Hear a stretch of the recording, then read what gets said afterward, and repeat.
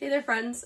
So today I'm going to be starting a new, I guess, series of reactions because they're going to be a couple different videos just because I don't want to post it all at once because the video would be like 3 hours long, maybe more. That's a lot. And we'll also see if YouTube even lets me post this or not. We'll find out together. Anyway, I'm going to be reacting to the Next to Normal musical Proshot that came out. Now, Next to Normal is a musical from 2009, 2008, sorry. It was in the 2009 Tonys, which it did not win, but it won like the Pulitzer Prize that year for drama. But it was made in 2008. That was the original version. This is a Proshot they just did for the West End production. And I just keep hearing how wonderful it is. Now, Next to Normal is a musical that I really enjoy, but I always kind of hesitate to say is like one of my favorite musicals because I think there's so much great stuff about it, but I also think it does have some, not problems, I guess problems. There are times where it makes me uncomfortable, and I think it's partially supposed to make you uncomfortable, and I think part of it is a little bit of flaw in the maybe execution, and I've just kept hearing how great this is, both from people who have never seen the musical before and from people who love the musical are saying that this is like the ultimate version, which makes me really excited. I've never seen the musical in person. I have seen slime tutorials, which if you're a Broadway bootleg fan, you know what's up, of the both off-Broadway version and the Broadway version. And I do really like it. But I'm really curious to see what this is like. I also know it stars that guy Jack Wolf, who I don't know anything about, but people seem to love him a lot. I think he was in, I don't think he was in Spring Awakening in the West End, but I think he was in like a concert of Spring Awakening. I have a deep love of the musical Spring Awakening. Anyway, all this to say that I'm really excited, but I'll be fully honest, I really encourage you, if you have not seen this musical, please either go to PBS, where I think it's free until June. You can just watch it. You can watch the whole thing. Or go on YouTube and, I don't know, mess around and see if you can find the Broadway version. It's super easy to find. Don't watch this reaction to experience the story, because I'm watching it as someone who has seen 2 versions of it and listened to the soundtrack many times. I wouldn't say I'm like an expert at this musical or anything, but I'm familiar with it. And I really am sitting here wanting to compare stage direction stuff and production and performances. I really want to do kind of, which I know you're not supposed to compare, but I'm really curious because I think it's so interesting to compare the off-Broadway and the Broadway version. I'm really excited to compare this one to the Broadway version. So that's a lot of what I'm going to do. Now, if for some reason you don't want to go watch the musical, but you still want to watch this, there's like a big reveal that happens in the musical, like half hour in maybe. I'm going to be talking about it up front. So this is your warning. Please go watch the musical. It's wonderful. It's sad. Maybe go look up some like trigger warnings for self-harm and for mental illness stuff and a lot of things like that, drug use, lots of stuff. It's a bummer. It's a bummer musical for sure, but it's good. And now I'll just be full on giving a very brief summary of the basic core of the plot before we go in here, just because I'm gonna be up front of just like talking from the beginning as if we already know what's gonna happen. It is about a woman, Diane, who is struggling with some mental health issues, mostly being bipolar. She and some others, they're not really specific. I imagine there's some other things going on there.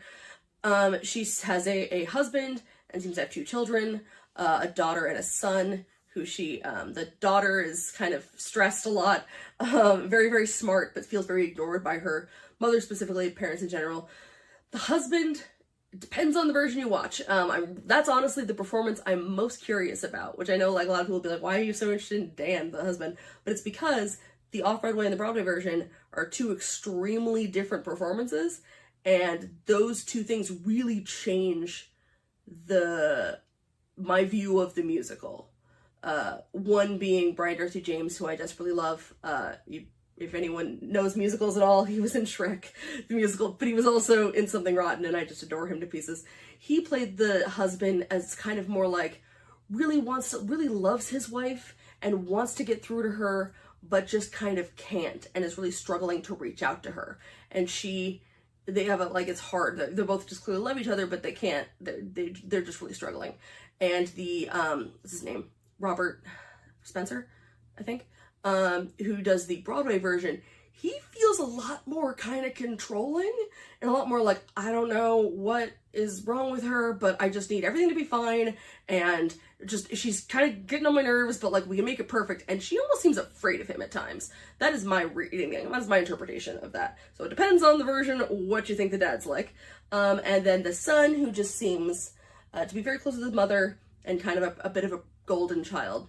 Well, everything seems okay, her dealing with her meds and things, until one day, the daughter's boyfriend comes over, and they're gonna have a family dinner, and then suddenly the mother, as we're gonna see, I'm telling you this a little bit, we're gonna watch it, I know, I'm sorry, she randomly is like, oh, it's someone's birthday, and brings out a cake, and, when the boyfriend asks whose birthday it is, the daughter says, it's my brother's, and then it's revealed that the son has been dead for 18 years. The son died as an infant, and she sees him all the time, but he is in fact not there. So a lot of it is the struggle of her mental illness versus her daughter trying to figure out what to do with not having, basically constantly being compared to this child that doesn't exist anymore. Also the fear of, what if I end up like my mother? What if it's hereditary? The husband trying to figure out how to help his wife, all these different things. It's a big hot mess, but it's really pretty. And we'll talk more about the son later, because that's an interesting, I'm curious to see how they do him, because I always kind of see that character as sort of a threat and kind of ominous, so I'm curious to see how this works. Anyway, that was a lot of babbling, but I really did want to do an intro on this, and while I will just be doing this short video, maybe like the first song, maybe the first 2 songs, I will be watching the entire thing. Either I might just watch the first 2 numbers and then see if YouTube lets me post it and then watch the rest of it, but I will be recording it like all at once, basically the rest of it. So I'm not gonna be like stopping and then starting and then trying to remember where I was. Like I'm gonna watch it together, just gonna cut it up and post videos. Anyway, that's a lot of babbling, I promise. In the comments, I'll put a little time cut. There we go. So let us go.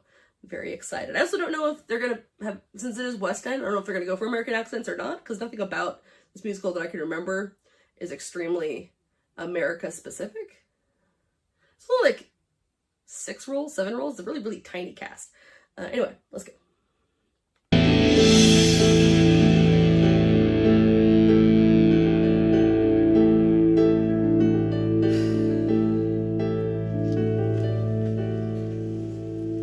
What are you doing up? It's 3:30. It's the 7th night this week. I've sat till morning. Oh, great. Here we go. Imagining the ways you might have died. Yep. And tonight's winner is... In a freak September ice storm with no warning. Because that happens. There's a gang war. There's a bird flu. Trains collide. What do we say about watching the news? Now you act all sweet and surly, but you swore you'd come home early and you lied. You gotta let go, Mom. I'm almost 18. Are you snorting coke? Not at the moment. Who's up at this hour? Father, go up the back way. Why does he hate me? Because you're a total loser. You can't call me a loser. Is everything okay? I heard voices. Okay, so we're censoring things, which I guess makes sense. It's on PBS, because the original line, I think, is twat. You're a little twat. Automatically there, and I feel kind of bad that I spoiled everyone for it, but I just kind of wanted people to get to know what we're getting into. But yes, that immediately, that foreshadowing of like, I thought of all the ways that you could die, you gotta let go, things like that. But immediately, they seem to have a really cute chemistry. And he's adorable. He's a little guy, and she's got a lovely voice. I guess they are going for American accents here. But my goodness, she just started, and she's got a really beautiful voice. The original performer of Diana, that's that character, the main character, Alice Ripley, who I will choose not to talk about outside of the role. Not the best person. Y'all can Google that if you like. I don't really want to deal with it. There's a certain presentness so far. Granted, it's the beginning, I know, in this version. I feel like the one in Alice Ripley's performance always seemed kind of spaced out a little bit, which I think was maybe a choice because of medication that the character was on. I don't know. Then again, I've only seen her in a couple of roles, and she always kind of looks a little bit spaced out, so that might just be a her thing. But anyway. Just me talking to myself, you know. Now you head on upstairs. I'll be up for sex in a minute. Joel, are you sure everything's okay? Go. That was on purpose. They're the perfect loving family, so adoring, and I love them every day of every week. So my son's a little brat, my husband's boring, and my daughter, though a genius, is a freak. Still I help them love each other, father, mother, sister, brother, cheek to cheek. Natalie, it's 4 a.m. Is everything okay? Everything's great. Why wouldn't it be great? It's great. I've just got 3 more chapters of calculus, a physics problem set, a history quiz, and 2 more pages on floral imagery and flowers for Algernon, which just, everything's so under control. It's just calm. Okay, honey, you need to slow down and take some time for yourself. I'm going to have sex with your father. Great. Thanks. So glad I know that. The daughter Natalie is a character that I feel like is a struggle because you do feel bad for her. But I find I don't know if it's the character on the page or if it's the performance in I can't recall her name. The girl who played her in both the Broadway and off-Broadway version I've seen. She was also in the American Psycho musical. Because I love the American Psycho musical. Super underrated, just saying. She kind of played her, like, I kind of wanted to punch her in the face half the time. Like, I felt bad for her, but she was really kind of obnoxious sometimes. She sort of drove me nuts. And even immediately, first of all, Horse Girl, the t-shirt's perfect. This seems like a girl with the hair messed up and the pens in her hair and just, like, shaking and the Red Bull. Like, she was drinking a Red Bull, too, in the original, but it just felt so... It felt so performy, let's say. It felt very stage, over-the-top performance. This, I feel like I've met this girl. I've been this girl occasionally, but I have met this girl, and I kind of want to give her a hug. She just looks so, bless her, she looks so stressed, and so just, like, real. So far, all these performances, again, early on, 3 minutes in, have seemed very natural, which makes me really, really excited for the rest of this. So it's times like these I wonder how I take it, and if other families live the way we do, if they love each other or if they just fake it, and if other daughters feel like I feel too. 'Cause some days I think I'm dying, but I'm really only trying to get through. For just another day, for another stolen hour, when the world will feel my power and obey. This is another day, feeling like I'll live forever. Feeling like this feeling never goes away. For just another day. Him looking down at her. Those are perfect voices for those two characters. Wow, he's fantastic. Oh my god, just what a clear, bright voice. Such power to it, which really works, because her voice is also perfect, but in this kind of very delicate way that, like, when they sing together like that, he's overpowering her, which makes so much sense for those characters of, like, his presence constantly overpowering hers. I really like the way they've set up this staging, too, that it's, like, the kitchen in the middle. They kind of, sort of like that in the original production, various ones I've seen, where it's, like, almost like scaffolding to show kind of a house, but I like that, the little rooms are, like, you can't see into them. I wonder if that'll be, you can maybe change that and they can be looked into. But I think that's really cool to kind of have people coming in and out of the doors like that. And then just the kitchen in the center. It was great, wasn't it? That was great. Jeez, I'm late. That'll teach you to take a whole 10 minutes.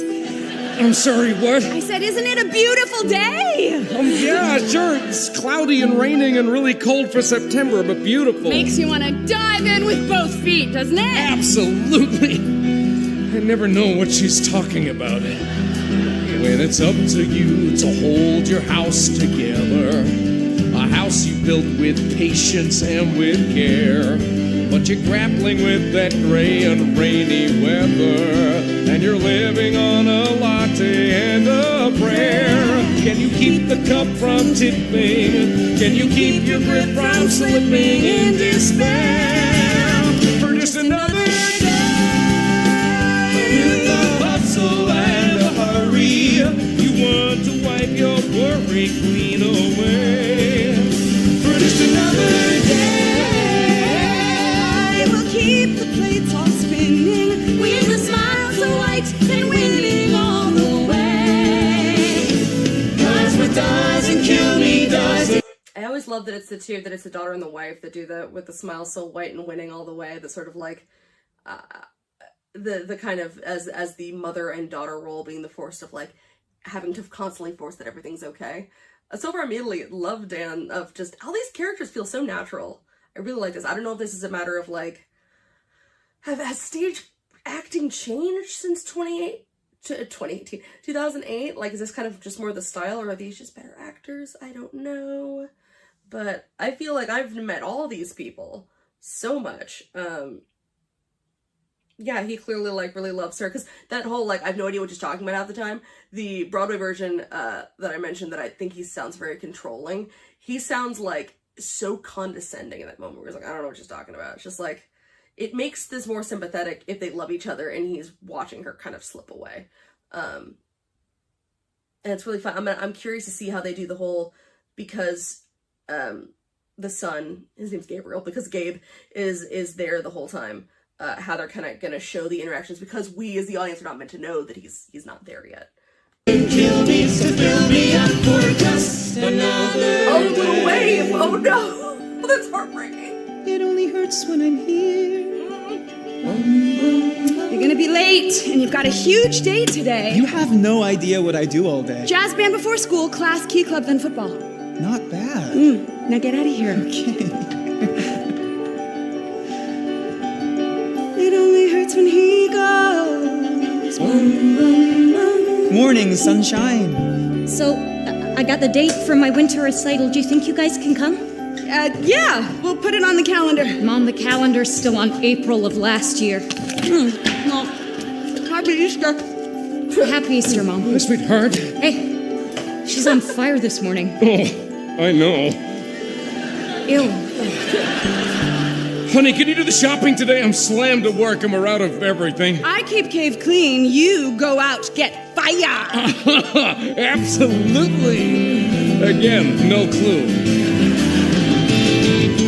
It only hurts when I breathe. It only hurts when I try. It only hurts when I think. It only hurts when I cry. It only hurts when I'm worried. It only hurts when I curse. It hurts when I say it's just another day. Misunderstanding. You wish that you were running far away. It's just another day. Things are growing, and you wish you would be careful what you say. Sorry. I almost made a comment at the beginning of this that I'm like, you know, oh, I might cry, but probably not, because I never cried at the original. I'm already tearing up. Because there's something so heartbreaking about him waving at his dad and sitting there and like trying to help him with his keys, and the dad doesn't see him. And obviously, Gabe represents more than just the dead son. He represents mental illness. He represents grief, especially. And so it's the idea of, and I'm just gonna screw it. I'm just gonna keep talking as if we've all seen the show. The idea that Dan really doesn't want to face, like, just kind of his way of dealing with his son's death, 18 years ago, is just to kind of let it go. Like, it was awful and it happened and then whatever. So it's him, like, denying the grief that's right behind him, that's trying to reach out to him, that, the mother is still, it's so present for her still. I'm fully already tearing up and nothing sad's happened yet. Oh no, I'm in trouble. Oh shoot. That's the problem. This is well acted. Also, I have to say, like, as someone who grew up in, like, middle class, and I had friends that were in, like, upper middle class, this number always felt so real to me. Oh yeah, you can see into all the rooms. That's great. They have that ability to kind of fog up the glass and then unfog it up. That's going to be fun to watch with the staging. And you can see the band there. That's so cool. I like the staging so far. The idea that I feel like a lot of families in, like, the neighborhood I grew up in, because it was a lot of people doing a lot of different things, that both parents worked and all the kids either had just their own lives or, different activities. It all just felt like a bunch of strangers that happened to live together, and a lot of times it was a bunch of strangers suffering separately and not really talking to each other, and I just think this song represents that really, really well. I'm so embarrassed I was tearing up already. Nothing's happened. Sorry. Clue. I don't need to go back that far. It only hurts when I breathe. It only hurts when I try. It only hurts when I think. It only hurts when I cry. It only hurts when I worry. It only hurts when I cry. It hurts when I say It's just another day. Misunderstanding. And you wish that you were running far away. It's just another day. Things are growing, and you wish you would be there, but you stay. my family say, You know I'll take what I can take. You know that we're just awake. Every day is just another and another and another. I will hold it all together. We're the perfect loving family. Diana. They say we're not then. I pause a lot. If someone's seeing this and don't want to play their videos, I pause a lot. I love that. I did not notice there was a turntable earlier. I'm dummy. Just fully didn't notice that. I love that it's her having that, like, having kind of a breakdown. Clearly she's having a manic episode right now. Her making a bajillion sandwiches on the floor. And it's like, it's going on behind the counter, and then it's as the turntable goes, we're seeing behind the facade, and we're seeing the breakdown behind it that you couldn't see if it was just stationary. Is such a great way to stage that. And the light kind of spasming a little bit, the spotlight, where it's kind of like, you know, buzzing in your brain sort of a thing. Oh my god, I'm already obsessed with this, and like less than 10 minutes in, this is so good. Oh, I really love clever staging. It makes me happy. Screw 'em. We're the perfect loving family. I will keep the place all spinning, and the world just keeps on spinning, and I think the house is spinning. Hey, Diana. The world keeps on honey, spinning. Oh. don't worry about it. Go on ahead. You'll miss your bus. Mom? Everything's fine, just making sandwiches on the floor.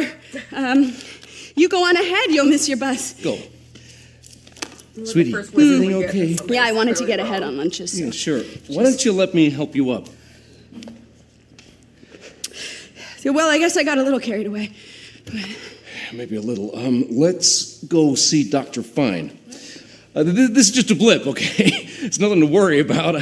I'll wrap up the sandwiches, and then we'll go.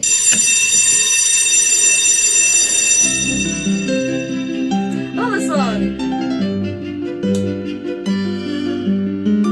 Oh, they're gonna censor it. Ooh.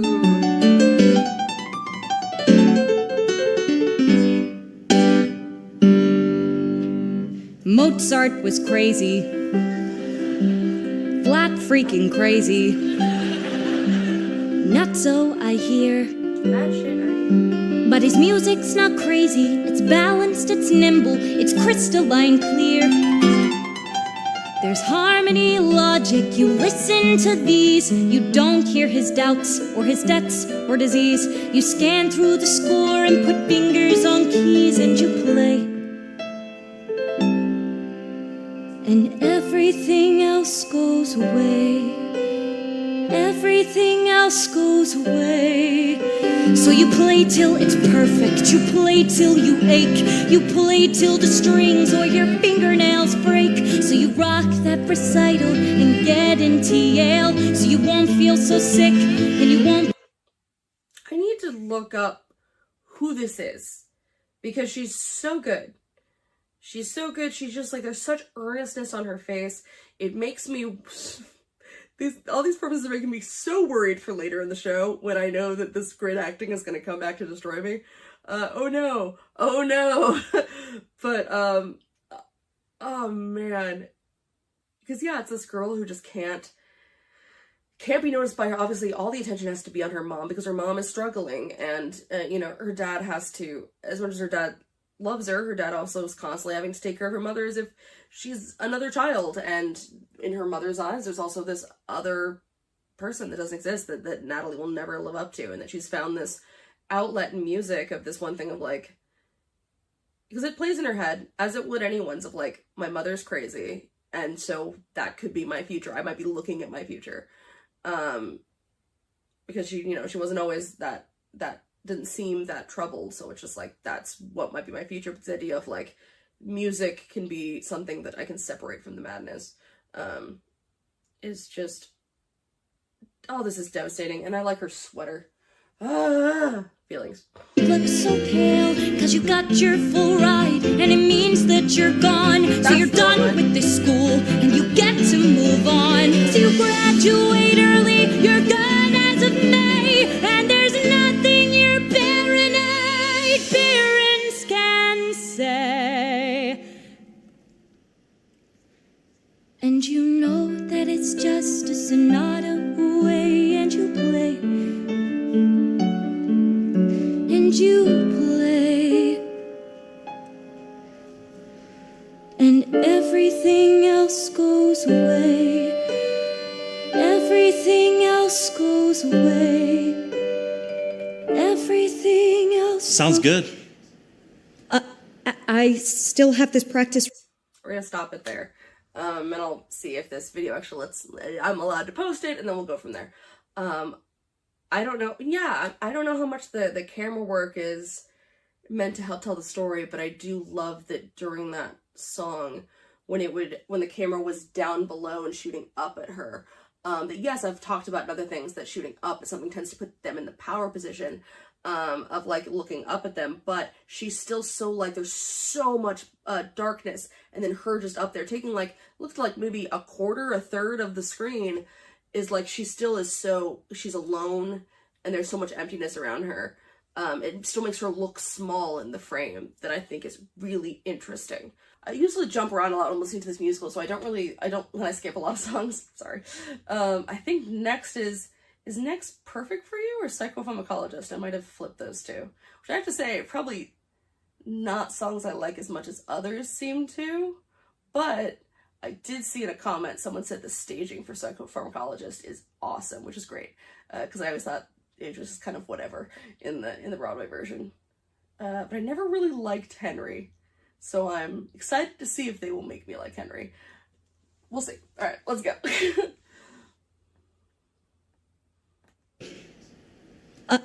I still have this practice room for 7.5 minutes. Oh, yeah, I mean, I know. I just like to listen. All right. I'm Henry. Natalie. Yeah, I mean, I know. It's a little creepy that you know. Well, we've gone to school together for like 6 years. Really? I sit behind you in 4 classes. Huh. I can't tell if he's doing a bad American accent or if he's just not trying to do an American accent. We're just gonna go with he's not trying to do one. And just Henry is sounds like maybe Scottish or Irish. I'm sorry, I'm gonna sound bad. I think he sounded Scottish to me. Also creepy. Maybe Irish. Oh, I'm so bad at this. Creepy. You're in here a lot. You know, before school and after.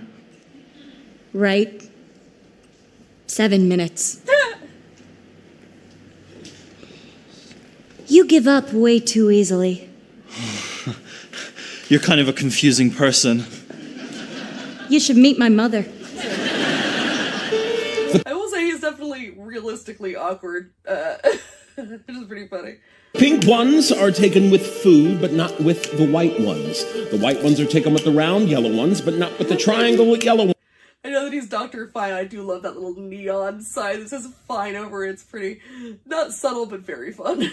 The triangle yellow ones are taken with the oblong green ones with food, but not with the pink ones. If a train is leaving New York at 120 miles an hour, and another train is leaving St. Petersburg at the same time but going backwards, which train do you Who's get on? crazy? The husband or wife who's crazy to live their whole life believing that somehow things aren't as bizarre as they are. Who's crazy? The one who can't cope, or maybe the one who'll still hope, the one who sees doctors, or the one who just waits in the car. Again, right away, this is really, just these little changes, to me anyway, really changes the story. Because if I can remember correctly, during this sequence, Diana is alone in the doctor's office. Dan is kind of, seems to be anyway, not with her, and is kind of just like waiting outside, basically. And the fact that when this starts, they're standing next to each other. They're more of a united front, it seems like. And also that he would think to go in with her, that he would try to be there with her. It's all just establishing that they are both just two people struggling in the face of just impossible situations. And that's the thing, is that like all of these characters are tragic. And I feel like that can get a little lost sometimes depending on what version you're watching, because it's sort of, I don't know, I think that's so interesting, because like when you watch a movie, it's always gonna be the same performance, but when you watch a musical, when you watch a stage production of anything, where different actors have played it, the slightest, I mean, like phrasing on a line can fully change how you think about a character, and therefore fully change your version now of what that show is. I think that's so fascinating. Like I've seen Book of Mormon like 5 times. I've seen Wicked several times. And just the littlest bit makes me feel something like, oh, I never saw that about this relationship. Oh, interesting. It makes you rethink everything about the show. Isn't that cool? Live theater's neat. I would see it all the time if I could. That's the thing. Like I would love to cover like things with bootlegs on here, and I think bootlegs should be available to everyone, because not everyone can afford it. But this whole idea that like it makes people not want to go see a show live. I saw plenty of bootlegs for Hamilton, but I was very happy to see it live. Like anything that you watch a bootleg for, it's like saying, oh, if they listen to a band's CD, they're never gonna want to see them live. It just doesn't make sense to me. Anyway, also the way that like Diana in the Broadway version was just kind of sitting there listening to the doctor, whereas this one, like, Diana's kind of pacing. She's clearly upset. She's feeling overwhelmed just by the list of medications, which that little tray of meds, I've spoken on here quite a bit about. My mom and sister both struggle with chronic pain and chronic fatigue, and several other unfortunate medical situations, and their medical their meds trays are truly absurd for the amount of stuff they have to take each day. So it's just giving me what that's like. Yeah, I don't know. I think just having him stand there really makes a difference to me. I think it's very interesting. And I was a wild 25, and I loved a wife so alive, but now I believe I would settle for one who can drive.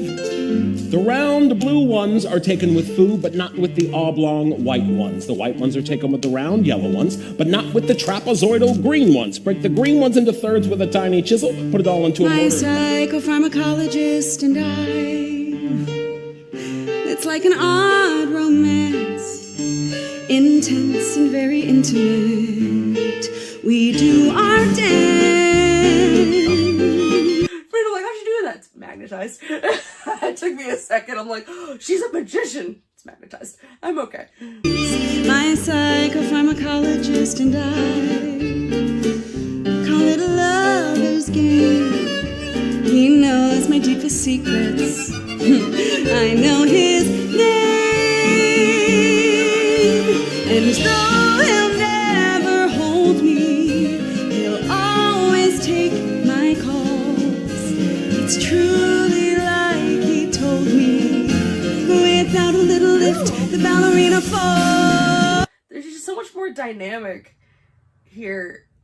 I love all the movement. Oh, we got pills up there. Oh goodness, I forgot. Yeah, I think at the beginning of the show, she's only seeing a psychopharmacologist. She's not seeing like a talk therapist, which I don't recommend. I say currently doing that. I moved not long ago, so I found a psychiatrist to get my meds, but I haven't found a therapist here yet. It's not a good way to do things unless that works best for you. But clearly in this situation, I don't think it works best for her, as we will see. Diana, bipolar disorder with delusional episodes, 16-year history of medication, adjustment after 4 weeks. I've got less anxiety, but I have headaches and blurry vision. And I can't feel my toes. So we'll try again, and eventually we'll get it right. Not a very exact science, is it? So often Taxil and Buspar and Xanax, Depakote, Clonopin, Ambien, Prozac. Ativan calms me when I see the bills. These are a few of my favorite pills.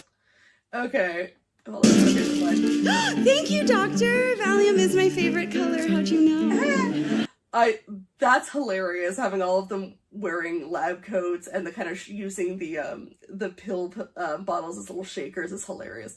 I flinched a little bit at the mention of Prozac. Prozac's bad. I'm sorry. I'm sure it worked for some people. It led to the worst 48 hours of my entire existence. I personally, if you have my exact chemistry, do not recommend Prozac. That was truly horrific. It is so hard though, because like, you know, when you're trying medications, you do go through this, and it's so disheartening and so frustrating, because you are going to potentially have some really bad side effects.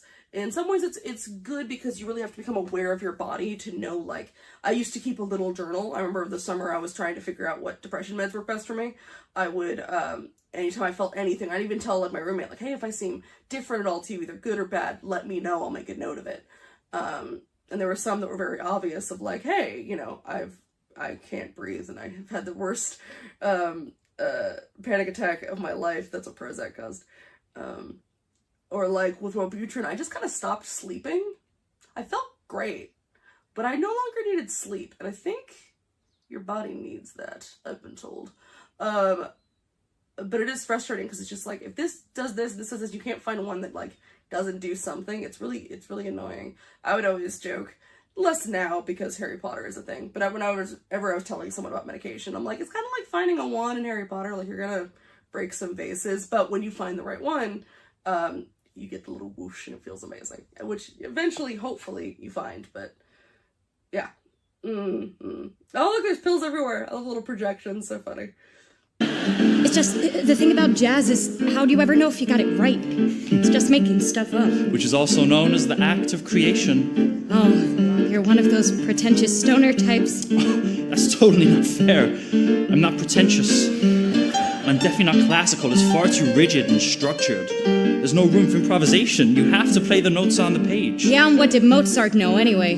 He should have just smoked a bowl and jammed on Twinkle Twinkle Little Star. Yeah, let's do that.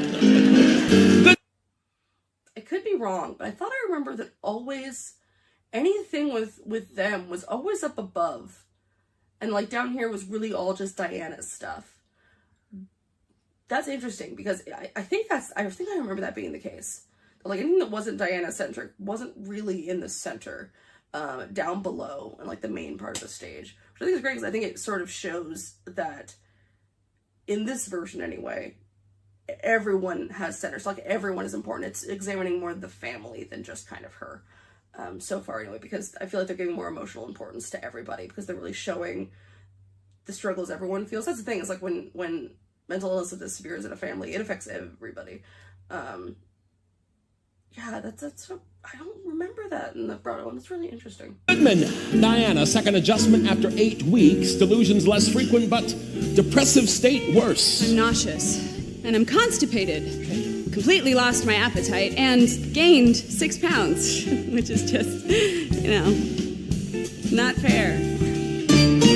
May cause the following side effects: one or more dizziness, drowsiness, sexual dysfunction, headache, tremors, nightmares, anxiousness, anger, exhaustion, insomnia, irritability, nausea, vomiting, Odd and alarming sexual feelings. Oh, and one last thing. Use may be fatal. Use may be fatal. Goodman, Diana, third adjustment after. I don't know about the miming licking. That was great. That was a great shot. And also such a great way of showing how overwhelmed she feels by the medication. And just everywhere she looks, she's just seeing pills and what they'll do to her and all these things. And it's leading up to her dumping everything down the sink.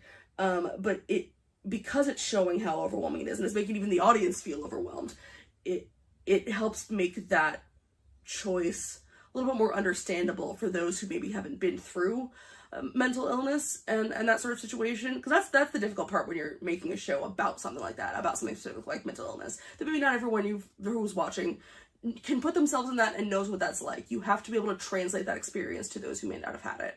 I feel like this is showing that in a really great way of showing how just overstimulating and dizzying it can all be with the spinning. They're doing a great way of utilizing this turntable as well, I gotta say. Yeah, no, I feel like I'm just kind of babbling at this point, but I just like it. I just have a lot of things to say, and it's really good. After 12 weeks, reports continued mild anxiety and some lingering depression. I now can't feel my fingers or my toes. I sweat profusely for no reason. I've wasted like weeks of practice with you, improvising. Oscar Peterson was classically trained. Beethoven did cocaine. Miles Davis went to Juilliard. Mozart wrote poems about farts. Fortunately, I have absolutely no desire for sex. Though, whether that's the medicine or the marriage is anybody's guess. I'm sure it's the medicine. Oh, thank you. That's very sweet. But my husband is waiting in the car. Who's crazy? The one who's half gone, or maybe the one who holds on, remembering when she was 20 and brilliant and bold.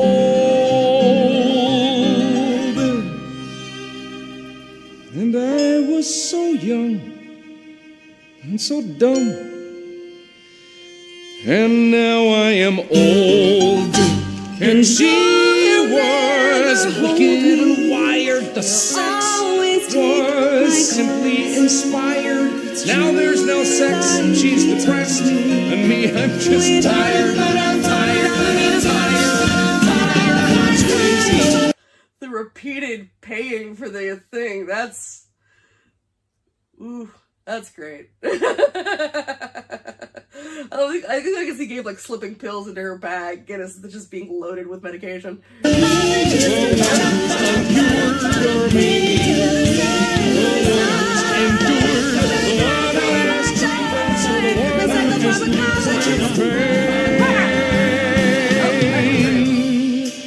They say love is blind, but believe me, love is insane. Goodman Diana, 16 weeks. I don't feel like myself. I mean, I don't feel anything. Uh-huh. Patient stable.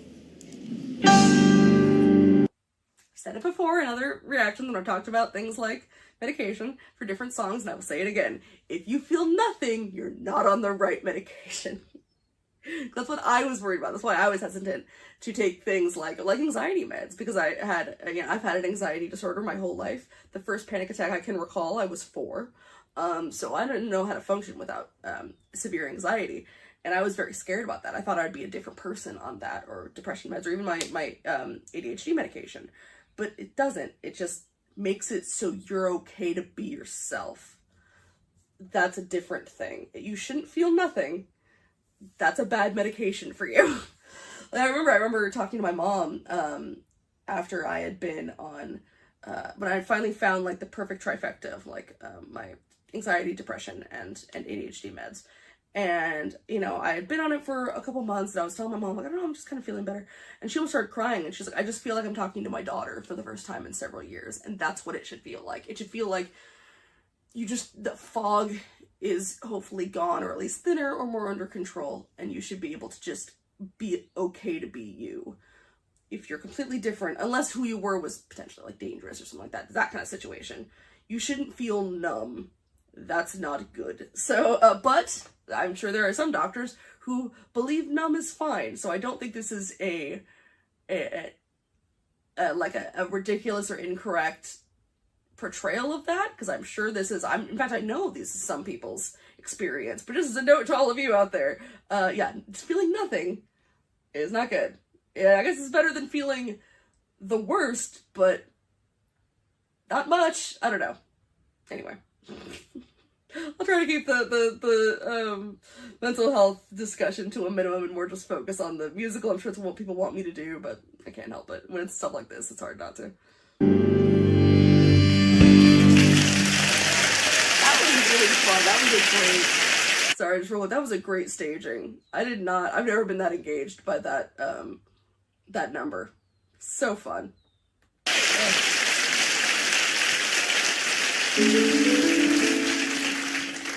Hey, your mom's like in the next room. She's in denial. It's totally convenient.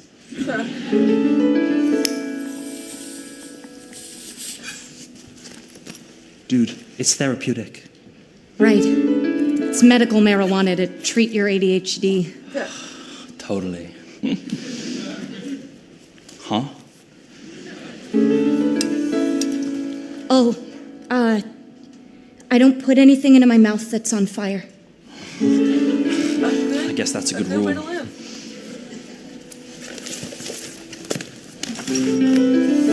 Oh, no.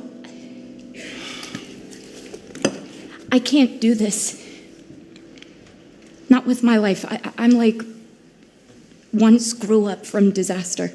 Your life's not a disaster. The environment is a disaster. X is a disaster. You're stoned. Our planet is poison. X. I do. Natalie is breaking my heart more because you can just so feel that her anxious portrayal seems so real, and also she just seems like she's on such a thin tether that like the slightest thing could just break it. Like she is barely contained within her own skin. You just kind of want to hug her a little bit, but you're also afraid if you hug her, it would upset her. Oops. The oceans, the air, around and beneath and above you. Henry, that's true, and I totally care. I'm trying to tell you I love you. What? The world is at war, filled with death and disease. We dance on the edge of destruction. The globe's getting warmer by deadly degrees. And this is one messed up seduction. This planet is pretty much broken beyond all repair. But one thing is working, if you're standing there, perfect for you. I could be perfect for you. I might be lazy. God, having her still on the stage, barely lit there, that shot right there is kind of everything. It's kind of everything, because the whole thing of Henry and Natalie being this sort of like, like a comparison, a parallel to what early Diana and Dan were, and then obviously Natalie's biggest fears being becoming her mother, and then sitting there and terrified to let someone love her because of what she's afraid she could become. And he's sitting there professing his love, and then Diana's just sitting there in the middle, hunched over. Everything that she's afraid of, standing in between the two of them.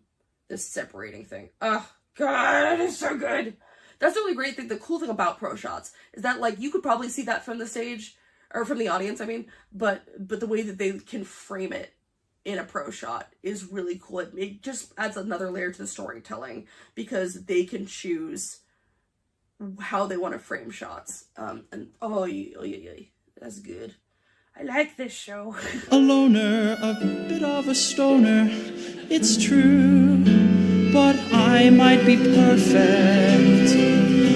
I'll make myself perfect for you. You square all the corners, I straighten the curves. You've got some nerve, Henry, and I'm just all nerve. But even if everything else turns to dirt, we'll be the one thing in this world that won't hurt. I can't fix what's messed up, but one thing I know I can do. I can be perfect for you. I can be perfect for you. I mean, it's also like the first time Natalie's probably had anyone that we've seen, obviously, really look at her like that. Like, she exists, like she's everything. Regardless of how Henry's, a goofy stoner or whatever, it kind of doesn't matter, because it could, not that it could have been anyone, but I just mean that, like, Natalie's never had that before. Even if, like, her father loves her, her mother and father both love her, the line from Superboy and the Invisible Girl of Diana saying, "I love you as much as I can." And Dan loves her, but when you have someone like Diana in the family, where like you have to give her attention. It's not like she's asking, she doesn't want it, she can't help herself, but she kind of needs the attention because of just how she is. You become invisible, and suddenly the invisible girl's getting looked at like that. And yeah, why wouldn't she fall for that? And then also it's giving her something to care about outside of her family, outside of her crazy situation of like, if I can just focus on you, if you can ground me, great. But then of course that grounding is not great when it leads her to doing drugs, not necessarily the kind of drugs Henry would want her to, blah, blah, blah. You know how it goes. You know the story. Perfect for you.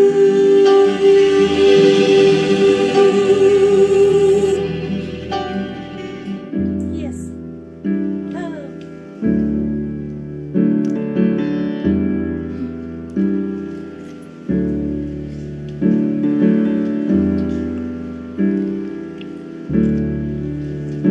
Nice house. Can I come in? Oh, no. Are you spying on your own daughter? When did she get a boyfriend? Ew. How did I miss this? Well, you kind of miss a lot.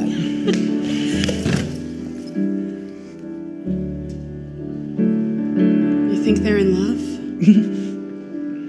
Who knows? They're young. They're horny. It happens. Marry me. What? Marry me. Let's have a family. It's sad that when she's on her meds, just being there in that scene, but not, like, being there but not being there, she's kind of feeling numb like she is from the meds. She seems like she's felt like she's become a ghost in her own house. Like, she only has Gabe to talk to. That's really sad. That's interesting. And also it's like, what, the few times we see her really kind of concerned with and talking about Natalie, it's to Gabe, that like she can't seem to do it to her daughter's face. Now, I know we're too young, but we're not. I'm almost 22. And how do you know that this isn't a sign saying we belong together? How do you know it's not a sign saying get new rubbers? Because I know it's not. I love you. And this baby. Dan, this is crazy. Maybe it is.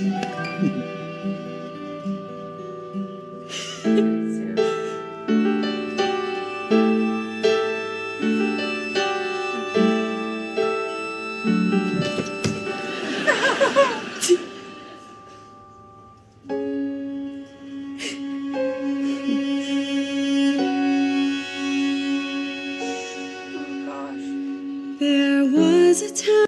We're talking for 30 minutes. No, let me do one more song, because then I think after this is gonna be good. No, basically the night of the birthday. So let's do this, and then the next part will be that. I'm gonna try my best to kind of separate them as much as I can where it story-wise makes sense. So we'll do this song that will in no way be devastating at all. It'll be fine. Time when I flew higher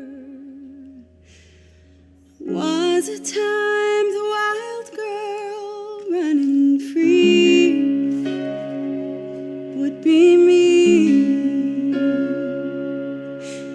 Now I see her feel the fire. Now I know she needs me there to share. I'm nowhere. Oh boy.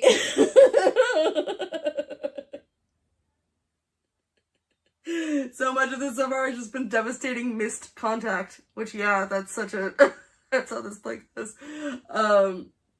The almost touch there. And again, reinforcing that I love that they have a strained relationship to begin with, but right now on her medication, she feels like she's nowhere, she doesn't exist. Which is why it's the wrong meds. you should talk to somebody. Why am I yelling? They should talk at the... It's that thing. It's like Hades Town, where it's like you're still kind of hoping that it's going to have a different ending. Even though you know it doesn't. But you're still kind of hoping. God, that's such a devastating... Of having her right there, having Natalie in the room with her while she's singing it for that little part, makes it just more devastating. It is kind of funny. It's like they sat there in a lab and we're like, how can we make this hurt more? I know. Oh, God. All these blank and tranquil years, seems they dried up all my tears. And while she runs free and fast, seems my wild days are past.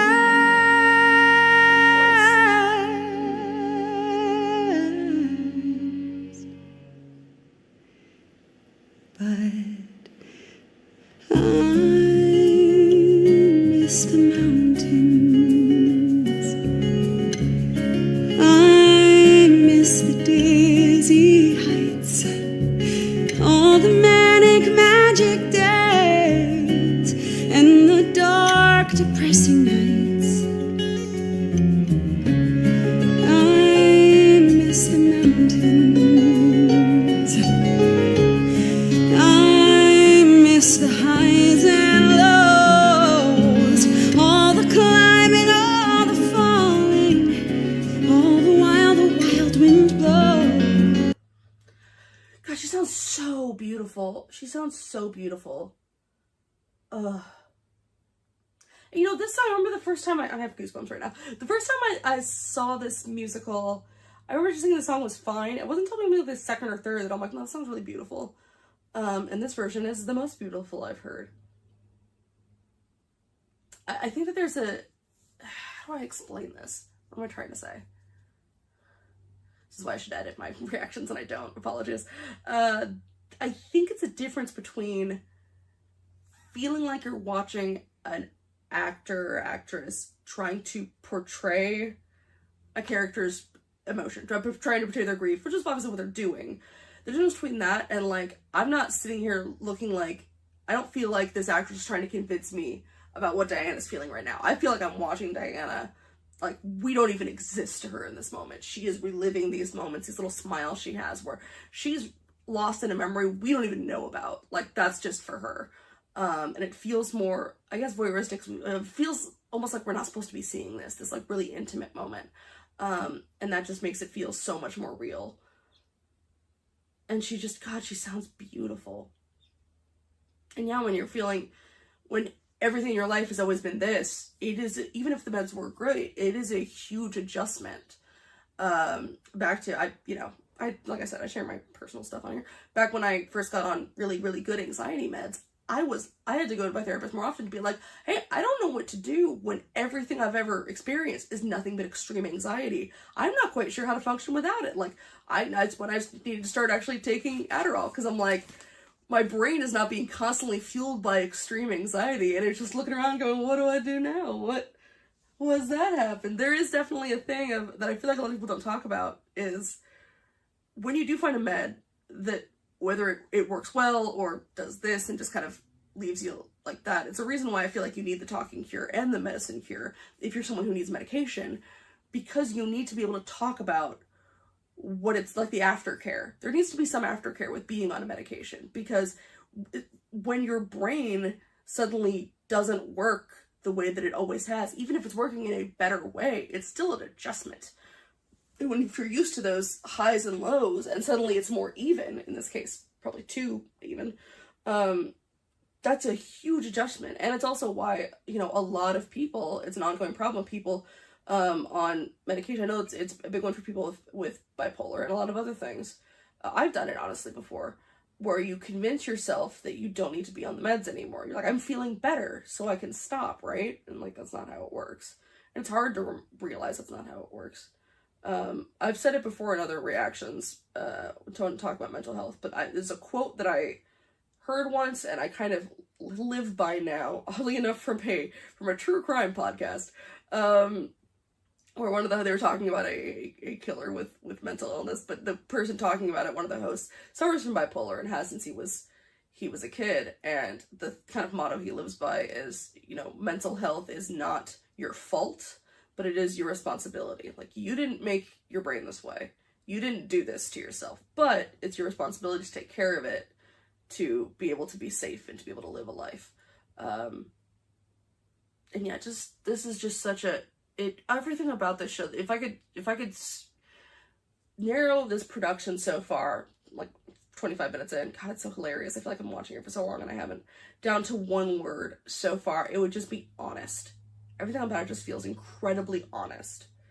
I know someone in the comments mentioned that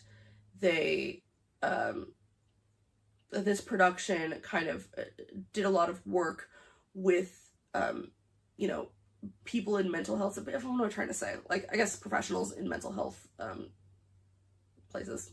I'm sorry, my brain. I'm on like no sleep. I don't sleep very often, so I'm a little fried right now.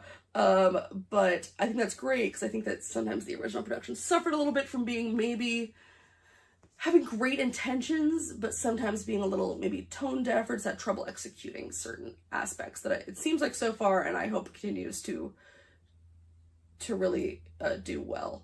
I'm babbling again. I apologize. I tend to apologize for that, but look, it's I talk too much. It's just how it is. Such is the way of my reactions. I never show up. All right, let's go. But gosh, this is truly beautiful. Stinging you with snow and soaking you with rain. I miss the mountains. I miss the pain.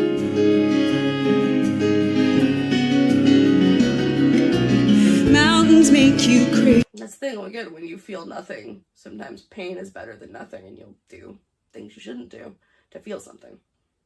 Not good. Here it's safe and sound. My mind is somewhere hazy. My feet are on the ground. Everything is balanced here and on an even keel. Everything is perfect. Nothing's real.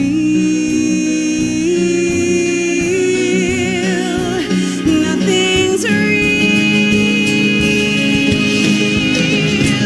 And I miss the mountains.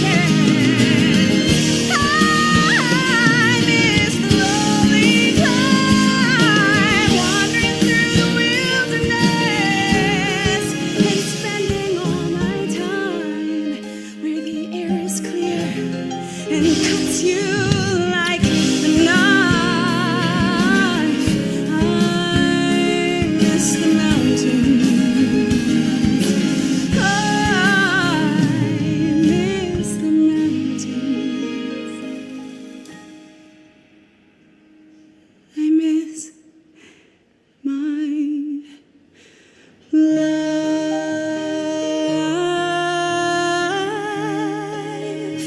I miss my life.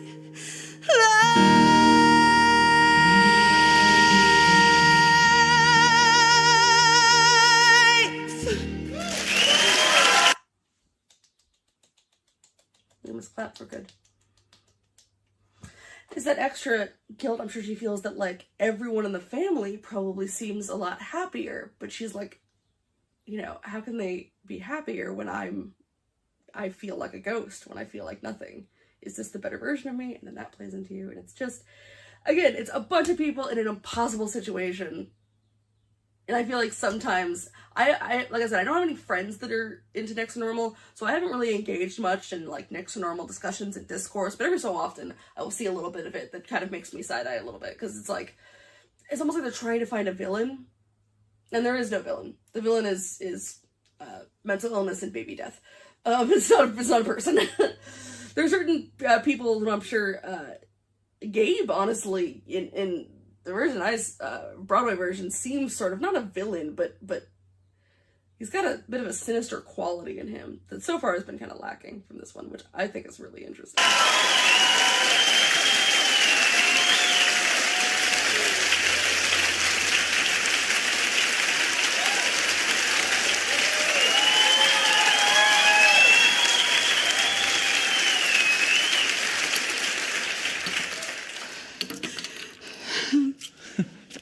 Are you sure about this, Mom? What, you think it's a bad idea? I think it's a great idea. Yeah, I think you're brave. What will your father think? Nothing. If he doesn't know.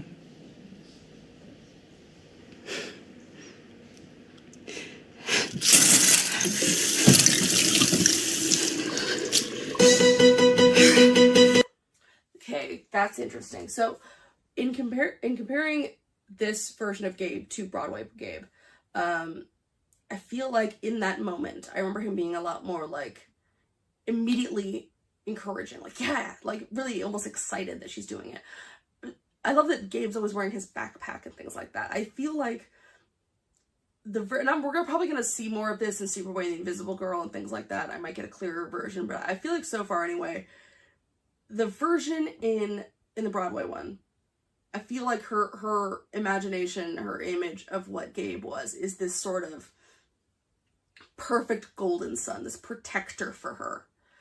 Whereas this one is a little bit more realistic, a little bit more maybe kind of delicate. And it's like she wanted a son that can be larger than life and protect her. And she wants a son, this one wants a son that just is a real little boy that she can take care of, kind of a thing. And the fact that he looked kind of hesitant and then said like, no, I think it's a great idea. I think you're brave. He is even more so a manifestation, I think, of herself and maybe of her mental illness, being not sure if she's doing the right thing, but also it's an echo chamber of him going, yeah, you should, because that's what she feels like she should do. I hope that makes sense. Again, it's that thing of little changes in a performance can just totally flip what you think about what's going on in the play. It's gonna be good. It's gonna be good. It's gonna be good. It's gonna be good. It's gonna be good. 2 weeks and it's all working just the way I knew it would. And I don't sit at work just waiting for the phone to ring. It's a good thing. Ring. Ring. Hello. Oh, hi, sweetie. Yeah, everything's great, fantastic. I disinfected the entire house, rewired the computer, and did some decoupage. Okay, bye-bye. Next, I think I'll... It is so funny watching. I think in the original, it's just her by herself in the kitchen, kind of like she is going through different manic episodes. But having Gabe, again, always present with her, it's just kind of like, it's less this sort of strange presence he has over her in the original, which is almost like, but I can show you more when we kind of look at his performance in the original. It's not a villain. There is no villain in this show, but it does have a sinister quality to it. I feel other people don't necessarily. But in this, there is just sort of this weird playfulness to him. I'm just kind of watching her like, look at her go, like handing her the phone and things like that. Of course, there's Dan just being so, but you know what? Not unrealistic. So kind of oblivious to what is happening. But I've definitely had those people in my life that, you know, as long as I'm performing well, as long as everything surface level seems okay, they're like, then everything's better and we're great. And it's like, yeah, totally, it's gonna be good. So I think that's a pretty realistic depiction of that. We tiled the roof. It's gonna be great. It's gonna be great. The sex is still amazing. That's interesting, where he's the one that grabs her and pulls her back to basically to show off that she's functioning. He's kind of leading her in places of like giving her the phone and making sure to point her in the right direction. That's a really interesting choice. I love that. That again, if he's representing not only grief, not only her son, but also mental illness, in this case, it's like kind of fake it till you make it is still kind of controlling her, but in a way of like making it manageable so that she seems okay. Oh, interesting. And we don't stay up that late. It's almost been a month and she's as happy as a clam. Do I look great? I am. Oh, damn. Look, I'd ask you in, but it's too soon. We've been going out for 9 weeks and 3 days. Don't I get to meet your family? Oh, you keep count? You're so the girl. And no. Natalie, and this must be Harry. It's Henry. Pleasure to finally meet you. Come on in. Why don't you join us for dinner? Dad, no. So if Gabe interesting. So if Gabe corrected, that means that, that means Diana remembered his name. Which again, those that I mentioned before, the sadness of like Diana registering her daughter more than than Natalie's aware of, and that Diana's capable of showing, is very sad. That's a lot that I've heard people, stories of people who have bipolar or manic mothers, situations like this has happened, so it's very interesting. That is definitely not in the original, but interesting. Really, kids, stay. He's got It's gonna be good. Homework. It's gonna be good. Surgery. Gonna sit right down together like a happy family should. Rabies. And eat and talk and laugh and joke, my pride, my brood, and me. It's gonna be good, you'll see. We'll smile and chat and just like that we'll all be all okay. It's gonna be great, it's gonna be great, it's gonna be great that way. Hey, it's gonna be good, it's gonna be great. Sit right down together like a happy family should. And eat and talk and laugh and joke. Again, if we don't know, if you're watching this and have no idea what the plot is, it still makes sense. Like, Gabe's behavior looks like he's just kind of picking on his little sister, which is hilarious. Oh, he's always running toward her. Yeah, it's that thing of, like, in the original, she wanted to be protected, and in this, she wants to protect him. She doesn't want someone to run away to. She wants to protect him in the way that she couldn't when he was a baby. And that's a really interesting way to play this. Joke my family and me. Hey, Giggles! It's gonna be good, gonna be good, gonna be, gonna be, gonna be, gonna be, gonna be good, good, good, good, good, good, good, good, good, good, gonna be good, gonna be good, gonna be good, you'll see. Okay, it's somebody's birthday. Whose birthday is it? My brother's. The fact that he was just there. I didn't know you had a It's brother. like this, like she just said she had a surprise, and then of course he disappears. I don't. He died before I was born. What? What is it? He's not here. He's not here. Love, I know you know. Do you feel he's still real? Oh, I think I remember in the original one, she had the cake and just was kind of lost as he's singing this, and she's like, what? You know, kind of just sort of in a daze. There's a lot of her performance in the original that's very... Alice Ripley tended to play her almost looking over-medicated, even when she wasn't medicated. But the heartbreaking thing of her kind of laughing, like, what you're saying doesn't make sense, and she's actively looking for him. Makes it worse. The fact that she, like, looks upstairs, it's like, hang on, she was just here, kind of a thing. You guys are being silly. Give me a minute, I'll show you. Let me just find him. I suppose it's more lucid than her just kind of looking dazed, but she's that much in her own world that it's less like, I feel like the original was a lot more like she was off in a fantasy world. In this, it's like, what's the difference between fantasy and reality are so pushed together that it's like she just can't see the edges and gets lost in it. Is really hard to watch. This is heartbreaking. Love, it's just not so. Just gonna be here in a second. Oh my. Why is it you still believe? Do you dream or do you grieve? You've got to let him go.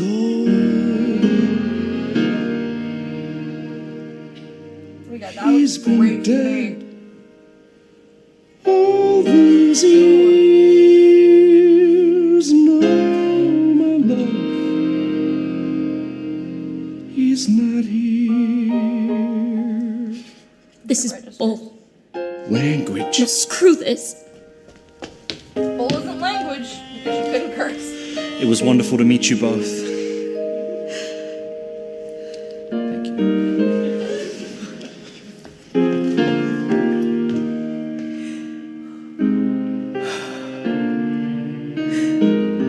What about the new meds? We have the happiest septic tank on the block. You they were working. They weren't, really. All right, we'll get a new round. We'll go back to Dr. Fine. No! Diana, look, I know this is hard. Oh, you know? Really?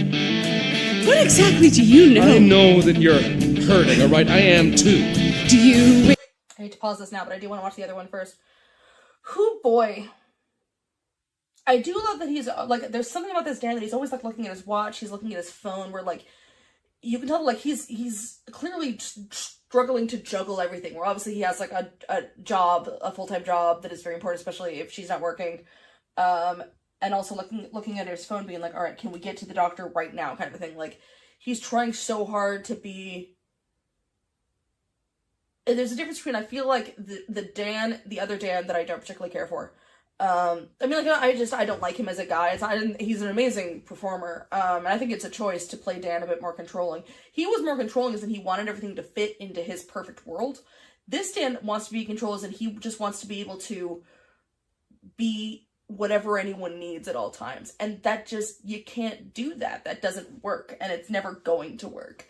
Like, you just can't make everything okay for everyone. Especially in a situation like this. You're just kind of, you're doomed to fail. Well, I'm sad. Can you just, like, I so would love to hear people who went and watched this, because I think maybe I knew what the twist was when I went to watch the musical the first time. If anyone saw it in person or saw it, you know, the old slime tutorial or just saw the Proshot and went in blind, I would love to know what your thoughts were when that moment happened, because it's such a great reveal. And so just, like, you think, wow, this show is going to be a sad show about a woman's struggle with mental health, and then just the rug gets pulled out from under you, and underneath the rug is a bed of spikes, and you're like, ah, it hurts! And it's just horror. You realize, like, how deep this is going to go into everything is awful. I really, really, really would love to hear people's experiences from that. All right, I'm gonna hop over to this guy. Maybe it's silly to do them, not this one first, but I just kind of want to remind myself what those other two were like, and then watch this one. But like I said, I will put a time skip right here I'll have it in the comments for if you want to skip ahead to just when I watch the rest of this. Diana, look, I know this is hard. Really? What exactly do you know? I know that you're hurting. I am too. Do you wake up in the morning and need help to lift your head? Do you read obituaries and feel jealous of the dead? It's like living on a cliffside, not knowing when you'll dive. Do you know what it's like to die alive? When a world that once had color fades to white and gray and black. When tomorrow terrifies you, but you'll die if you look back. You don't know. I know you don't know.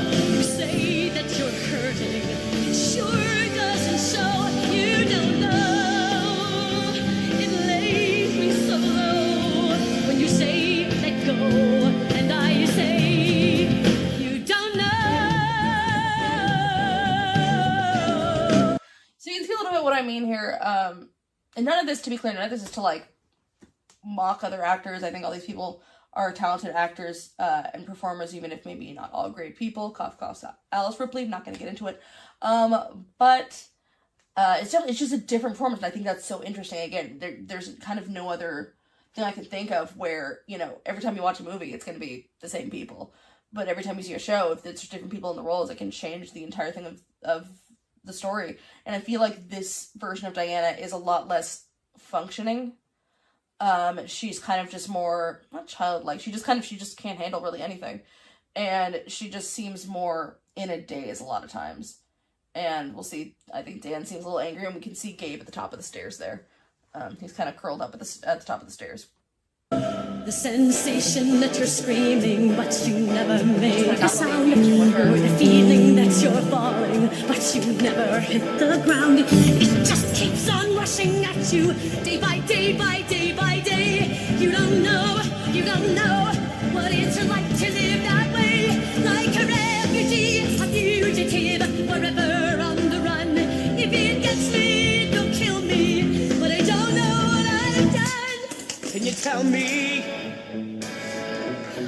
what it is. It's that, like, he's not really listening to her until she kind of has to grab what he's doing. He's just like, just put away the stuff. Like, he's kind of ignoring her to be like, you've made a mess of things, I have to put it away. And then it's not until she grabs stuff physically from him that he actually makes eye contact with her. Which goes a lot of this Dan being very much in denial.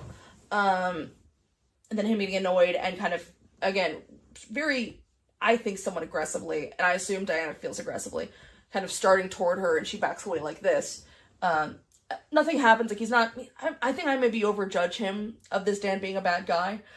It just, he makes me nervous, I guess I'll say. He just does. Is you're afraid of? Can you tell me why I'm afraid it's me? Can I touch you? We've been fine for so long now. How could something go wrong that I can't see? 'Cause I'm holding on, and I won't let go. I just thought you should know I am the one who knows you. I am the one who cares. I am the one who's always been there. I am the one who's helped you. And if you think that I just don't give a damn, you just don't know who I am. I guess I just feel like he's there, but none of his words come off as comforting. His voice is amazing.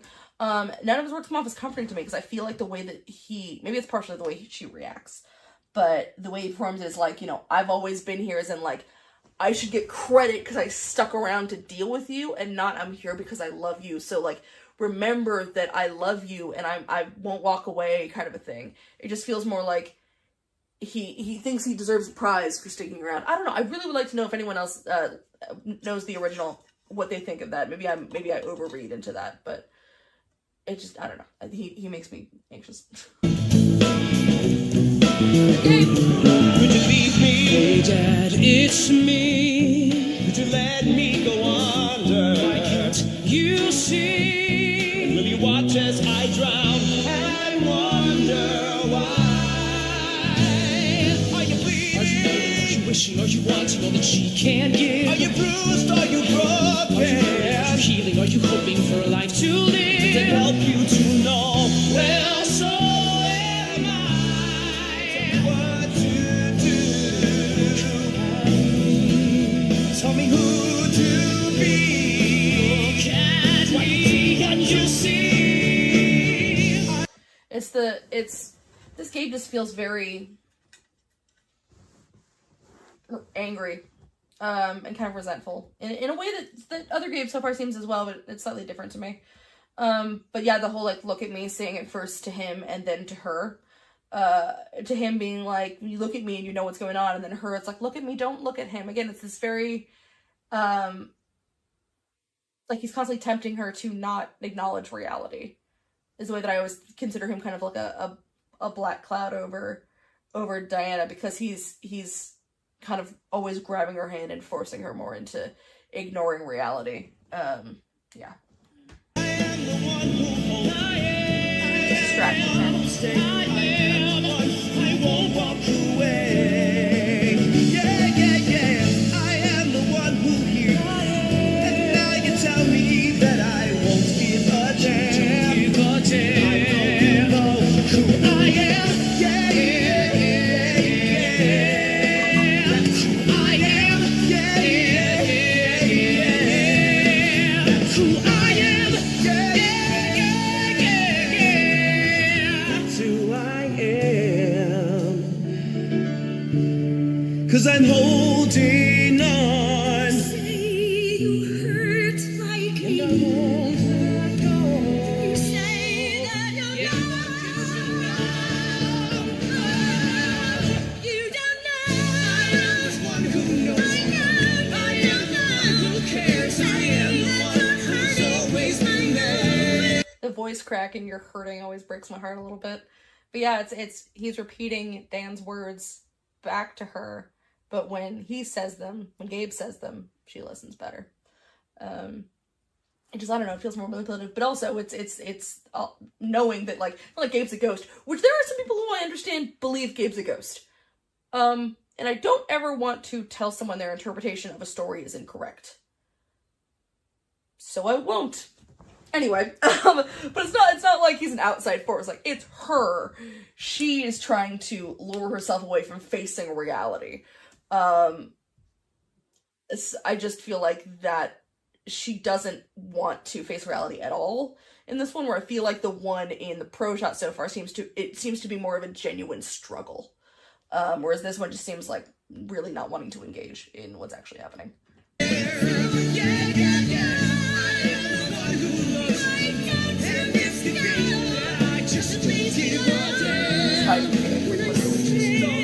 So weird. I am. You don't know who I am. You don't know who I am. You just don't know who I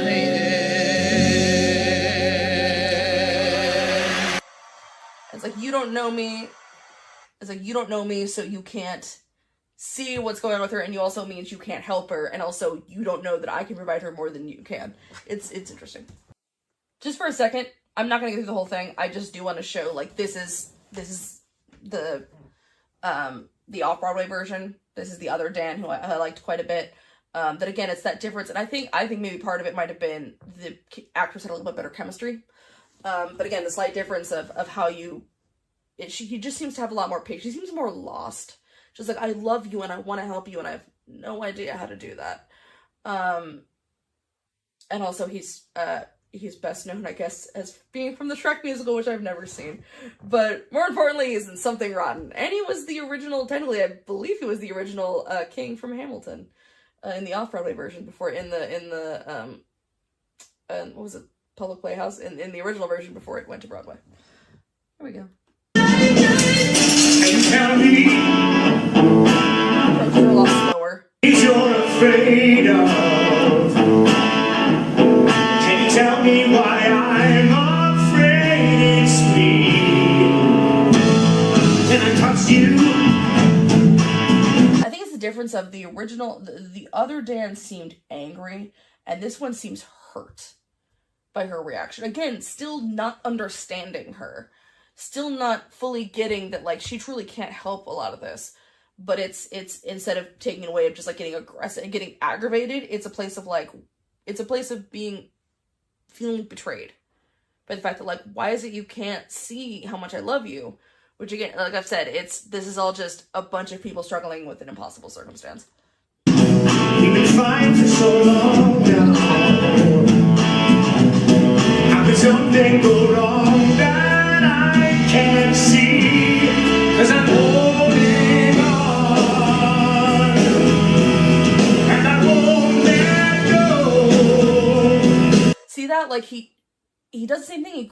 He kind of grabs her like that, still keeping some distance between them, but she's not curled up like this. She's kind of pausing, and then, like, you can almost see the recognition come into her eyes of, like, right, yeah, like, almost like she didn't know who she was talking to for a second, and then it came back to her, and she, like, touches his chest and then touches his face. Maybe it's just these two had better chemistry, but it's a totally different story to me. I don't know. I just thought you should know. I am the one who knows. I am the one who cares. I am the one who's always been there. I am the one who tells you. And if you think that I just don't give a damn, then you just don't know who I am. No, it's the same Gabe, so we don't need to watch that part again. But yeah, it's that thing of both of them choosing to do things a little bit different. And I really am curious to know if she made changes to Diana based on just how she was feeling with that Dan, or if it was just she decided to make Diana different. I would love to know. But I don't know. Anyway. And now we'll be doing You Don't Know and I Am the One, and then we're gonna end it for the day. So thank you for bearing with me on my weird little kind of journey here. Make sure that it's still recording the right window, because that would be such a bummer. Okay, great, it is. Hooray! And so yeah, just seeing that performance, I'm really curious to see these people who have been just vastly different from the ones I've seen, how they pull off, because that Tony performance is the first thing I'd ever seen of the show. So this is kind of a cool moment of seeing this cast that I've been so in love with for the last 30 minutes. Oh god, I talk too much. To see them perform the thing that got me into the show. Wake up in the morning and need help to lift your head. Do you read obituaries and feel jealous of the dead? It's like living on a cliffside, not knowing when you'll dive. Do you know what it's like to die alive? When a world that once had color fades to white and gray and black. When tomorrow terrifies you, but you'll die if you look back. Oh my god, okay, so we had the, oh god. See, again, it's in this, I just have so much to say because there's so much going on. In that, in the version you saw right there, you saw a bit of the set. That's about, like, even the Tony performance, like, that's about what the set looked like. In this, with just those added kind of glass up there they can do things to, have changed so much, because this being kind of how, you know, with the flickering spotlight, her mind affecting what the show looks like to us. Now seeing those clear glass slowly fogging up, and they're fogging up in a way that looks like basically the clouds are rolling in, literally. It looks almost like a storm. It also almost looks like a brain. That's so interesting.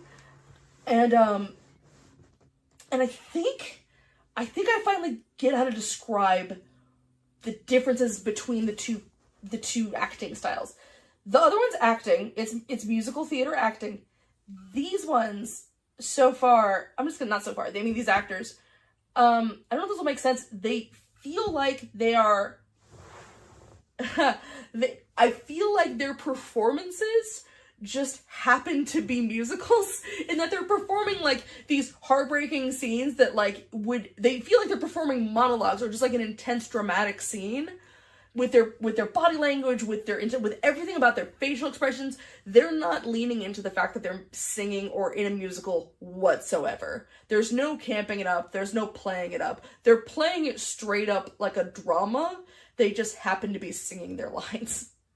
I hope that makes sense. That is how I feel about these. It's just, when she kind of like squinted, like, when do you read obituaries and feel jealous of the dead, which is such a great line. It just shows you, this show made some mistakes, I think, when the original made some mistakes when it comes to some mental health depictions, but I feel like there are quite a few lines in there that really do succinctly explain things like, dissociation, or in this case, despair. And that line is very, very, like, yeah, that's sometimes what depression feels like. And it's just very succinct and very, like, that's all it is. And someone can hear that line, even if they never felt it, they can be like, oh, I have no idea what that feels like, and that feels horrible. That sounds awful. As opposed to just being like, she's really sad. Like, no, she reads about dead people and is jealous she's not one of them. It is a lot. Yeah, no, this is just really good. I feel like I just say this is really good a lot, and I'm sorry. But I'm glad, so far people seem to like me. Every time I make one of these, I'm like, well, here will be the one that everyone's like, shut up, you talk too much. But, so. You don't know, I know you don't know. You say that you're hurting, it sure doesn't show. You don't know, it lays me so low when you say let go. And I say, you don't know the sensation that you're screaming, but you never make a sound, or the feeling that you're falling, but you never hit the ground. It just keeps on rushing at you, day by day by day by day. You don't know what it's like to live that way, like a refugee, a fugitive, forever. Kill me, but I don't know what I have done. Can you tell me? Oh god. Oh, okay. Again, now that we've just watched that other one, we can really compare, especially these two. How, as opposed to the last one where he was trying to put stuff away and was just kind of getting frustrated, he is locked on her the entire time. He is really just like, she has his full attention, as we're seeing where he's kind of wiping tears out of his eyes. He's heartbroken because his wife is sitting there going, you can't understand what I'm feeling. Part of that, I'm sure what he's hearing is you can't understand what I'm feeling, as if like you didn't go through the same horrible thing I did, which being the horrible event of their child's death. But in a way, it's true, the part of you can't understand how I'm feeling because you don't have my brain chemistry. It's something I've had to deal with a lot with my parents, of being someone who, you know, sometimes I'll share a worry with them and they'll be like, oh, well, you have to and they'll just explain the rational reaction to it. Of like, well, that shouldn't be a problem, or that's not a worry because of this. And that sometimes I have to go like, I understand, Mom. I know it's not rational, unfortunately. And it's good to know it's not rational, but unfortunately, this is just what my brain does, and your brain's never going to do that, and I'm proud of you for that, but it's because my brain is wired different than yours. And so, therefore, you can't know what I'm feeling, because, lucky for you, your brain doesn't do the things my brain does. And that moment where she turns to the audience, and that moment where she's clearly just like in her own head for a second, it's like, as much as she's trying to explain how she feels and get through to him, she can't even get all her words out that she wants to. She's only sharing that in her head. She can't manage to get those out, whether it's she's choosing to hide that or she just can't find the words out loud to say them. So even now, even when she's like spilling her guts, he's still not getting all the information. And she just looks like she's in so much pain. Everyone here's in pain. And I'm crying. It's part of why I was kind of not, like, when I wasn't doing well emotionally, I'm like, maybe I shouldn't react to next to normal right now. I was worried it was gonna be a bad time. And I'm not, I'm fine right now. But I wouldn't have been, like, 2 days ago. Alright, let's go. This is gonna hurt. What it is you're afraid of. And can you tell me why I'm afraid it's me? Can I touch you? We've been fine for so long now. How could something go wrong that I can't see? 'Cause I'm holding on, and I won't let go. I just thought you should know I am the one who knows you. I'm really, really glad we watched that right before I did this, because there's so many differences here. The fact that, like, when he just says, can you tell me what it is you're afraid of? And her face is just like, I don't know, it's a mixture of, how can I not explain, basically, I can't explain it to you, and how can you not know by now what it is? And, you know, I'm sure when he's saying, you know, why do I feel like it's me? To her, I'm sure she's just thinking, like, it's not all about you, shut up. But, like, of course, from his point of view, he just wants to, he loves her and he just wants to fix it, you know? I found a lot, not every man, but I found a lot of men when faced with, you know, things like mental illness in their partner or chronic pain, something that doesn't have an easy fix. They get upset sometimes because they just want to know what the answer is to make it stop. And there isn't always an answer, unfortunately. But the fact that in every other version I've seen this, I think I've seen 3 other performances of this song with different casts, he always puts everything away. She throws things. The fact that she kind of went, oh my god, and then immediately went to cleaning things up, as in she's just like, she just goes back into dissociation mode, which is just, you clean and you do your job and you just like, you do everything to put the mask on so that no one knows anything's wrong. So it's like she had her moment of breaking, and now it's like, gotta go back into mom mode. All right, yeah, let's clean up kind of a thing is heartbreaking. And also, it's the fact that, as opposed to last time, with the other ones where like he's doing all the work or whatever, she's just trying to put things away, but still he's trying to reach out. He's trying to help her. They're doing things more in this one together. He was in the office with her when they went to the doctor. He's doing the best he can to try to be there as being as equal as he can of a partner, as much as he can. And whether that's quantifiable to her or not is unclear, but, and also his singing here, I think this guy's a really good singer. We've heard it in other parts. Now, were the other singers that I played you, like, did they sound prettier?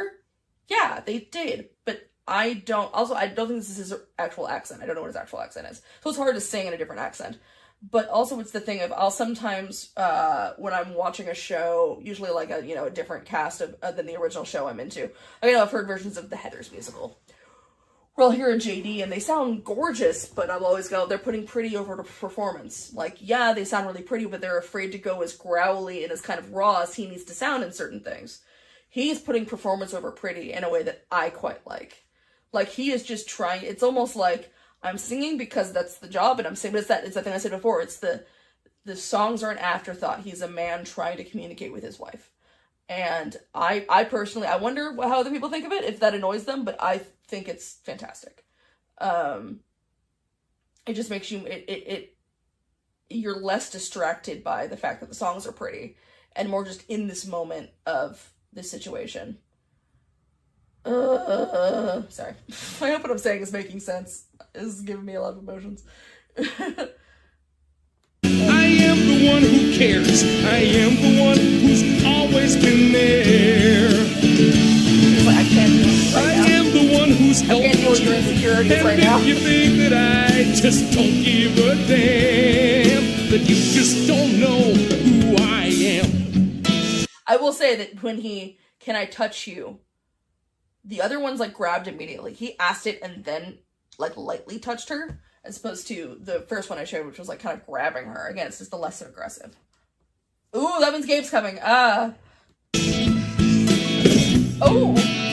Could you leave me? Hey Dad, it's me. Could you let me go under? Why can't you see? You watch as I drown. I wonder why. Are you bleeding? Are you waiting? Are you wishing? Are you wanting all that she can't give? Are you bruised? Are you broken? Are you hurting? Are you healing? Are you hoping for a life to live? Does it help you to know? Well, so am I. Tell me what to. God, he's just so, he's so in his dad's face. There's been so many more moments between Dan and Gabe that are just gonna make the reprise hurt so much more later. But yeah, like, he's so focused on him. And again, making that this Gabe doesn't exist just to be Diana's protector, or this, the Superboy, that this golden child she's invented. This is her son who, goes to her and loves her, and also is upset that his dad's ignoring him. She's made him more of a real person. But also, it's that thing of, like, that's the grief that Dan's ignoring, the grief that's standing right in front of him. It works on so many layers. I love how they're layering things in the show. And that, just help you to know, well, so am I. Like, I also want a life to live, but it's Gabe going, like, I would also like to be alive, you garbage man. Which has been in, like, it's the same lyrics as the other shows, but it's the difference of the performance. He looks so upset, but, like, kind of righteously angry, I suppose is the way I would describe it. He looks more righteously upset. And his eyes are just the thing of, like, his eyes are just on her, his eyes are just on him, and she's just there looking and watching this argument that Dan doesn't even know what's happening. She's watching two arguments, and she's supposed to be participating in one of them. Look at me. Tell me who to be. Look at me. So I can see when you. Both of them are to him, as opposed to the other ones. I've always seen it's look at me to Dan and then look at me to her. Again, trying to seduce her into just paying attention to him, forget Dan. It's all a focus on his dad. It's just like, if you just look at me, we could, like, it's just a little kid who wants to be seen by his father. God, this is killing me. See, I am the one who holds you. I am the one who stays. I am the one who won't walk away. I am the one who will hear you. And now you tell me that I won't give a damn. But I know you know who I am. That's who I am. That's who I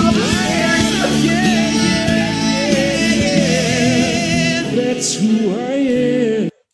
I love also that Dan has kept his distance. Every other version I've seen, he's, like, up in her face through all of this. but he's approaching very, very slowly. He doesn't want her to feel overwhelmed. He's really just trying his best, and there's so much in the body language here. 'Cause I'm holding on. You say you hurt like me, I won't let go. you say that you know.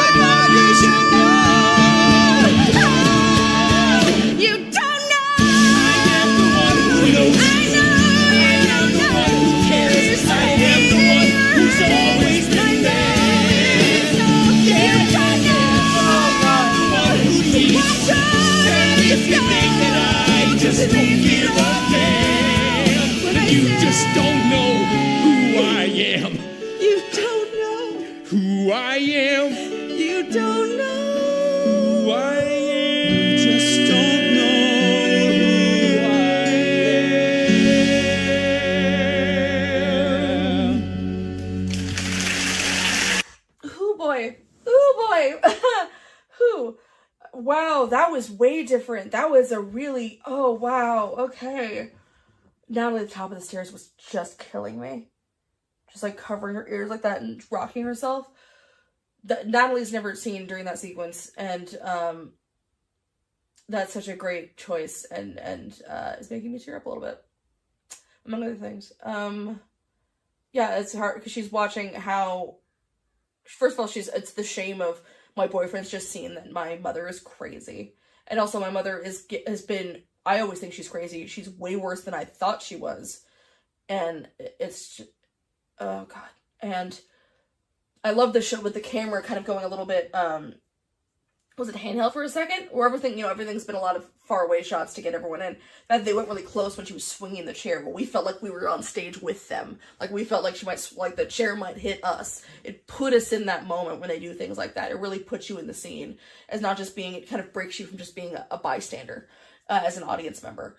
The fact that she swung it at Dan and then swung it at Gabe. It's that thing. It's not like in the other one where she was hiding against Gabe to protect her from this. She's feeling so overwhelmed by all of it. It really just shows more of not a woman hiding in delusion, but a woman who is suffering. And that it hurts to exist right now for her. Everything hurts. And now with even her delusions aren't safe anymore. They're also overwhelming. And they also hurt. And it's like her just sinking there by herself. And again, it's like Natalie up here, Dan on the stairs, everyone, again, it's that suffering separately. God, it's so good. Oh boy. Yeah, no, they did it better than that's crazy. They did it better than the original, for sure. I'm trying to think of a show that like it's kind of been accepted that a different version, like a later version, has done it better than the original. And people say that about Cabaret. I've only ever seen the movie Cabaret, so I've actually never seen the stage. But I know everyone says like the Alan Cumming version is like the ultimate version of Cabaret, not the original stage version. Some people I don't feel that way about Hedwig. I've seen the newer Hedwig in person, and I've seen video of the original. They're just very different. I think they both succeed in what they're trying to do. This is, I don't think I've ever seen one like this, where it's just like completely blows the original out of the water, makes it truly unnecessary. And I'm only 40 minutes in. I mean, I guess it could suddenly get really bad, but that would be crazy. It was like, we have a perfect 40 minutes, and then we just kind of start like wandering aimlessly and making strange noises with our mouths for the rest of the show.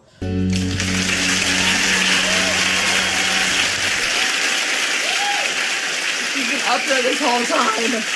Ugh. When she gets like this, she's useless. Can't use the phone, can't drive, can't... Well, I bet she's got great pills. I mean, not that I would go there. That stuff's inorganic. I'm totally ineffective, apparently. Know me? I'm old school. A dying breed. You see, all the preppies and the jocks, they're raiding their parents' medicine cabinets. They're popping Xanax and snorting Adderall. Really? I hate Henry.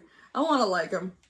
I like I like that Natalie has someone to talk to, but I don't like him. I do not. Though I do remember, I mean, like, I was in high school, what year? I think Next Normal came out in 2008. So I graduated high school in 2006. I will say a lot of people at my school did snort Adderall. And always wanted to buy my Adderall off me. And I was tempted, but I kind of needed it for, like, my brain. Yeah, so, I mean, I guess it's realistic. And most kids I knew in high school did drugs. So, It's that thing of, like, kids, a lot of the kids I went to school with, not necessarily myself, but kids I went to school with were pretty rich. And it's that thing of, like, they have money than they shouldn't have at that age. They don't know what to do with it, so they just buy drugs. And it's a little tangent, but I just cannot stand this boy. And I want to like you. Hey, you know what? This show made me care about Natalie, so, like, let's see what you got. But yeah, it's a tough one to pull off. Me, I'm the master of the lost art of making a pipe out of an apple. Yeah. You're the MacGyver of pot. You promise this'll help? No. What? Superboy and the Invisible Girl, son of steel and daughter of air. He's a hero, a lover, a prince. She's not there. Superboy and the Invisible Girl, everything a kid ought to be.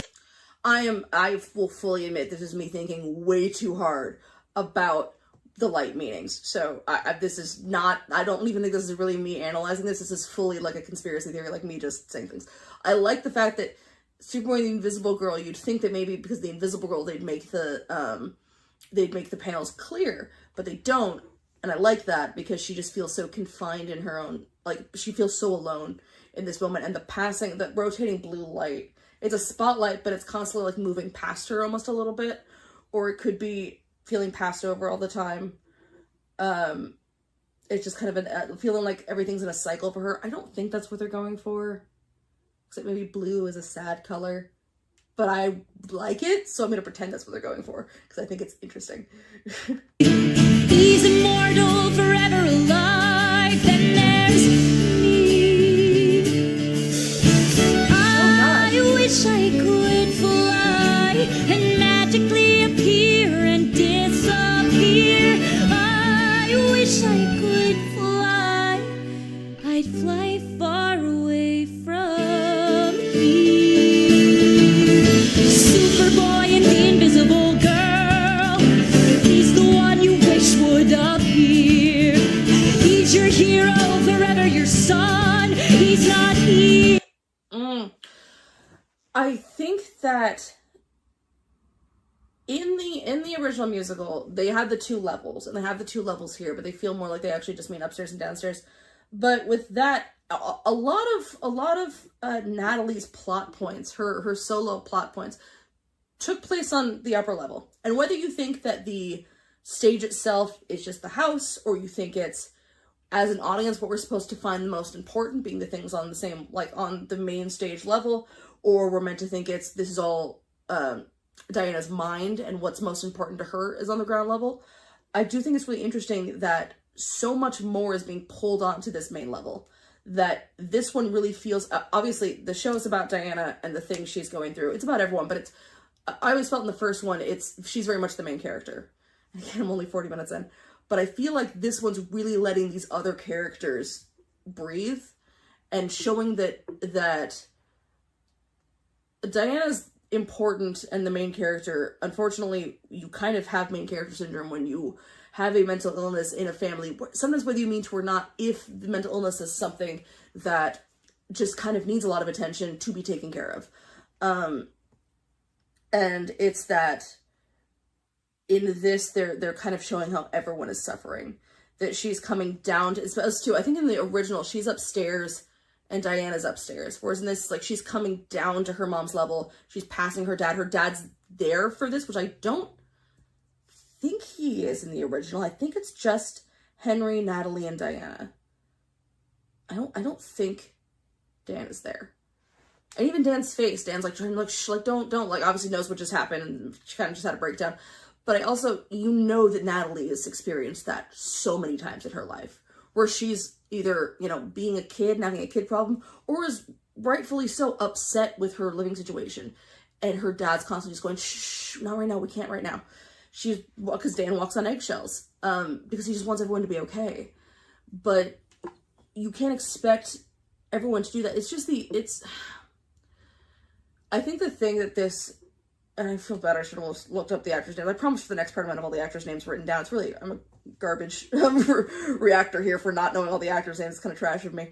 But the girl playing Natalie, I think that the thing that she brings to this more than anything is, you know, when you're seeing the original, they played up a lot of like angry teen who'd be like kind of flippant in a way, and like you feel bad for her obviously, and you feel some emotions about her, and she's a good actress, she's good, she's got a lovely voice. But this, I just see a girl who, because of the way she was raised, between her father constantly trying to just placate her mother who's so mentally ill and not okay, and not able to be there for her daughter, because, and I know you know that she knows she was born to be a Band-Aid. She was born to fix this marriage, to fix this family that was broken apart when Gabe died. And you see in this performance a girl who has never felt safe in her entire life. She's always, that's why she's like, she's nervous and stuff, it's because she is always walking a tightrope. And she doesn't even know what's on the other side of it. It's just so, you feel this kind of tense tether whenever she's there. She always looks like she's been about to cry, because yeah, you would be too. And I've had situations where, you know, before I moved about a year ago, I was in a living situation completely unrelated to this kind of things, I had the feeling of, I never felt safe. I didn't feel safe at home. I didn't feel safe at work. I had nowhere to go, and I almost lost my mind. It's why my parents helped me pay to move, because I just was like, I just felt like I could never breathe. I'd like flinch anytime I heard a noise. I just could not breathe. And you know that's how Natalie's feeling here. And the fact that her dad understands, and honestly probably understands better than anyone, but like he kind of feels like he can't do anything about it. It sucks. It sucks because he wants to be there for his daughter, but he also needs to be there for his wife. I don't know, it's really rough. Here, I am here. That's not true. You're our little pride and joy, our perfect plan. You know I love you. I love you as much as I can.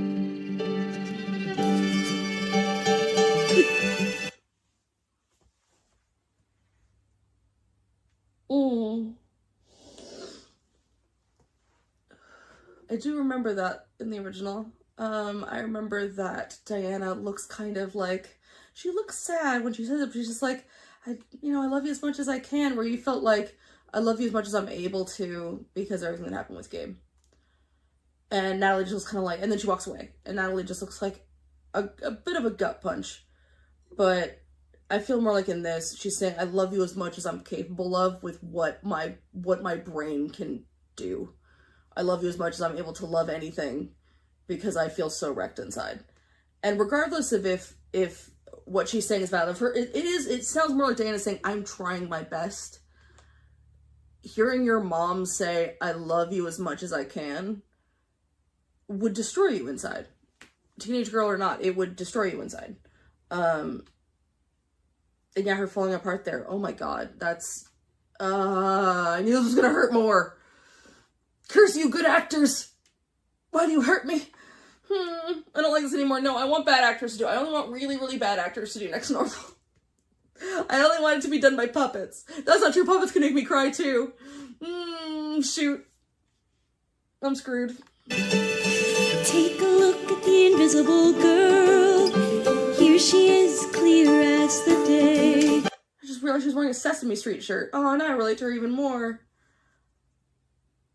Oh, sorry, I don't know. I don't know why I needed to pause at that. I just made me excited. I love Jim Henson. That puppet back there, it's orange. That's a hot dog puppet. I got that at Henson Studios. It's signed by Brian Henson, by Jim Henson's son, who I met. Boom. Off topic, yes, but I got excited. Please look closely and find her before she fades away.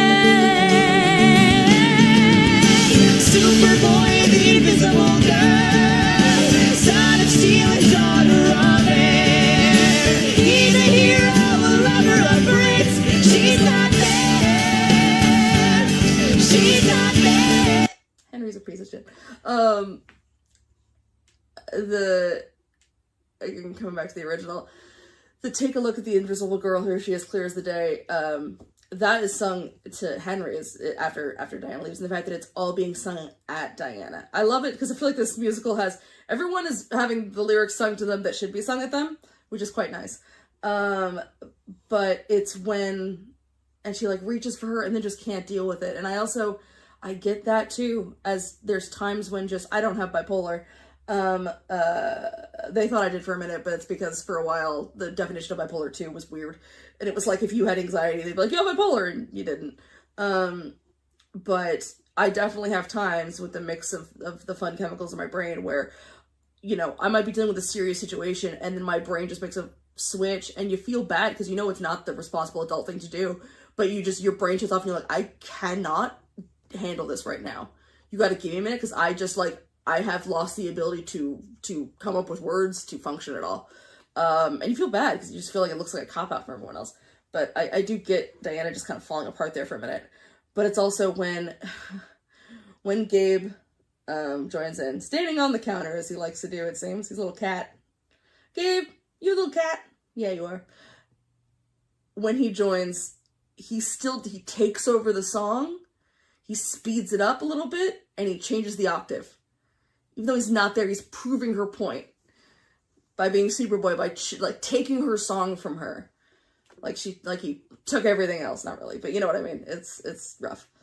Or there's also the thing of if he represents mental illness and if he represents grief for the entire family sometimes, not just Diana, then this moment of her falling apart and then Natalie freaking out, his voice is raised because it's like all of those negative thoughts are getting louder in Diana's head. I don't know, I never thought about it that way. A lot of stuff I'm saying while I'm doing these are thoughts I'm having for the first time while like watching this that I never thought about before when it came to this show. So I'm kind of voicing things going like, does that make sense? I think that makes sense. That might make sense. So I don't know.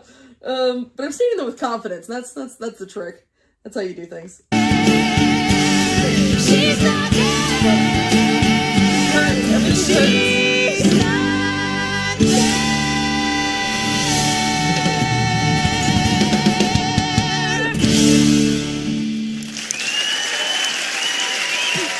See, he's like a little cat. This is all horrifyingly depressing, but come on. Please, someone give me a someone out there who can edit photos, give me an edit of Gabe as a little cat.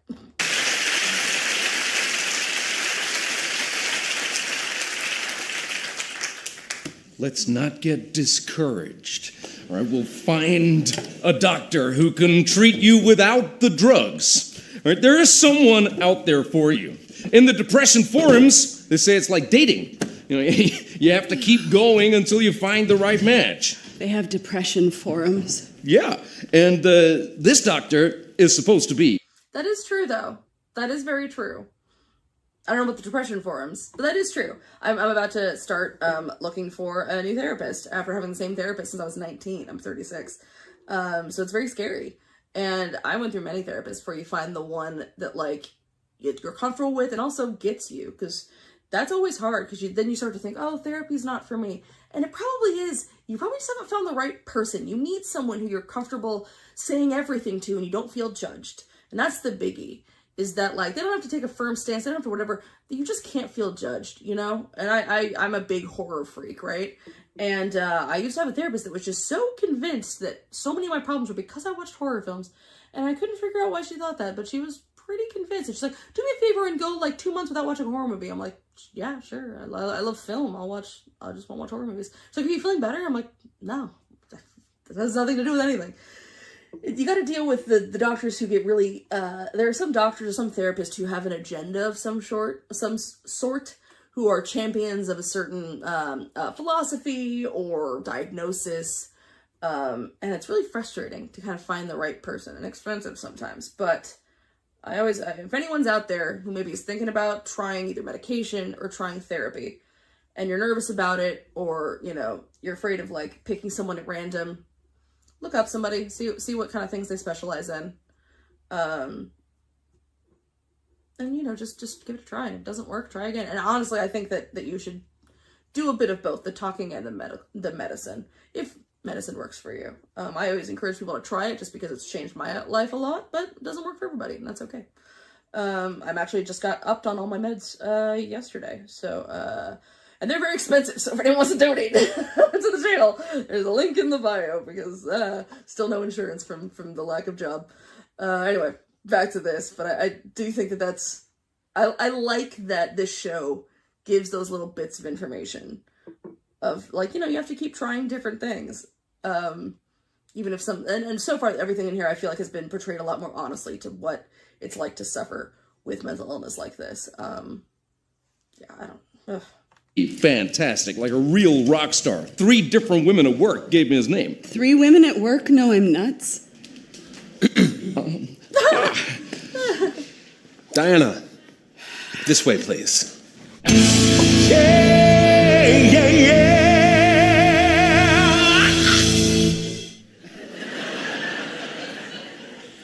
What did you just say? I said, welcome. I'm Dr. Madden. Have a seat. I'll be real, this part of the musical always confused me. I don't know. Maybe it's the instant click of which I've never felt that way with the therapist. A little bit when one was immediately like, I love Buffy. And I'm like, hey, at the time I loved Buffy. But I this part always perplexed me a little bit. It's nice to meet you. Let's get it on now, baby! Excuse me, what? I said, let's get started. Are you nervous, Diana? I am a little, a bit out of breath. Tingly, actually. Now you go. Let's start by getting to know each other a bit. Psychotherapy and medication work best in tandem, but we can try the first alone and see how far we get. Why don't you tell me? Baby, what's your history? Where'd you go and who'd you see?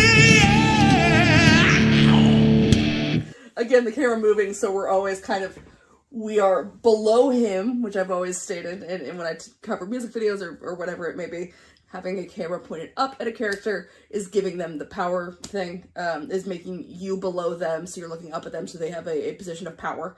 But also, like, putting us kind of right there next to Diana, so we're just, like, a little bit overwhelmed with it, too, is very funny.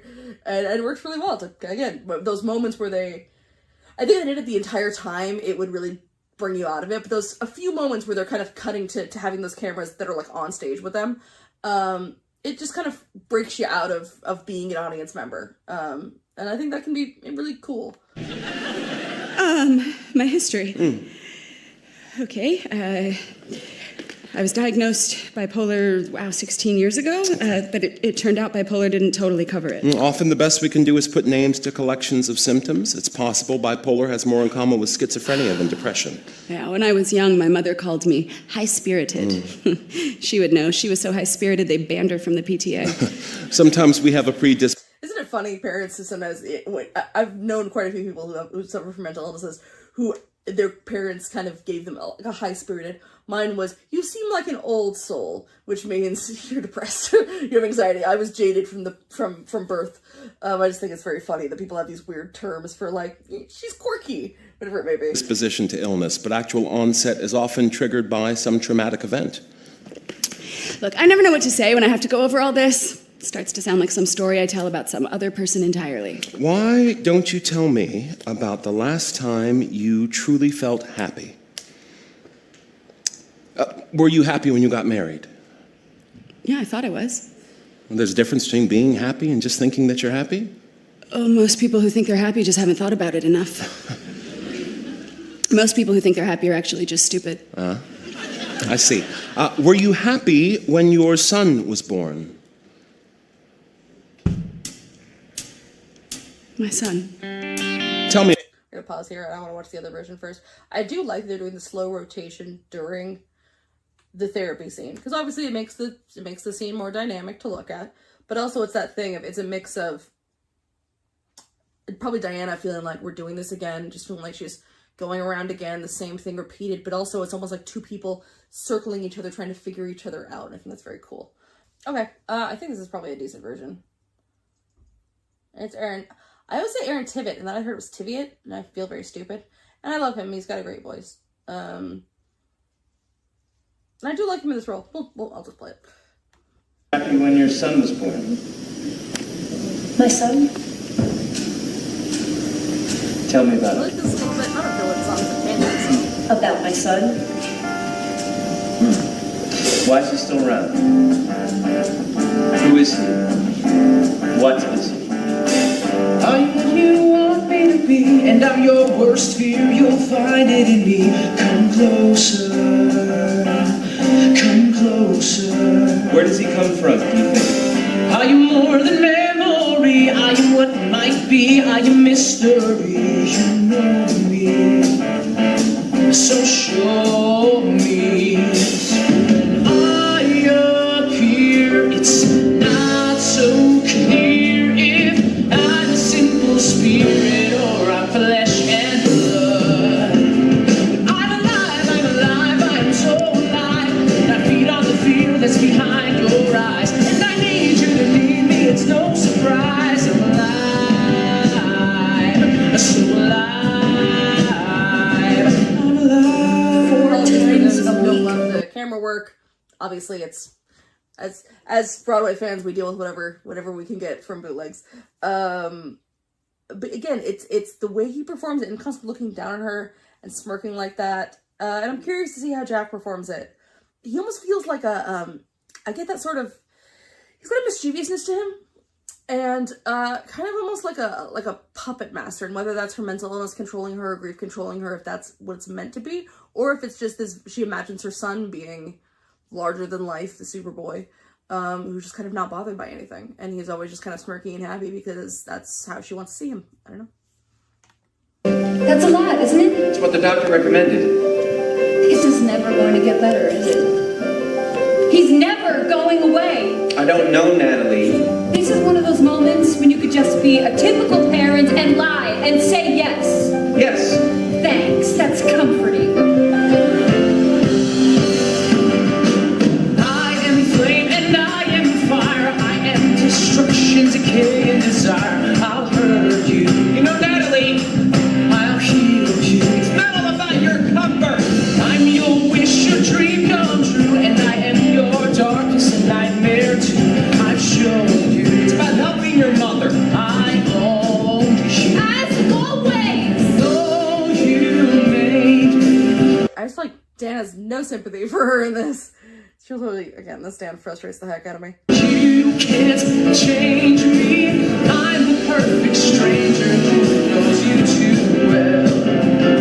And I've always kind of freaked me out the fact that he says that to Natalie. I'm the perfect stranger, and like that is the only person who's never met him, but knows you too well because of, you know, obviously knowing what Diana knows. It's a little creepy. I'm alive, I'm so alive. I'll tell you the truth if you let me try. You're alive, I'm alive, and I'll show you why I'm alive. So alive, I'm alive. Risperdal, I'm alive. Valium, Xanax. I'm alive. What the hell? I'm alive. I'm right behind you. You say forget, but I remind you. You can show. It is weird to sing this part at Natalie, since Natalie is someone who can't forget because she doesn't know. I do love his, like, it's a weird choice, but I do really like his movements here. It feels very free and fluid. And yes, there's a lot of pulls. But it is impressive too, because I just feel like I would trip and fall through all of this. That's why I don't dance. But again, I feel like this is Diana's version of him. This kind of everything just rolls off him, can't be bothered kind of thing. It's everything that she's not. Try to hide, you know that I will find you. 'Cause you won't grieve me. You won't leave me behind. Oh. Let's say he's 18 now. Isn't that when kids move out? Isn't it time to let him go? No, no, no, I'm alive, I am so alive. I'm on my back and we both can fly. If you try to deny me, I'll never die. I'm alive, I'm so alive. I'm alive, yeah, yeah. I'm alive. I forgot there's a top level they never use. And again, this could be him lording over everyone, or it could just be him on her mind. I don't know.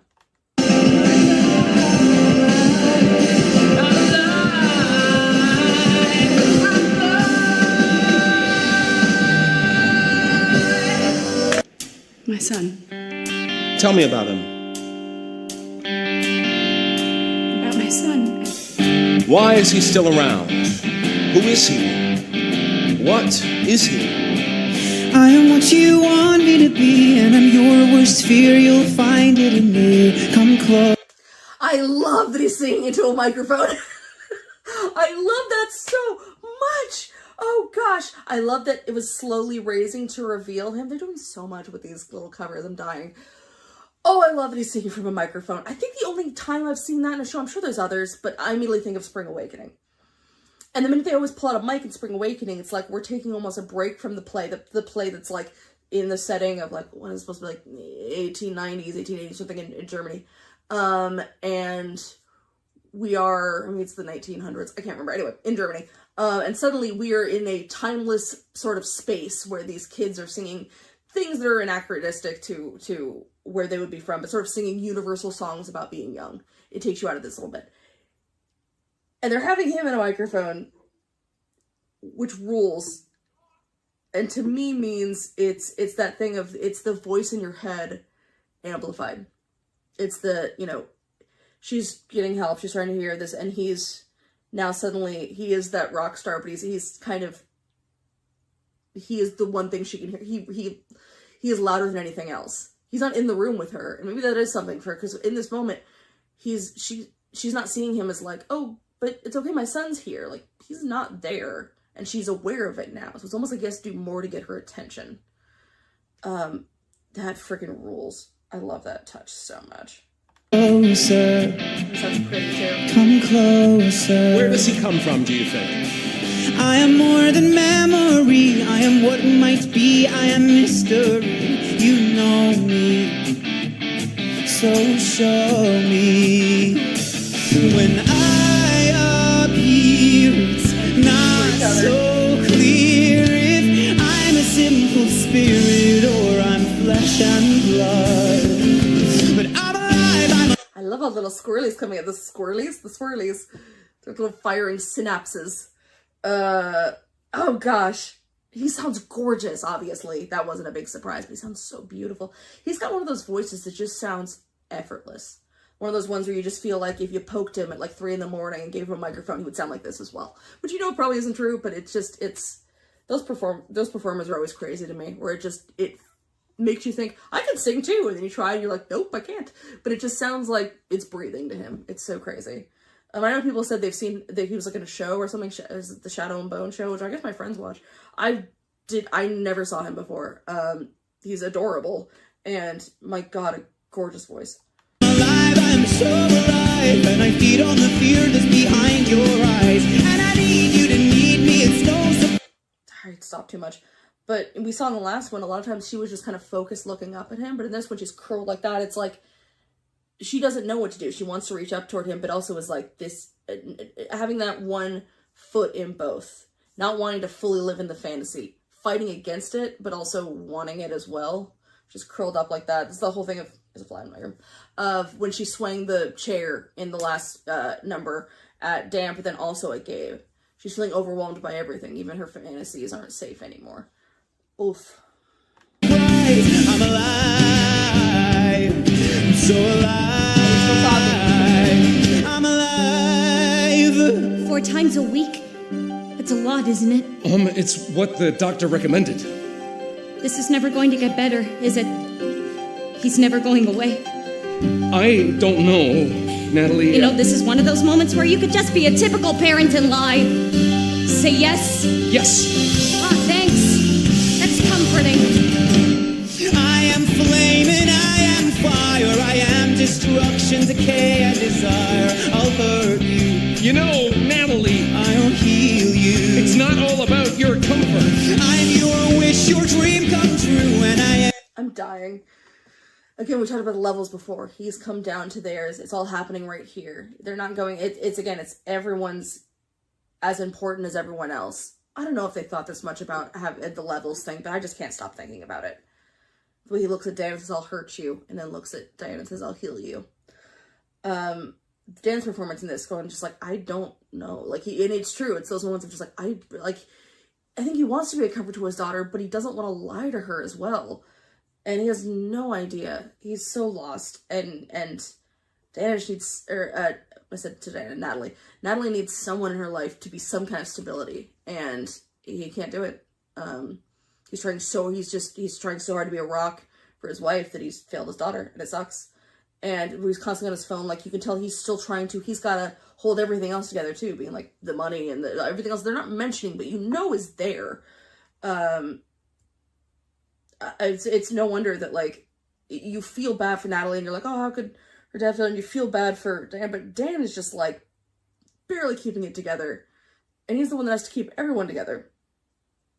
I never felt bad for Dan before. I hate the show's making, like, I already had enough feelings and you're making me feel more feelings. You suck. Sorry.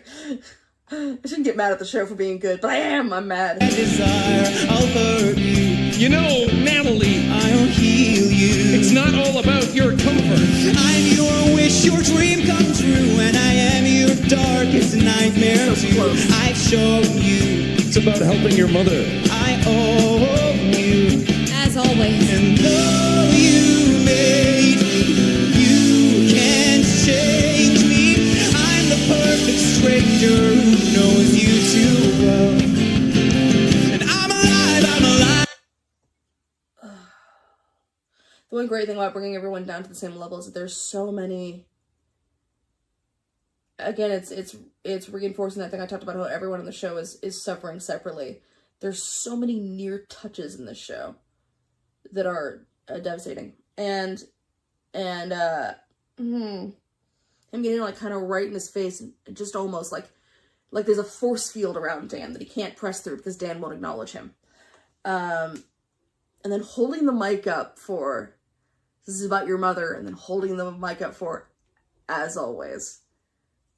I feel like that is, if the microphone is literally, in this case, amplifying something, this is an amplification of everything that Gabe is. The mask's been pulled off. We know, the audience knows now, there's no son. The son's dead. This is not a character actually in the play. That we know he's not real at this point. So now he's able to almost have more free reign because we know that he can do anything. Because he is just a manifestation of grief and mental illness and this son. So amplifying those words, it's like, and with Diana also looking at them, I wonder if it's supposed to be like, your mental illness, what I represent, is causing this situation. It's amplifying, it's about your mother. It's about that. Well, it is all of that because of what he represents, because of the entity of Gabe. God, that's really interesting. Yeah. And him just having to go. Then just having to walk away. And then Gabe just starting to walk after him and then stops himself. There's so much between Gabe and Dan I was super not ready for. And it's truly an entire, like, essay could be made just about those two in this show. Again, just thinking about how I'm the one Reprise is gonna rip my heart out and step on it. I think that's so interesting. Oh my gosh, I really want to know other people's thoughts on what the whole thing with the microphone is to those two lines. I just feel like it's highlighting the effect that Diana's disease has caused on the rest of the family. It's highlighting the ripple effects of what she's experiencing and how it affects those two. It's making me have emotions.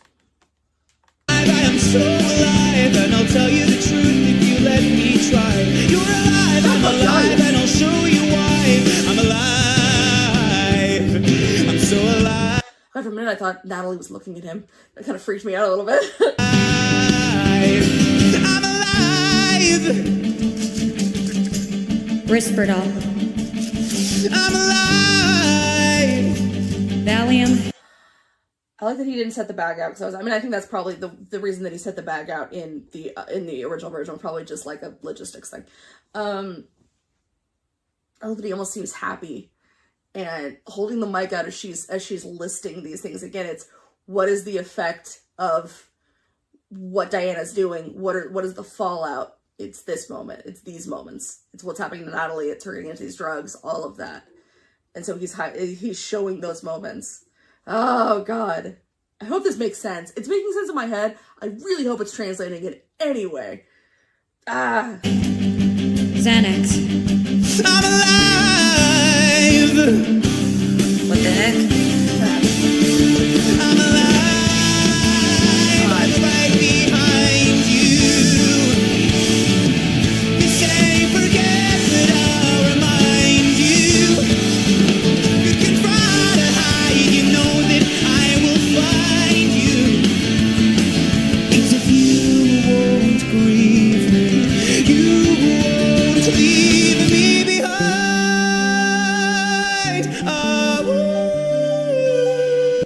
Jack Wolf. That's a gorgeous shot right there. Oh my gosh, I paused at the most beautiful moment. Oh, it's so pretty. Oh heavens. Two things. I love that he's continuing to talk. That the entire time he's speaking to her and we can't hear what he's saying. And I think that it's showing potentially Diana kind of disassociating through this. Like not really taking it. It's just kind of, she can't hear what he's saying. She's all up in her own head.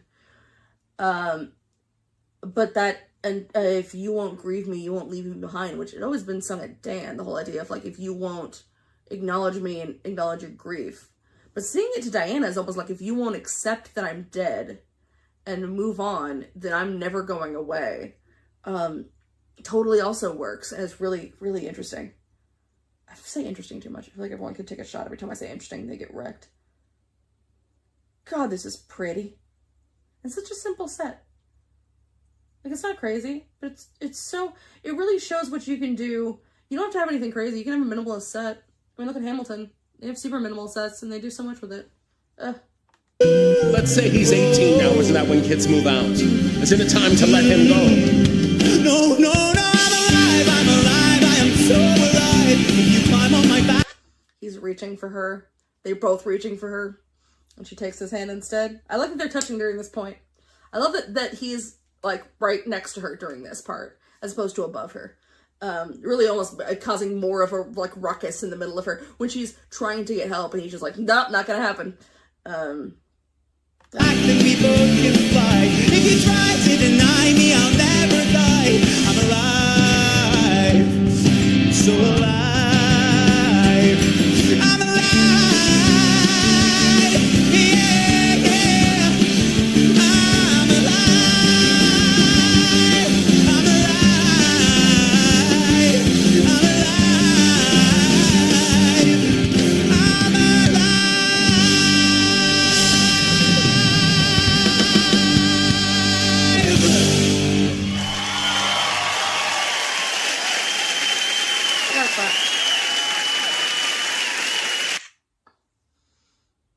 I'm already at 45. No, I really want to do one more song.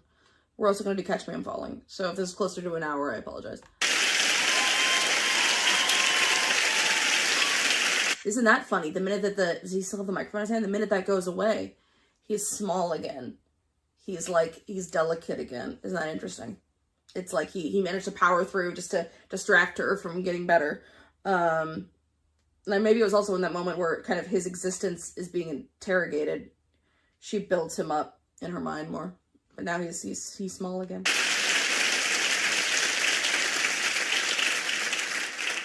It's been 4 weeks, and I'd like to try something new today. Sometimes, when these stories are hard to tell, hypnosis can be helpful. I don't think I could be hypnotized. I mean, it's fine. I'm just not the type. I love that Gabe laughs too. It really feels like he's just like he would appear and stuff in the original, but at this I feel a lot more like he really does feel like his own character, and like he is forever present with Diana. Just no one else can see him, but like she's experiencing and reacting. He's experiencing and reacting to things around her. I also feel like, if I remember correctly, they say hypnosis, but really they just get her through guided meditation. I've never been hypnotized, to be fair, but I have been guided meditated. I don't know if that's the same thing. I don't know. Put your feet on the floor. Your hands in your lap. Breathe. Walk with me, walk with me. Okay. Go all the way down a long flight of stairs. Ooh, stairs. Go step by step into the darkness down there. Should we turn on a light? You know, for the stairs?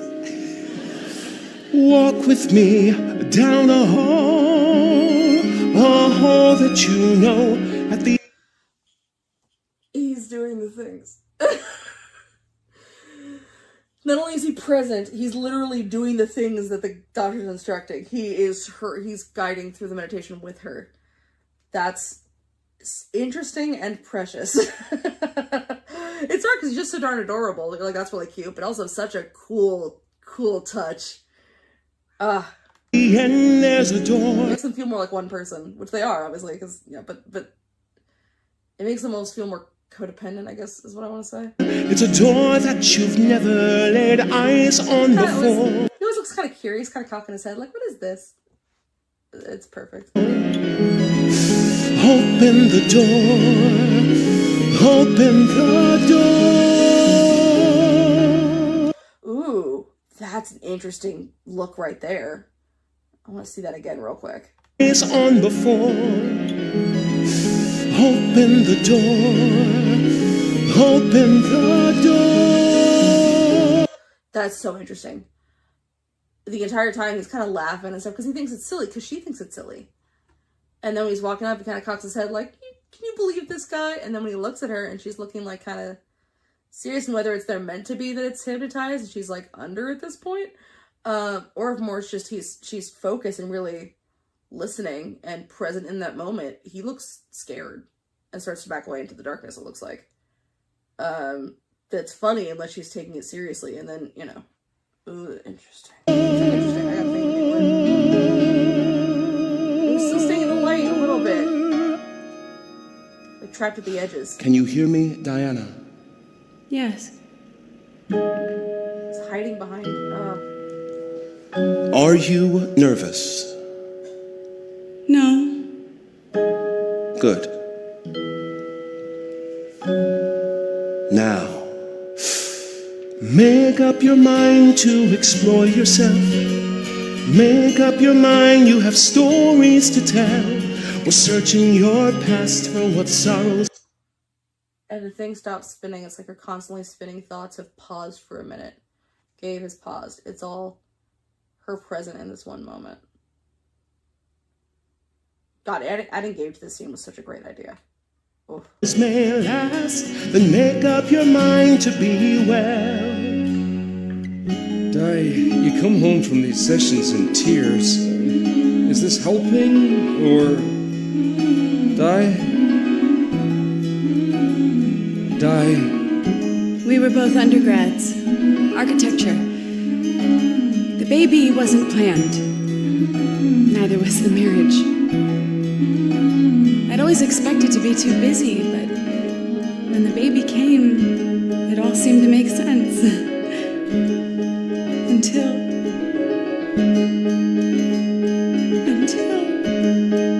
Until He's not here, he's not here. Oh my god, it's like he's kind of stuck in the, it's like he was free moving before. He had so much movement in the last number, Gabe did. And now it's like he's trapped in the light with her. He's at the very, very edges. But it's like he can't get too close. because she's in this kind of moment and he can't break away. The fact that he's like almost leaning closer, and then when Dan repeats that he's not here, he like backs up like scared, like it's, oh god. Love, I know. I wanted her, like, it's this thing of like, you want her to get better, and also it's so hard because this guy is so good and so cute, and so you're just, not cute, but just like, he's so like, he's got one of those faces that you just kind of want to protect. I don't know. He's got that puppy face, and you just want to be like, it's okay, it's gonna be okay. Oh, she played like a murderer in a movie. Sorry, it's random. That was a weird thought, but every time there's a person who gives me that feeling, I'm always like, oh, I want you to play like a killer in something, because that would make me feel complicated. It's like Evan Peters when he's in American Horror Story. He's got one of those puppy faces, and he just plays like the most horrific characters. I always love that. That's just strong enough. Make up your mind, let the truth be revealed. Admit what you've lost and live with the cost. At times it does hurt to be healed. In our first session, you told me that talking through your history feels like it's about someone else. Make it about you. This is everything I've been saying about her version of Gabe in this. That it's her little boy that she can protect when she feels like she failed to protect him to begin with, even though he just got sick. It's that I feel like when a child that young dies, even if a parent could have no ability to do anything about it, they somehow always feel like somehow they should have known something, they should have done something, it should have never happened. Just because a child of any age dying just naturally feels wrong. It feels wrong to outlive your kid. And so having him, we're seeing like as she's maybe leading into possibly getting better, to actually really taking in some of this work, he's suffering because she might get healthy, which is a very toxic relationship. But here, the Catch Me I'm Falling, they're just I can never watch the original again. I'm starting to realize that I will probably never watch the original again. I'll listen to it, but I don't think I can ever watch it again, because it's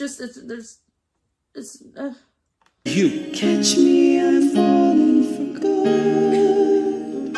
She feels guilty. She feels guilty for getting better. I'm not supposed to be backstage, but for luck. Did you see my parents out there? Are you okay? Yeah, I'm fine. My dad said they'd both be here. Okay, well, I'm sure they will be. Will they? We had Natalie to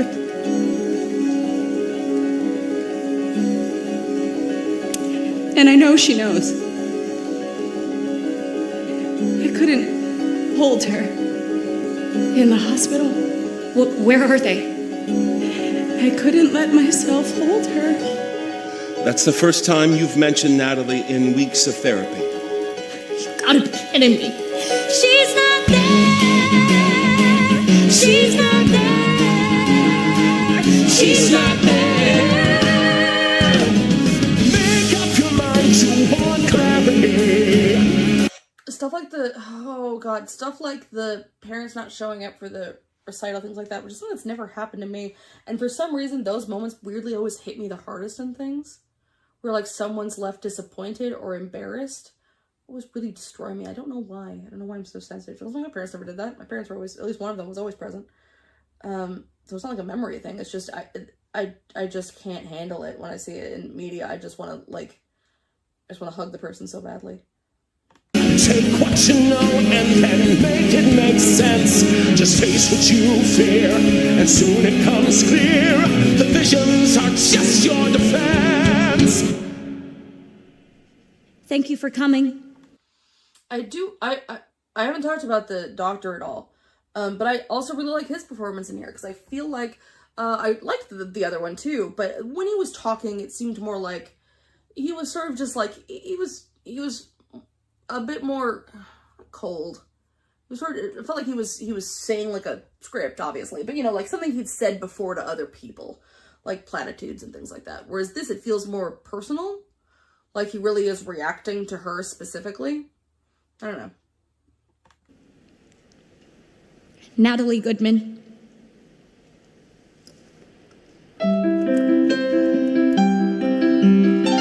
try to understand what all of this is doing to you and to your family. Dan looking up at her like he knows where he's supposed to be. Shut up.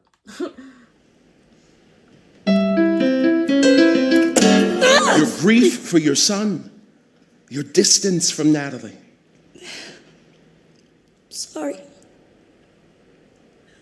It's just, you know what the problem with classical is? It's so rigid and structured. You have to play the notes on the page. There's no room for improvisation. Oh no.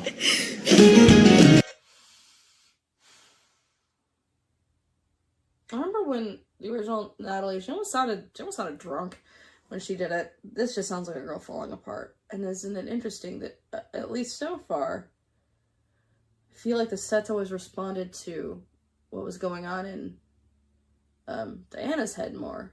But when she was kind of having that breakdown, they had little flickering lights, like the buzzing in her head. I don't know if that's meant to reference that maybe she's potentially going to be dealing with this sort of thing in the future, which is the fear because this is genetic, or if that's just responding to her in the moment. I don't know, but it sucks. Make up your mind, you can live at last. Make up your mind to be fully alive. Embrace what's inside, replace what has died, and make up your mind, you'll survive. Catch me, I'm falling. Unresolved loss can lead to depression. Catch me, I'm falling. Fear of loss to anxiety. Flying headfirst into fate. It started with just, oh, and she's coming down. God damn it. First starting with just Gabe, and then Gabe, and now it's everyone again. It's everyone's suffering. Everyone's suffering alone in this show. Catch me, I'm falling. The more you hold on to something you've lost, the more you fear losing it. Catch me, Depression, anxiety, depression, anxiety. One gives rise to the other. It becomes a cycle. Catch me, I'm falling. What a serious representation there of mental illness and everything, of them, because the thing is rotating, having to constantly shift like that and move like that, but always still, because they're moving slightly and they're on a rotating thing, staying in place. They're not moving. It's that you're doing the same motions, but you're not getting anywhere. I don't know what that's like. Shut up. Anxiety, depression, anxiety. One gives rise to the other. It becomes a cycle. Catch me, I'm falling. Catch me, I'm falling. Catch me, I'm falling. Wouldn't you like to be free from all of that, finally? Wouldn't you like to go home, clear out his things, maybe spend some time with your daughter, and let your son go? At last. Should we go? Yes. Mom? Yes, I would. This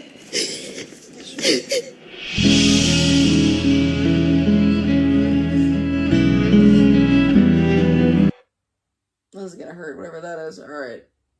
I'm at an hour, so I'm gonna stop now. Hey, we're halfway through. We're halfway through. Man.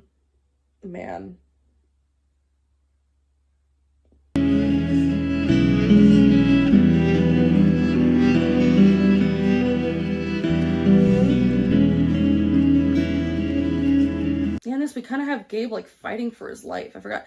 And like, I think someone put it out in the comments that I thought was such a brilliant observation, that like when he's, because I kept saying he was falling like he was weakening, but someone mentioned that it's more like, it's almost like he's regressing to like being the baby that that she lost. Can't remember if that was here or on TikTok. Someone said that. I think it was maybe in my comments.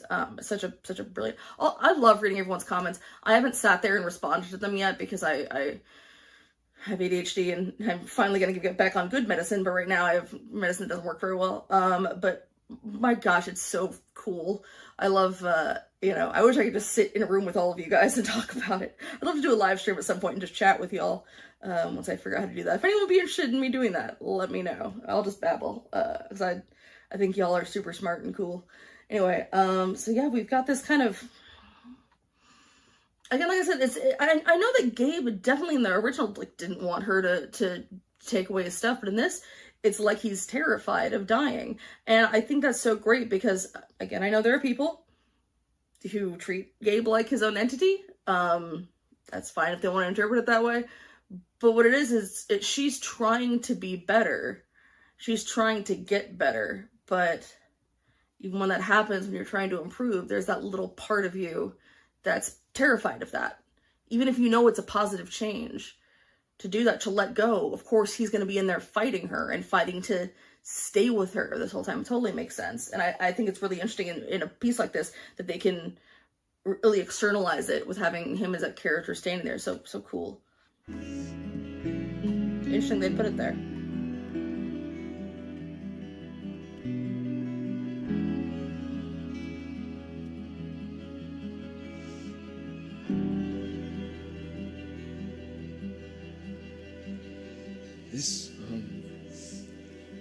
This is good, Di. This is a good step.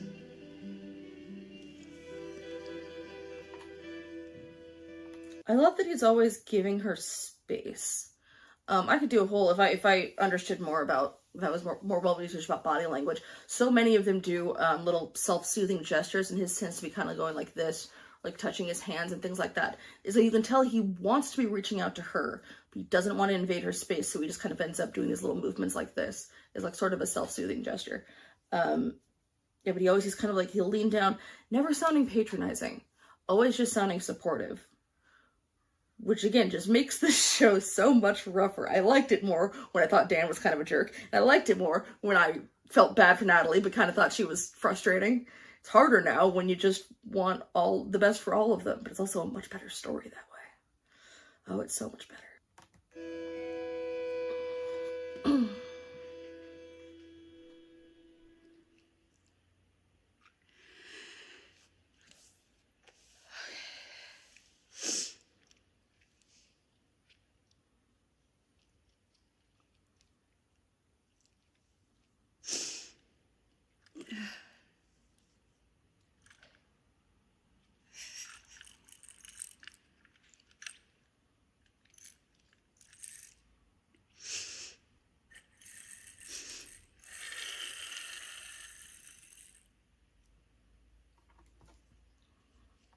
I like that.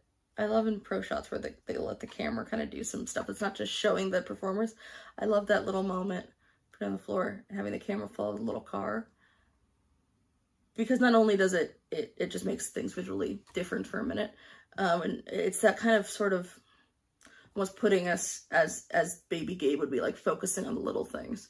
You know, when you remember stuff from your childhood, it's always the most random, odd things. Like my earliest memory is holding my little sister for the first time when I was like almost 3, and I remember holding her, but I mostly remember like a Cookie Monster cup on the table. Random stuff you remember like that. And that little car going by. Am I overthinking it? Probably, but like I think that's cool.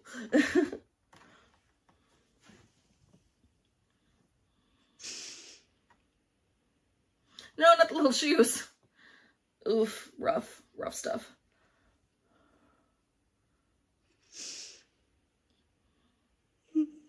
You shouldn't be doing this alone, but...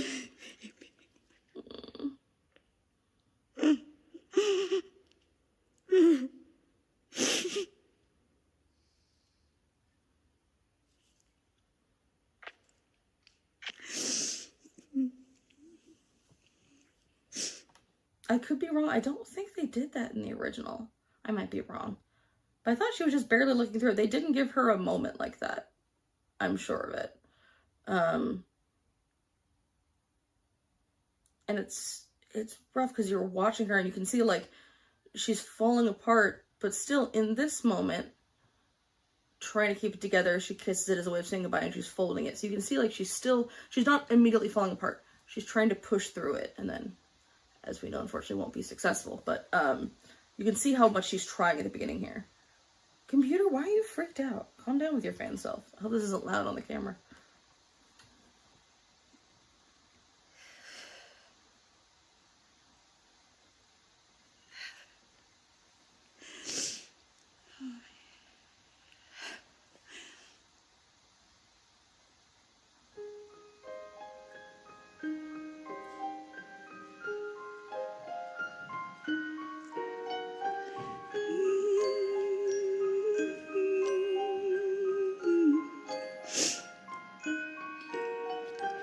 I saw you light the ballroom with your sparkling eyes of blue, graceful as an angel's wing. I dreamed to dance with you. Oof. Was the stage rotating for a second? It looked like it was. Which might have just been adjusting, but I like that for a minute it was turning, so it's like she was the little ballerina inside, turning. I feel like every kid had like a ballerina jewelry, like jewelry box or music box like that, except for me. I had a Pocahontas one. When Pocahontas came out, it had a little leaf in it. And eventually I had a dream to have a Phantom of the Opera one. I finally did. I'm like, I want a Phantom of the Opera one. I wanted to have the mask in it that spins, and I wanted to play Masquerade. I never got that, but I did get one. It played Music of the Night. Not quite what I wanted, but still fun. But then she's sitting there and the stars projected down, and her holding it like she's holding her baby, just kind of rocking a little bit. And you can tell like with the light, if the stage is her mind, everything is starting to shut off and shut down except for this little, and it having like this hazy lighting. She's lost in a memory and kind of becoming lost in her delusions more now that Gabe is showing up. I almost said Jack. Now that Jack's showing up. You whispered slyly, softly. You told me you would be true. We spun around 1,000 stars. I dreamed to dance with you.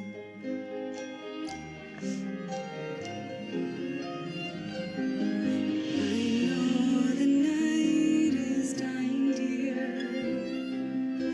I know the day will dawn. Okay, let's talk about the difference here between this and the original, because this is Precious and that one creeps me out a little bit, that's probably on me. I don't know if anyone else gets creeped out by it. That's probably a me thing. But she is singing like that. She's holding the music box, and then Gabe comes out completely different than this. He comes out like a fantasy. Like, you know, at this point, nothing is realistic about him coming out. And he comes out in a white tux, in a white suit, and then they start dancing together very, very, a little too closely for my taste. There's a weird energy. I don't think that anything's going on. I'm not crazy, but it just comes off as weird. It's just weird. Everything about it's weird. Whereas I love that this is, you know, he comes in like he's coming home from school. He puts down his bag, and then she's sitting there, and the way that he looks at it, if I were to just see that moment completely out of context, what I would read into it is, kid comes home from school, his mom's going through his old stuff, and it's like, remember this music box you used to play as a kid? And he kind of smiles and looks at it like, yeah, I guess, kind of.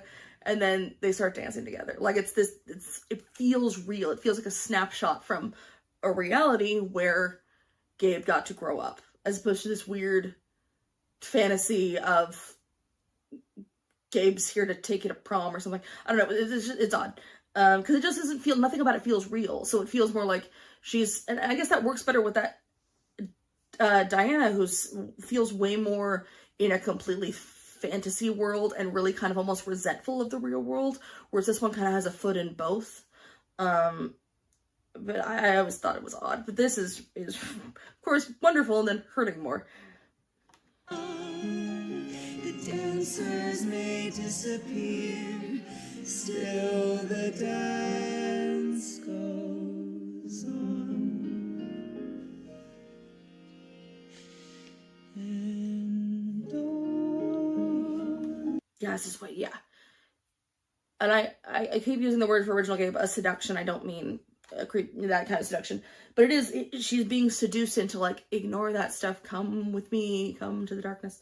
Whereas in this, he's clinging to her like, Mom, please help me, please don't kill me, kind of a thing.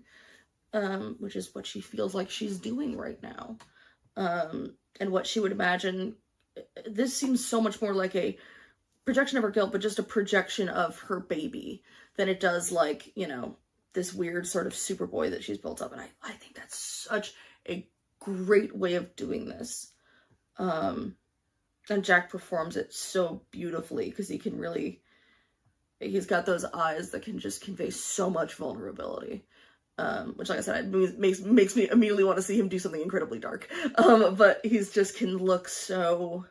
There's some actors like that. And it's not even because he's cute, which he's cute, but I mean just actors who can... Robin Williams, big Robin Williams fan. He had the ability to almost be childlike in the way that he could just completely show his heart on his sleeve and expose it all felt very raw, expose all of his emotions in a movie like Jumanji or something, where a moment will happen, you're like, oh God, and it just like gets to your heart, and there's no reason, sir, you didn't need to do this. And Jack is very good at that. I know he was in that Shadow and Bone series you guys talked about, and he's obviously an amazing performer. I'd love to see him in more plays, but I'd love to see him in films, because he's very good. I'd be super into that. And, you know, I'm sure he's pretty to look at, so I'm sure he can get cast, but come on, like, I want to see you in some serious stuff here. That'd be fantastic. Oh my gosh. Oh God. I'll wake alone tomorrow. The dream of our dances through. But now until forever, love, I'll live to dance with you. I'll dream my love. I'll live my... Oh my God. He's got a duffel bag, because that's the whole thing. Is like, he's 18 now. Isn't that the year that kids move out? So she's not imagining him like disappearing. She's imagining him moving out. Oh, is that getting to me? Oh gosh. Oh boy. I should have done this when I was sleepy, because I'm much more easy to get weepy. Yeah, none of this is in the original. She never looks like she's for a moment gonna move on in the original during this part. And I love that she's struggling, but she's still, she let go of the hug, and she's helping him adjust his bag and stuff. And I'm curious to see how There's a World goes, but oh man, this is a song I kind of never liked it from the original. And that sequence always was kind of weird to me. And so I only ever watched it once. And this is unbelievable. Damn it. And I'll die to dance with.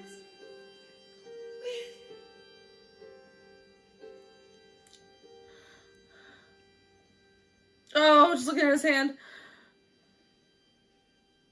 There's a world I know, a place we can go where the pain will. You saw her eyes looked, when he looked down at his hands and looked up at her, she looked sad, but there was a strength there of like, it's okay, you can go. Like, it's not like, it's more like, you can go, it's okay, I'll be okay. And then when he starts saying There's a World, you can see her expression start to crumble, and she starts to look unsure. And it's that part of you eating away at the rest. It's that desire to escape. Go away.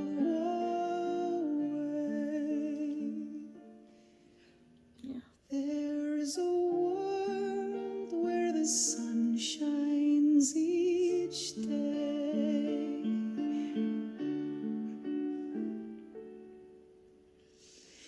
There's a world out there. I'll show you just where, and in time I know you'll see. The way he's turning her hands so her wrist is up like that. God, this is, oh my God. Maybe I should have shown both versions. No, oh God.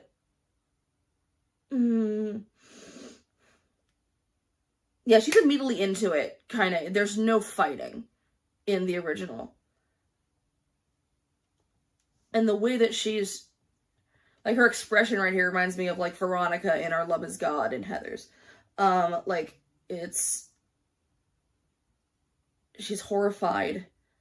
But obviously Gabe is her, so there's a part of her that wants this. And that is that ongoing struggle, whether you have, I believe she's diagnosed with bipolar, but they mentioned something about potential psychotic episodes, schizophrenia, or whatever it is, anything, depression, anxiety. You've got that voice in your head, and it never stops. And it makes everything so hard. And that's why I think, like, maybe meds can make the voice go away. I've never had that happen. The meds that I love that work very well, they just adjust the volume. Because I've also always had the rational voice telling me, like, not everyone hates you. Nobody's laughing at you. It's fine. No one's mad. It's okay. You can stop shaking. But just that other voice gets so loud and it overtakes everything. And the medicine just kind of adjusts the volume where I can still feel that little voice and I can see the spiral. I can see it, but I can take a step back from the spiral and not go down. And so just seeing, like, this battle between two parts of herself, and it makes it, I think, more realistic, and that's why I'm really, really loving this and harder, because it's not like, it's not just a woman who's,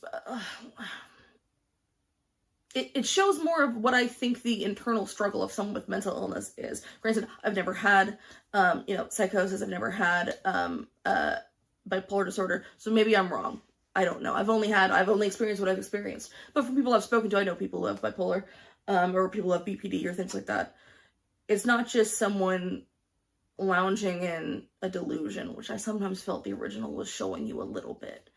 It's a constant battle, and it hurts, and it's hard. And even when I love that they're showing even when you want to get better, just because you want to get better doesn't mean it goes away. And I think that's a great lesson to those who know people with mental illness and maybe don't experience it themselves, to not look at people who are struggling and think, why can't you just choose to get better? Make up your mind, that whole thing.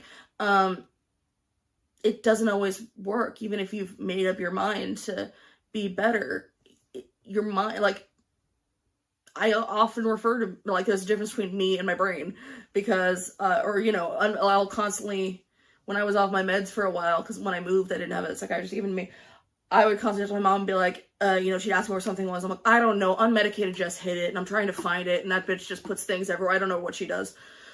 It's what it feels like. It's the constant fight. And so just because you're willing to do it and you commit to it doesn't mean everything gets better in a day. And I think I worry sometimes, I think my dad's starting to figure it out, but there was a time where I think he just kind of felt like I was not trying hard enough or lazy or whatever it may have been, where it's like, I feel paralyzed. I'll blink and it's been 3 hours. And it's not like I'm doing things I'm not supposed to be doing. I'm staring at a wall. I'm disassociating, and the thing I needed to do doesn't get done, or I can't get out of bed or something. And I think this is a great way of showing that struggle, be it both having someone with mental illness see themselves in it and those without it to kind of get a look into what it's like. I'm babbling now, but I'm just, oh boy. I knew this would hurt more than the original, but I think it's not just like this is so heartbreaking, this is sad. This is so powerful and so well told. Oh God. Anyway, I'm okay. There's a world where we can be free. She shuts her eyes and she's getting into it.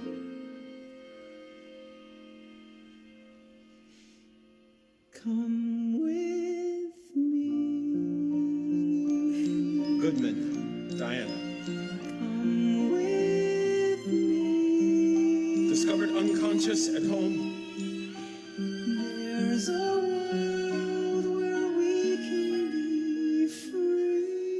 multiple razor wounds to wrists and forearms, self-inflicted. Come with me.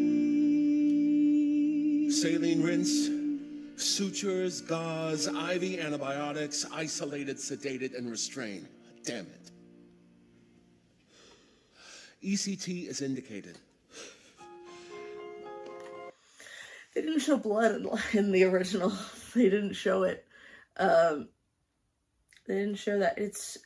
I think it's so funny. Not funny, just fascinating that as I stated, I'm a horror fan and I will watch the goriest of gory films. If it's been banned, if people think that it's like destroyed their life, that's the one I want to see. Like, I watch extreme stuff with buckets of blood, and that little bit of blood on the stage gave me full body chills.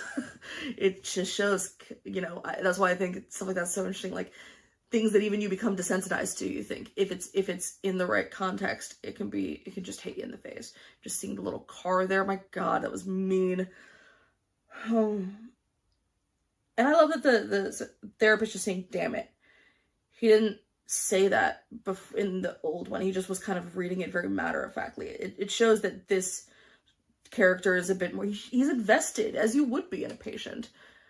And Dan's about to kill me. I'm gonna sit through the next song and then I'm gonna bounce, and we'll do the last two in the next video, because I think I'm gonna do it back to back with Light in the Dark.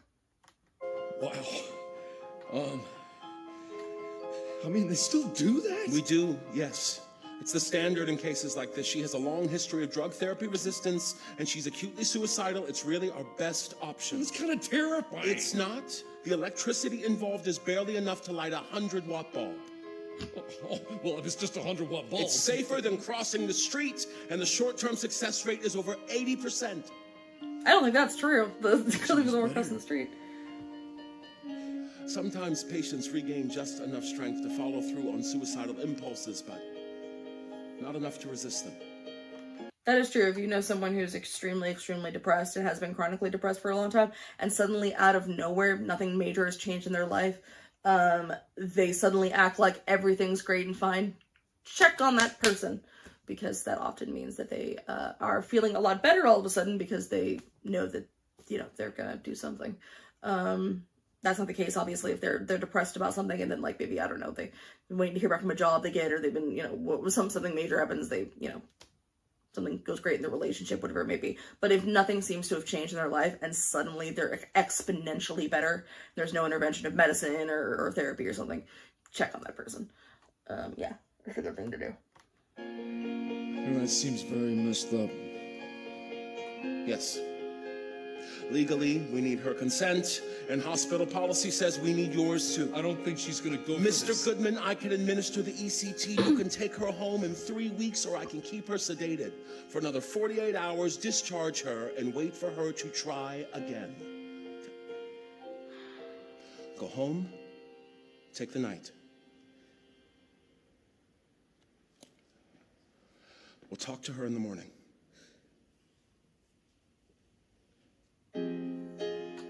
This also shows psychiatrist or therapist in this case.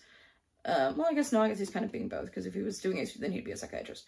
I think it shows them as being more invested than I think maybe the original did, where they were just a lot more kind of stoic, which is not that big of a deal. But again, the fact that I know that someone mentioned that they were they consulted with mental health professionals and things like that, showing compassion and investment from those doctors, I think is maybe good for someone to see that, if you find the right doctor or the right therapist, they do care for you and you do build up a relationship.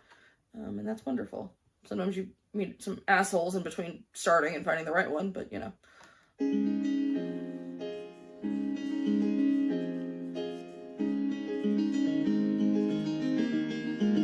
Standing in this room, well, I wonder what comes now. I know I have to help her, but hell if I know how. And all the times that I've been told the way her illness goes, the truth of it is no one really knows. And every day this act we act gets more and more absurd. And all my fears just sit inside me screaming to be heard. I know they won't though, not a single word. I was here at her side when she called, when she cried. How could she leave me on my own? Will it work, this cure? There's no way to be sure. But I'm weary to the bone, and whenever she goes flying, I keep my feet right on the ground. Oh, now I need a lift, and there's no one around.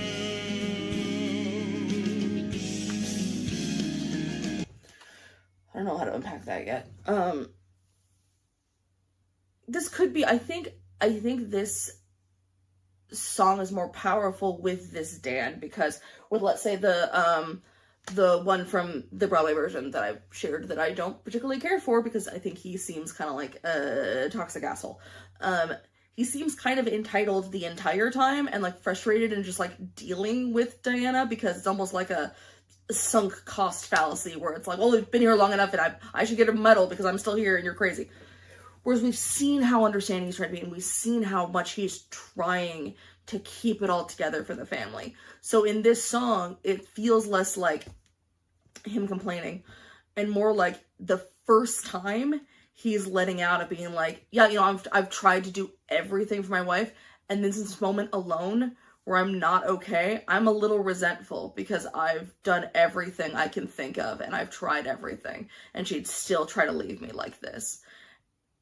And I think he's allowed to feel that way. And I like that they let him feel that. And I think that, I think this song works so much better when we've seen this really kind, you know, thoughtful, compassionate Dan. It makes this moment seem so much more earned. And what the heck is Gabe doing here? So I think this is the first time we've seen Gabe without Diana.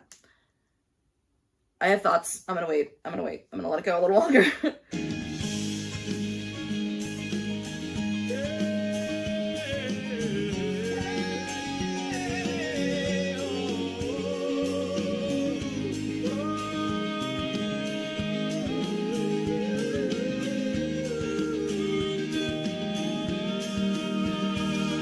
And I never had to face the world without her at my side. Now I'm strolling right beside her as the black hole opens wide. Mine is just a slower suicide.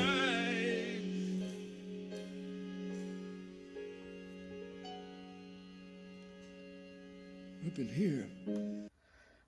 Okay. I don't know what to think right now. Gabe's not in the original version. Gabe's not in the song at all. He's not in the song at all. I'm just like in shock right now.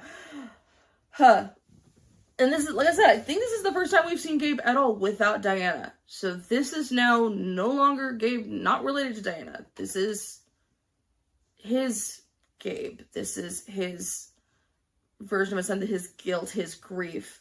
I think right now his grief. And also, you know, as he's putting away his baby's toys, a baby he's never gotten to fully grieve because he had to immediately be okay. And now this phantom of this child that he also lost and wasn't allowed to process is, I think, in a moment of weakness like this, in a moment where he's allowing himself to like be selfish and be like, yeah, look, my life is hard and sometimes it feels not fair. I think it's like he would feel, I don't think he'd ever voice it, but I don't think there's, like, I would hope in therapy he would, that he resents his son a little bit because, not in any rational way, but because this entity, not his real son, but this entity that's called his son at this point, has destroyed his family and his wife. And the fact that he's cleaning up the blood and they both have blood on their hands. They both have Diana's blood on their hands. Where they both partially are responsible or feel responsible, or whether we're meant to think it's like because Gabe feels responsible, but again, there's no Gabe, so it's Dan feels Gabe is partially responsible and Dan feels partially responsible, so they both have blood on their hands. And the way that Gabe just looks like collapsing, falling apart, upset, is his father's basically saying, you know, his version is a slower suicide, which is always I thought a great line. of like, I'm also slowly killing myself by doing this, and I don't know how to stop it. Because he doesn't. There's no way out. And I know what happens at the end of the play, and it's always kind of annoyed me. And I feel like at what Diana does, leaving, and I feel like by the end of this play, I'm gonna appreciate that choice a lot more. But we'll see. I feel like I'm gonna understand it a lot more. But it's also like a moment like this where he has no one, and his grief is still right. His grief is right there, and still, even in this moment when he is expressing himself more honestly than we've seen him the entire play, he still can't look at Gabe. He still can't fully face it, and that's rough. For the show, every high, every low.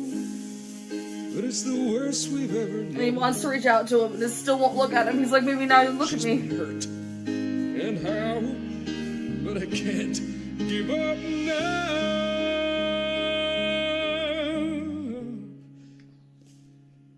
'Cause I've never been alone.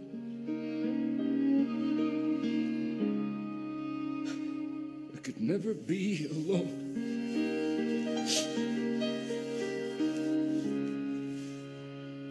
Just standing so close to him, and his hands kind of balled up like this, like making himself as small as he can.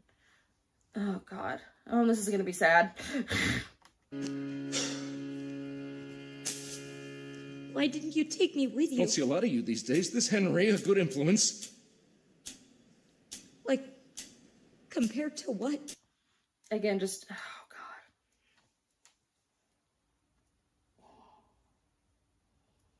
Oh, falling apart, but quickly trying to salvage it by putting the dad mask back on to be like, is this Henry good? Like, trying to just be like, parent mode, flip the switch, and hide his tears and just, oh, you boy. The after effects are minimal. You'll feel like you have a bit of a hangover. Mom, please don't let them do this. It causes brain damage. Oh, your mother's in for a new treatment, ECT. Okay. Elemental P, what is that? Electroconvulsive therapy, the shock therapy. A minority of patients have reported some memory loss, but it's usually not much memory. How do you know how much memory you've lost? If you've lost it? You're kidding, right? Dad, that's bull! No language.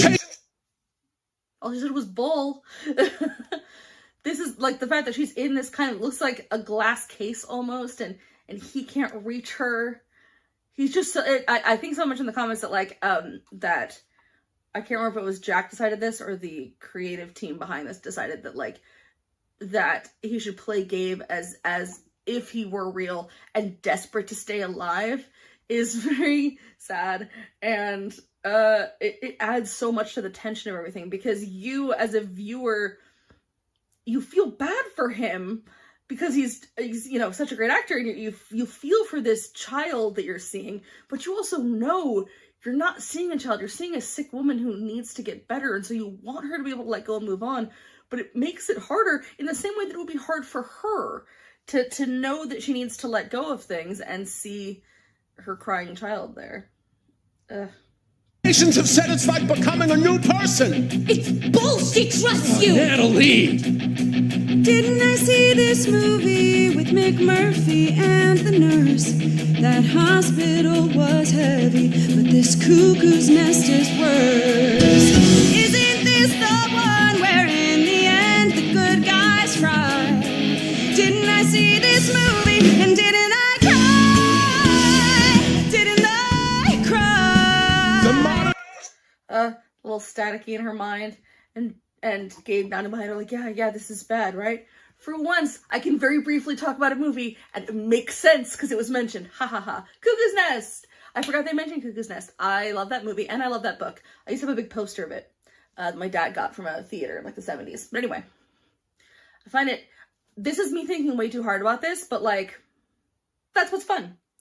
The fact that they bring up Cuckoo's Nest, probably just because it's like the most famous version I can think of showing electric shock therapy in anything. The only other thing I think of is like American Horror Story Season 2. But did they do that in the snake pit? I'm getting off topic. But I find it interesting because the whole idea of like, in the end, the good guy's fried, blah, blah, blah. I think that people who've never seen or read, and they're very different, Cuckoo's Nest just know that like, oh, it's about like a mean nurse and a guy in an insane asylum and all this stuff happens. Well, the thing that I think is interesting of her, like, let's say, talk about McMurphy, Randall P. McMurphy, who's the main character, if she's equating herself to McMurphy, McMurphy's not crazy. McMurphy, that's the whole thing, is he's not insane. He should be going to jail. I can't remember what his crime was. I think it was bad. It might have involved a girl. Was it I don't remember. He should be going to jail, but he's faking crazy because he thinks that he can just go to the insane asylum for like a couple months and get out, not knowing that like, no, if he goes there, he's going to stay there for a long time. And then things go bad, and he ends up making connections with the other patients, and it's a whole thing. And yes, it's spoiler alert for Cuckoo's Nest. In the end, he does finally snap under the pressure of all the, he deems injustices and things like that after a certain patient takes his own life after being pushed to do so by the nurse. He snaps, he attacks her, and then he is given electric shock therapy and possibly lobotomized. And yeah, like he's left a complete shell. And that's what she's thinking about right now, which is very frightening. And also interesting because specifically talking about the movie where the nurses and the institution is predatory. Whereas in the book, and I always think this is really interesting, the difference is in the book, Nurse Ratched, who's like known as like a horrible villain, and if anyone ever like, you'll refer to a tyrannical mean lady as Nurse Ratched. In the book, she's not kind, but she is a tool of a system that sees everyone as machinery. The narrator and our POV character of the book has schizophrenia. And so he sees everything as machines at times and sees the nurse and everything. They're all just cogs. It's all just working. And so she is a cog in this messed up machine. Whereas in the movie, she's a lot more of a straight up tyrant. I think that's because the director of the movie, Milos Forman, was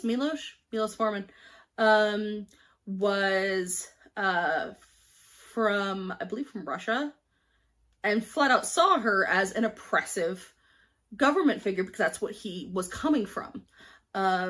So I don't know. This is rambling a little bit too much, but I just think her thinking that and thinking it, like, imagine her thinking about this imagery as she's hearing about electric shock therapy in a film where, because the institute and the nurse are corrupt in that movie, you only ever see electric shock given out in that movie as a punishment, never because it's something that might actually help. And if your only your only version of electric shock therapy is strictly uses a punishment and to control people, that is where her mind is at right now. Yeah, so of course she's petrified. I would be too. I don't want to get electric shock therapy. No. Anyway, it's a bit of a ramble, but I got really excited because I love that movie. I'm a big 70s movie fan. Procedure is clean and simple. Hundreds of thousands of patients receive it every year. What makes you think I lose my mind for you? I'm no sociopath. I'm no Sylvia I ain't no Francis Foster kind of fine for you. So stay out of my brain. I'm no princess of pain. Didn't I see this movie with a doctor just like you?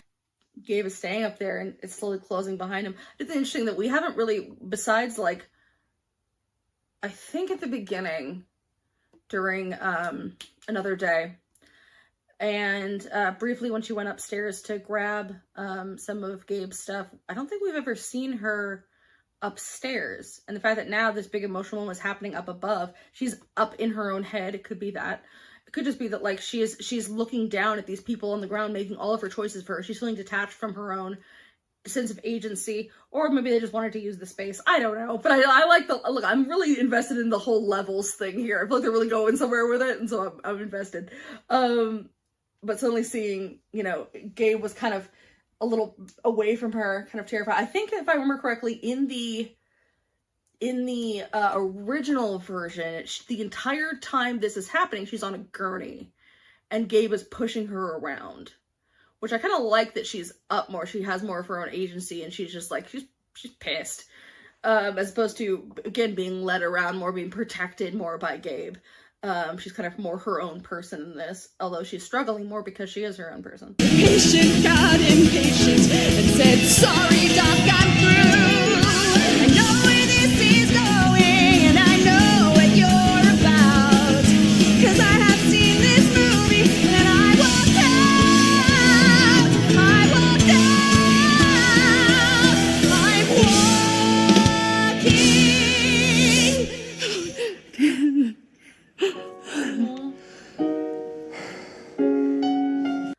Every other version I've seen, she just runs around and stops short when she sees Dan. And the fact that she immediately ran to him. Them being a more united front makes this so much sadder, but also, I don't know, just you just feel it all a lot more, man. I also really like Light in the Dark. I just think it's a really pretty sounding song. It's sad, but like, just if you don't pay attention to the sad lyrics, just listen to it, it's very pretty. Sorry about the jump. My sister called on my phone, so it couldn't be a camera for a minute. But now I'm back. So anyway, I think that I am actually going to play, if not all of Light in the Dark, it might skip around a bit from the original, just because that was such a different moment of them hugging. I'm kind of curious now to check out more. I was originally just going to do the very end of the song, but we might skip around a bit, and then I will also show the off-Broadway, and then I will fully watch the number from the new one, which is gonna hurt more.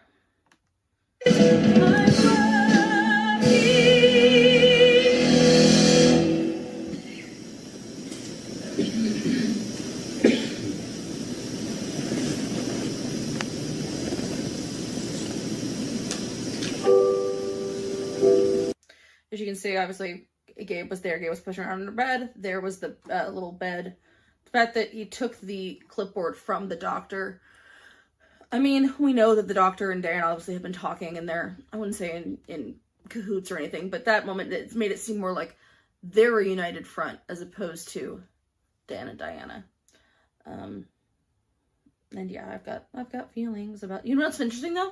The other day when I was trying to find this, I found what would have been this cast but in previews, and just for funsies, I went to this song to just hear a minute of it from there, because I was trying to figure out if it was the performance I was thinking of, and it was this actor playing it very different. So I'm wondering, like, playing way more emotion to it. So I don't know if maybe it was the actor decided he wanted to kind of take a different way with it, or if the director decided that he should go with a more kind of cold way with Dan, someone who's kind of shut out all the emotion and is just very, very much frustrated with everything, and not the most loving spouse. Anyway.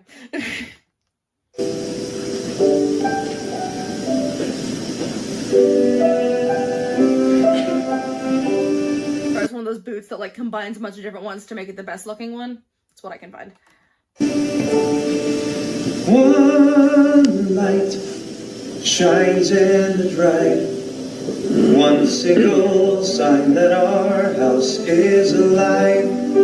Our house, our own.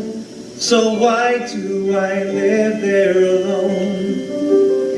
Tell me why I wait through the night, and why do I leave on the light? You know, I know, our house was a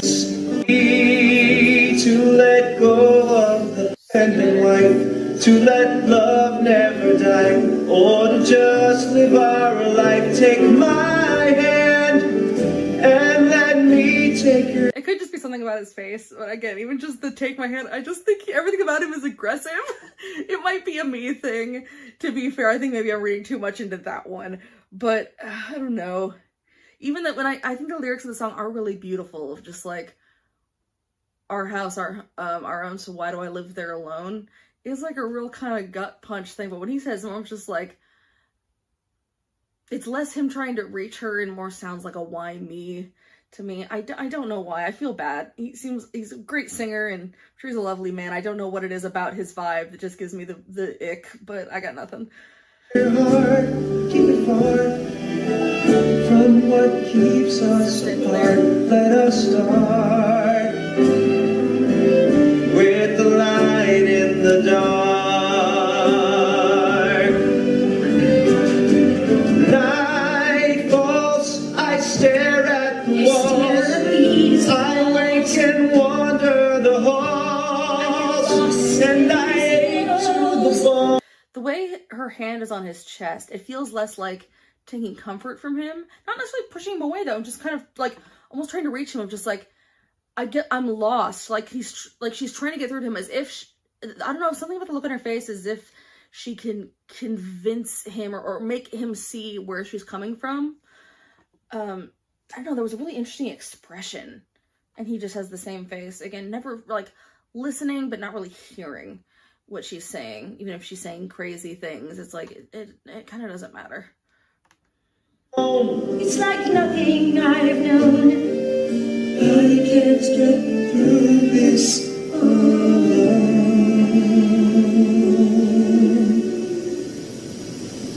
Take this chance, and we'll make a new start somewhere far from what keeps us apart. And I swear that somewhere in the night there's a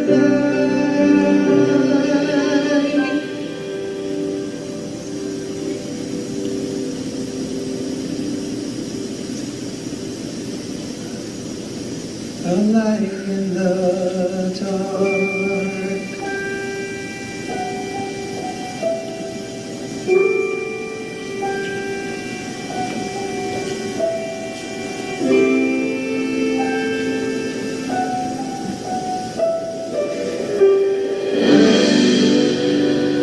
I mean, they do kiss. Granted, he does take the back of her head for it, but still.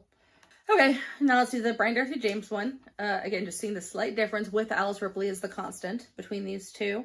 This being the off-Broadway one that happened beforehand. With the lovely Brian Darcy James. To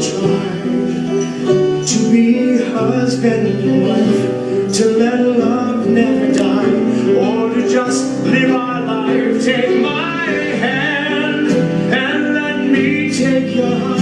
Keep it far from what keeps us apart. Let us. He takes a couple steps toward her, and his hands just. I'm looking too much into body language, but still, he feels there's more openness to him. Maybe it's just because I like Brian Darcy James's vibes, and I find him to just have a very warm vibe to him. But I'm like, I would rather walk toward him. With a light in the dark. Night falls, I stare at the walls. My ways can wander the halls, and I ache to the bone. It's like nothing I've known. I can't get through this alone.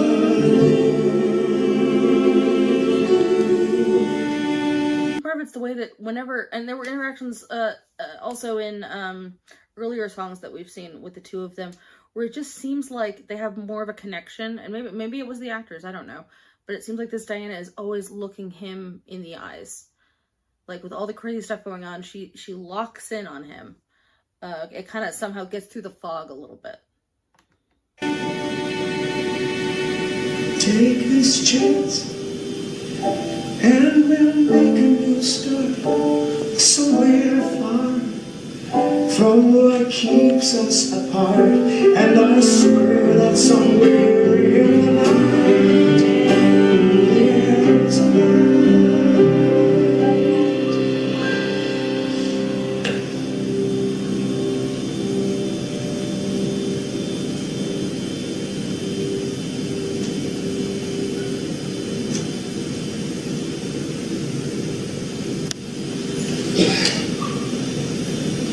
A light in the dark.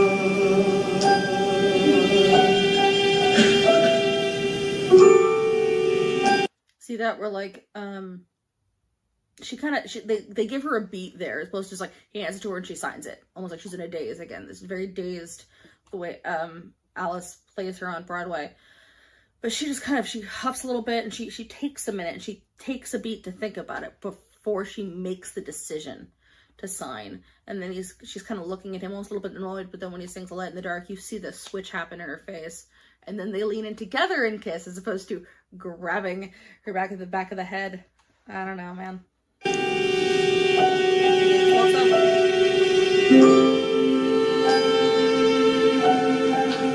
And he was kind of pushing her a little bit, the last one, as they went off. Like he was kind of guiding the gurney, whereas he just kind of looks like it's being ripped away from him. Just like, okay. All right, let's go to the new one, the proper one. Oh man.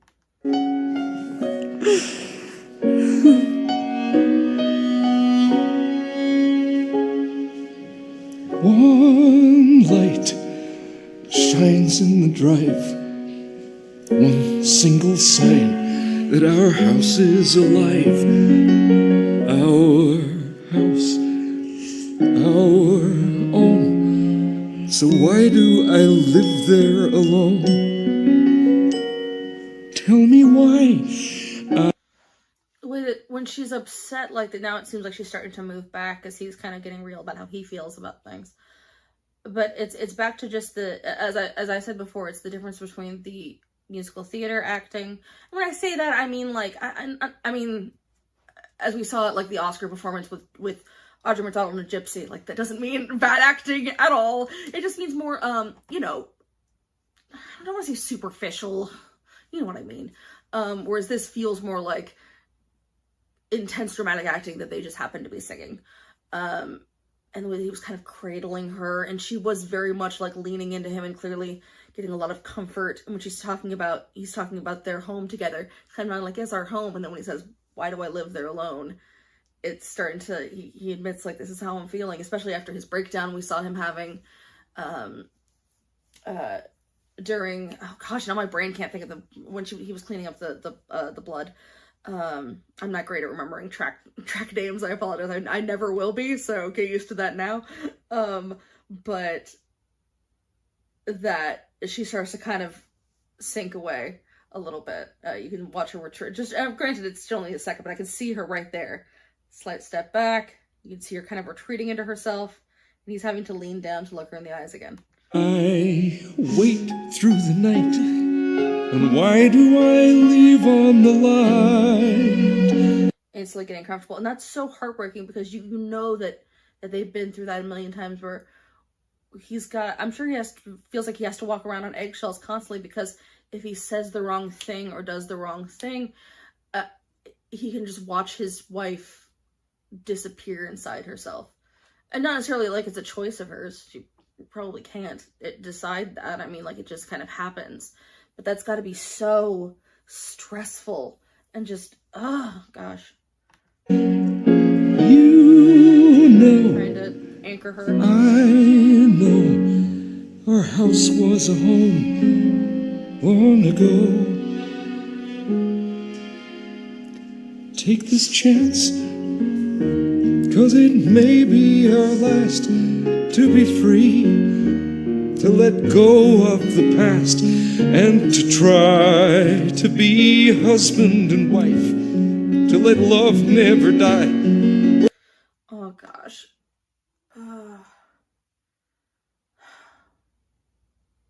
It's so much better that in this one they start together and then they separate like that. It makes it really, you're seeing what's coming between them, which is like, she's understanding, like, yes, I know, I need to get better. Like, she's even realizing, like, yes, this has gone too far. She also knows what she just did, and therefore what she just put him through. But then when she looks at the chart and realizes that he's on the side with the doctors, you see this betrayal on her face. But he also just doesn't know what to do, man. Like, there's something wonderful about stories where it's just kind of, no one's in the wrong here, man. Like, I love that. That's why I think someone requested I do last 5 years, and I'd really actually like to do the last 5 years, the stage version, because I've heard it's a bit different than the movie version. Because in the movie version, one is clearly right and one is clearly wrong. But I've heard in the stage version it's a lot more kind of equal, and I think that's probably the more interesting version. But yeah, just, oh god, that face, and the fact that Gabe's not here for this. The fact that which we saw in the original, Gabe was on stage just kind of watching. He's always watching in that version. But in this, he's gone. Her kind of less of a protector here, more just kind of what's sort of become almost like her safety net, but also her tormentor is gone. So she's just left with reality, this crushing reality, and her husband. It's almost nice that this is a private thing between them.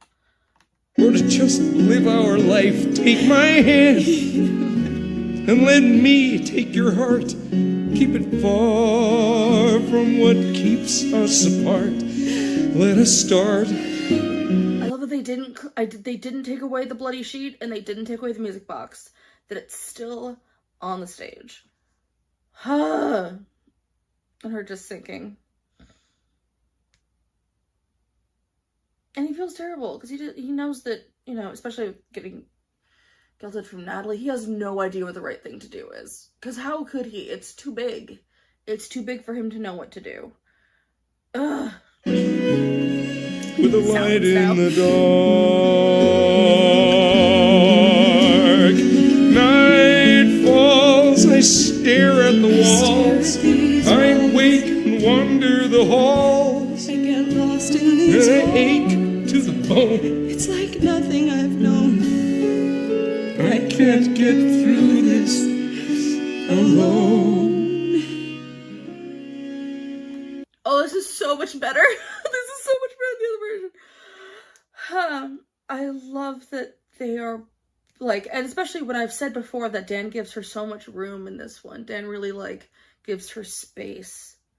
This is one where he's entering her space. Even that last time during that moment when they were together, she ran to him. He's coming to her and sitting down next to her. And she now has to look at not her husband towering over her, not her husband trying to fix everything, the guy who can feel nothing about this, you don't know. A guy who's broken too, not in the same way, but still broken, and just the fact that they're both sitting there and they're both on the verge of crying. And neither of them knows what to do, and both of them just want things to get better. Oh, this is so much better. Oh boy. Take this chance, Just fiddling with a little thing. and we'll make a new start, somewhere far from what keeps us apart. And I swear that somewhere in the night, there's a light.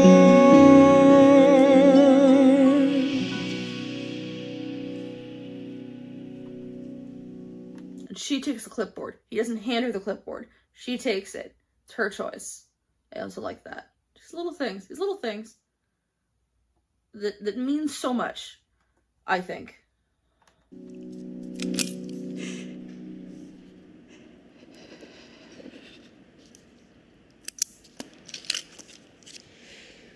A light in the dark.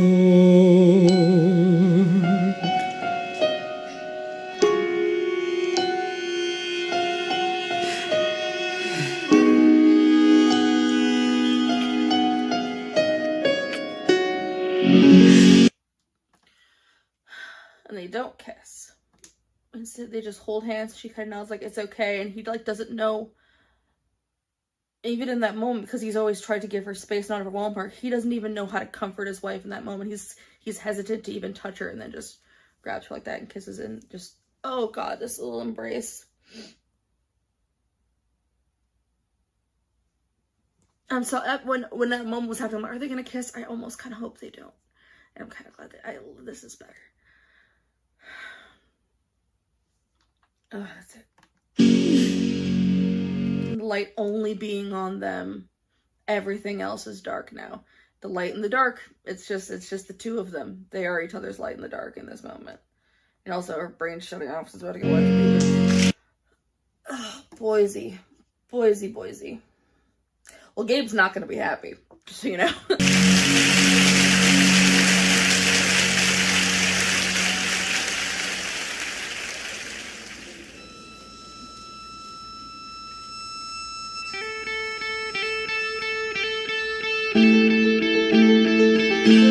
Kind of like that instead of putting the like kitchen island away and bringing out like a gurney, I like that they've sort of made it into the bed. I love that it's like, it's still her home, but it's like her home has become the hospital. It's kind of frightening. Oh, and okay, so we've got Dan and Gabe as the doctors. So I think in the original, it's the doctor that we know, and then someone in a mask. So they do that layered, seeing their face, which kind of adds to the frightening thing of them being the ones doing that to her, since they were the ones, anyway.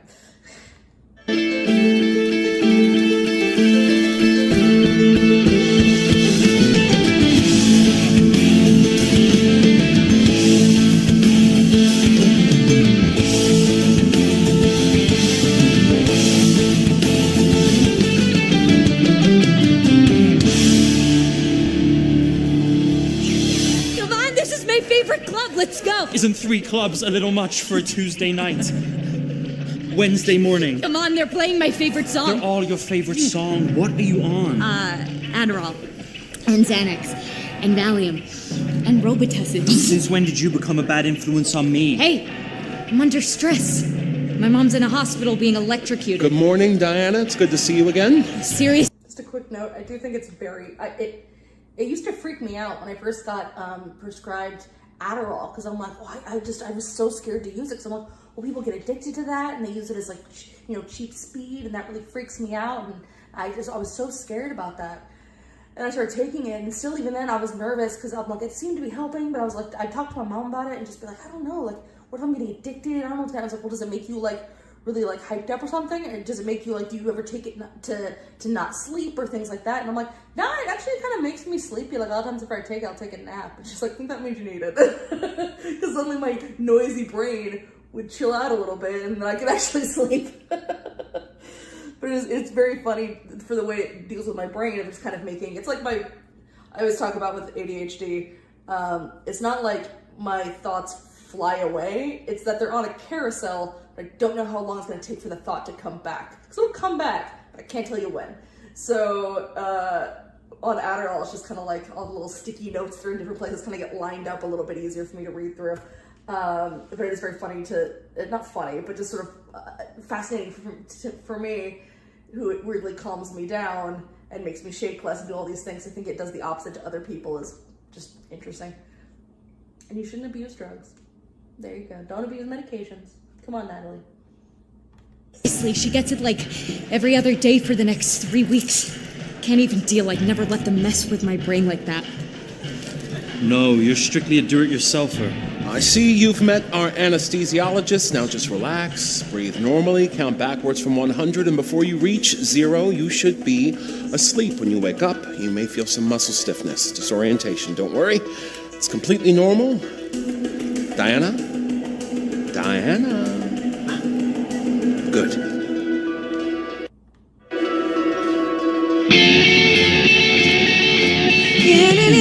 So we've got of course, the electricity throughout the brain. I don't think they should really show her getting the prep, and especially don't show I don't know what they're called, the electrodes. That's not what they're called. Going on her in the original, which kind of makes it just feel more real. Especially in the audience, probably wouldn't, but since we're in the Proshot, we get the shot down on her. I love the idea of them. They aren't doing the electric shock therapy on her. The doctor is, but they're the anesthesiologists. So they are the ones putting her under for this. They're the ones, basically putting her in a position where she will be get the electric shock therapies. And it's, her husband who asked her to sign the papers, and it's Gabe who's, everything that he represents has caused her to be here. I think is such a great way of showing that. I'm really glad they didn't just go with like one of them in a mask, because they just didn't want to, they didn't have another cast member. It makes it just taking a moment of like, oh, we have a small cast to actually then add to the, meaning of it. It's like when you've got most versions of Peter Pan, you have, you know, Hook and Wendy's father being played by the same person. It adds to it. The little castings are fun. Lightning flashes and the burst might leave me blind. When the bolt of lightning crashes and it burns right through my mind. It's like someone drained my brain out, set my frozen mind to thaw. Let the lethargy and pain out while I stood and watched it all. I am riding on the brightest bars. I am worlds away from who I was. And they told me it would change me, though they don't know how it does. That looks so great. They're holding her legs. She can kind of lean like this and do these kind of like, she looks very out of body, but also they're anchoring her there. And with her reaching out like that, it's so great. It's interesting because in the original, I know I have, that's what you guys are here for, is the comparison. For a minute, I'm like, I talk about it too much. Well, whatever. Diana starts and I think spends almost the entire number upstairs. I always talk about the levels. And I don't think we see her on the bed. I want to say there's like a double. There's a body on a bed, but it's not her. Which in some ways it's showing that like she is not in her body. But in other ways, it's almost kind of divorcing her from what's happening. So I think that's kind of I think both are interesting and powerful. I think it's just kind of a preference thing. Yeah, I don't know. I really like that they're kind of letting her stand up on the gurney. She's present there. It's happening to her. It feels more personal in the way that she's leaning like that. Just such a simple thing, but it makes her look sort of like she's out of sync with what's happening as she's getting the electric shock. Is a kind of a cool way to show that. Oops.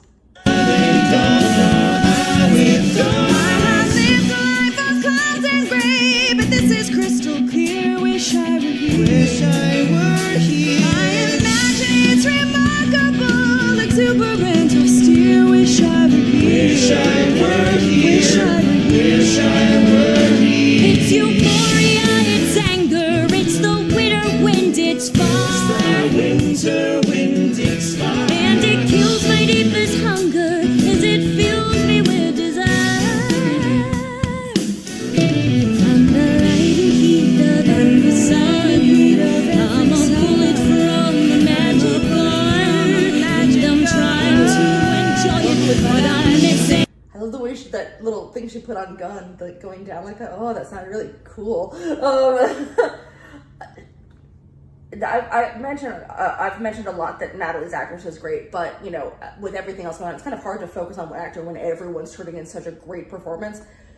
But for how, again, it's these things of like, because she's been so stressed this whole time, because she's stayed on that note of just being like, she's about to vibrate out of her own skin because she's so just like stressed and just barely hanging on.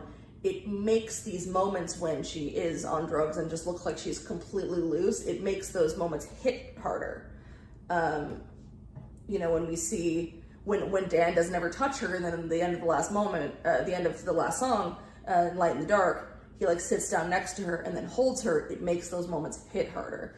I think some people forget that. It's great to kind of hold off on stuff. Even when you don't think you should, it's nice to hold off, because then when the moment happens, it just feels like a punch in the face and it makes it mean more. And so, yeah, of course, now we can really see the difference between how she was in Act 1 and starting with Act 2. So it reads a lot better than I think it does. Like, I think I really love Broadway Natalie's voice. I think that I think her acting totally fits in that show. I think that is the right performance for that version of the show. I think this one's right for this version of the show. I love how much they're showing like the just electricity zapping through all these things and like neurons and stuff. It looks so cool. And then the little red box around Natalie. And it's interesting because, yeah, this whole time they're both upstairs and she's barely even, I don't think Henry's there, but like not interacting with her. So I like that she's kind of like, almost like he's kind of getting into it and she's pushing him away like, I don't need you. This is a me moment. Oh wait, it's one of my favorite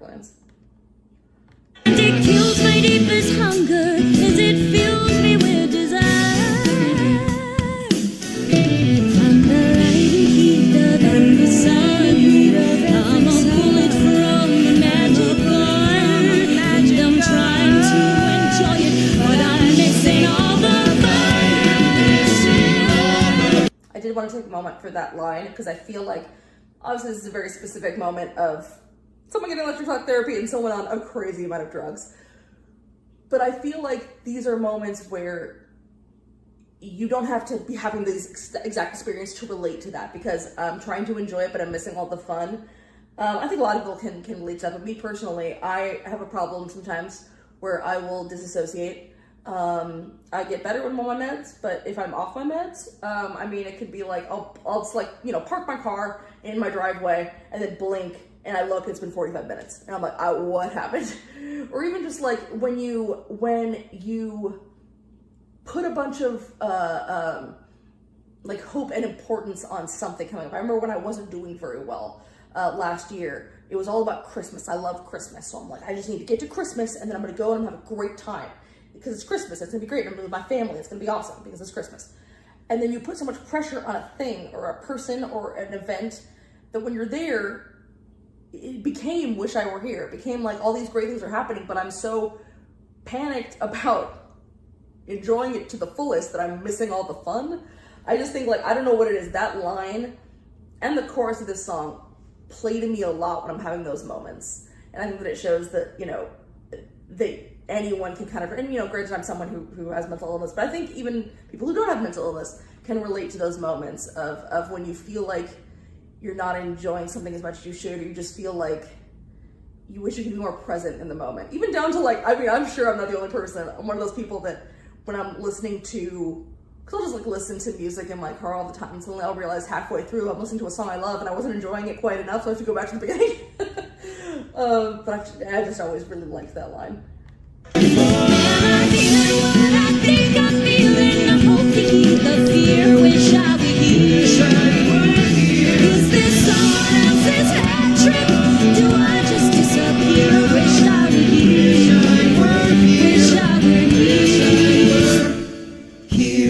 Natalie, what are you doing in my electricity?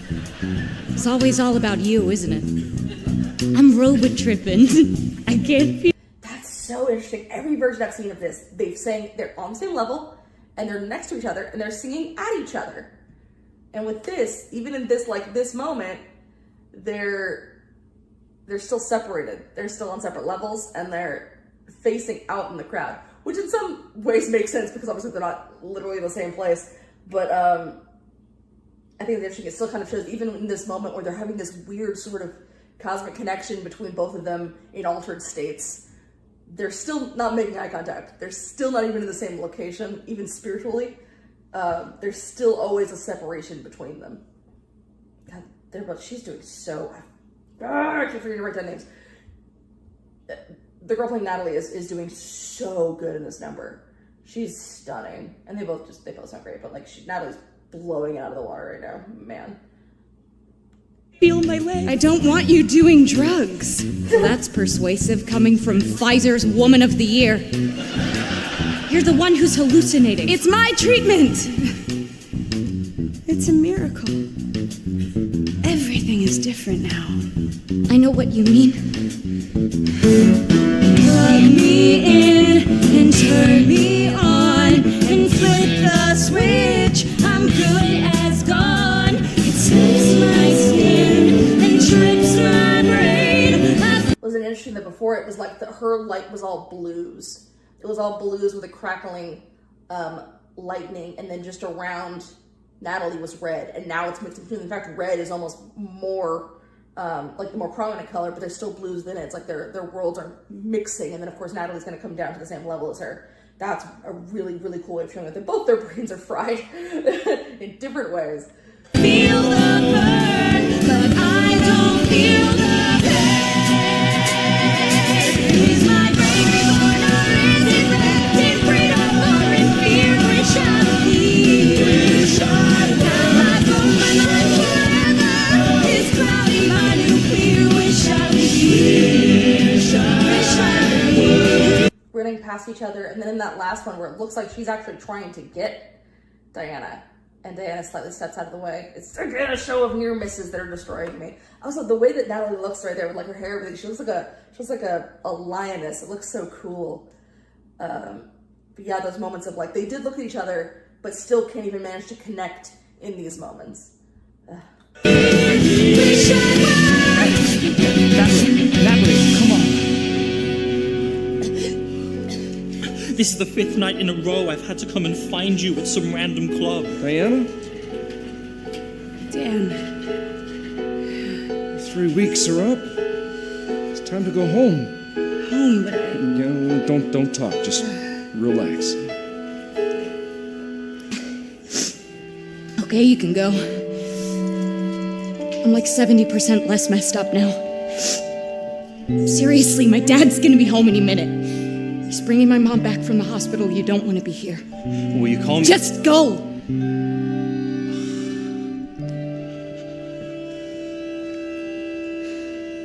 Can I hide my stupid hunger? Fake some confidence and cheer. Wish I were here. Wish I were here.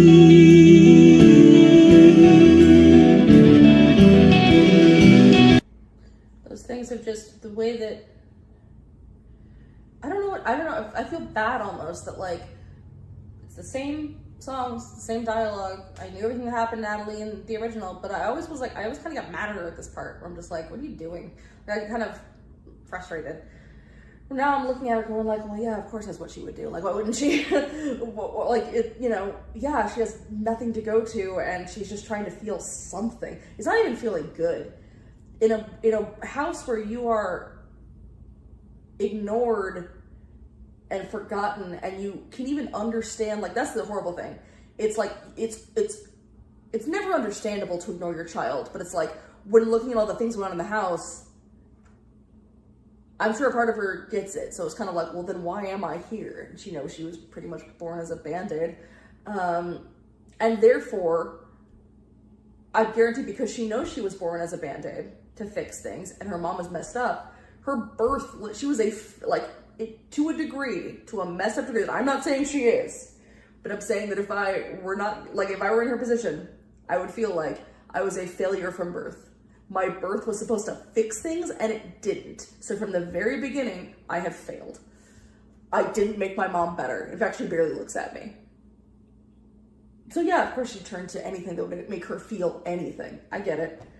And it's just, I feel it's insane to me that I've known this musical for, I don't know, 10 years maybe, close to it. And somehow watching this version is like the first time I'm seeing it, which is crazy to me. But it's the same story, nothing is different. But it's like I'm seeing it for the first time. It's like I'm suddenly understanding everyone's feelings for the first time. I want to know if anyone else, like me, who knew the original first is feeling this as well. Yeah, I don't know. Where'd their sync go? Their sync's gone.